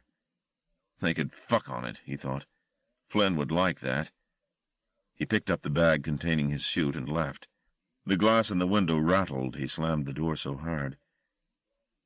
"You can come out now," Charmaine said to the closed bedroom door. "The shooting's over." 44. Marty couldn't get one particular thought out of his head. That she'd told Flynn all about him, spilling the secrets of their life together. He pictured Flynn lying on the bed with his socks on, stroking her and laughing as she poured out all the dirt. How Marty had spent all the money on horses and poker. How he'd never had a winning streak in his life that lasted more than 5 minutes. "You should have seen me today," he wanted to tell her. "Things are different now. I'm shit-hot now." How he was only good in bed on the infrequent occasions that he'd won, and uninterested the rest of the time. How he'd first lost the car to McNamara, then the television, then the best of the furniture, and still owed a small fortune. How he'd then gone out and tried to steal his way out of debt. Even that had failed miserably. He lived the pursuit again, sharp as ever. The car smelling of the shotgun Nygaard was nursing, the sweat on Marty's face pricking in his pores as it cooled in the draught from the open window, fluttering up into his face like petals. It was all so clear, it might have happened yesterday. Everything since then, almost a decade of his life, pivoted on those few minutes. It made him almost physically sick to think of it. Waste. All waste. It was time to get drunk. The money he had left in his pocket, still well into 4 figures, was burning a hole, demanding to be spent or gambled. He wandered down to the commercial road and hailed another cab, not entirely certain of what to do next. It was barely 7. The night ahead needed careful planning. What would Papa do, he thought. Betrayed and shat on, what would the great man do? Whatever his heart desired, came the answer. Whatever his fucking heart desired. He went to Euston Station and spent half an hour in the bathroom there, washing and changing into the new shirt and new suit, emerging transformed. The clothes he had been wearing he gave to the attendant, along with a 10-pound note. Some of the old mellowness had crept back into his system by the time he'd changed. He liked what the mirror told him. The evening might turn out to be a winner yet, as long as he didn't whip it too hard. He drank in Covent Garden, enough to lace his blood and breath with spirits, then had a meal in an Italian restaurant. When he came out, the theaters were emptying. He garnered a clutch of appreciative glances, mostly from middle-aged women and well-coiffured young men. I probably look like a gigolo, he thought. There was a disparity between his dress and his face that signaled a man playing a role. The thought pleased him. From now on he would play Martin Strauss, man of the world, with all the bravura he could muster. Being himself had not got him very far. Perhaps a fiction would improve his rate of advancement. He idled down Charing Cross Road and into the tangle of traffic and pedestrians at Trafalgar Square. There'd been a fight on the steps of St. Martin's in the Field. 2 men were exchanging curses and accusations while their wives looked on. Off the square, at the back of the mall, the traffic quietened. It took him several minutes to orient himself. He knew where he was going, and had thought he knew how to get there, but now he wasn't so certain. It was a long time since he'd been in the area, and when he eventually hit the small mews that contained the academy, Bill Toy's club, it was more by chance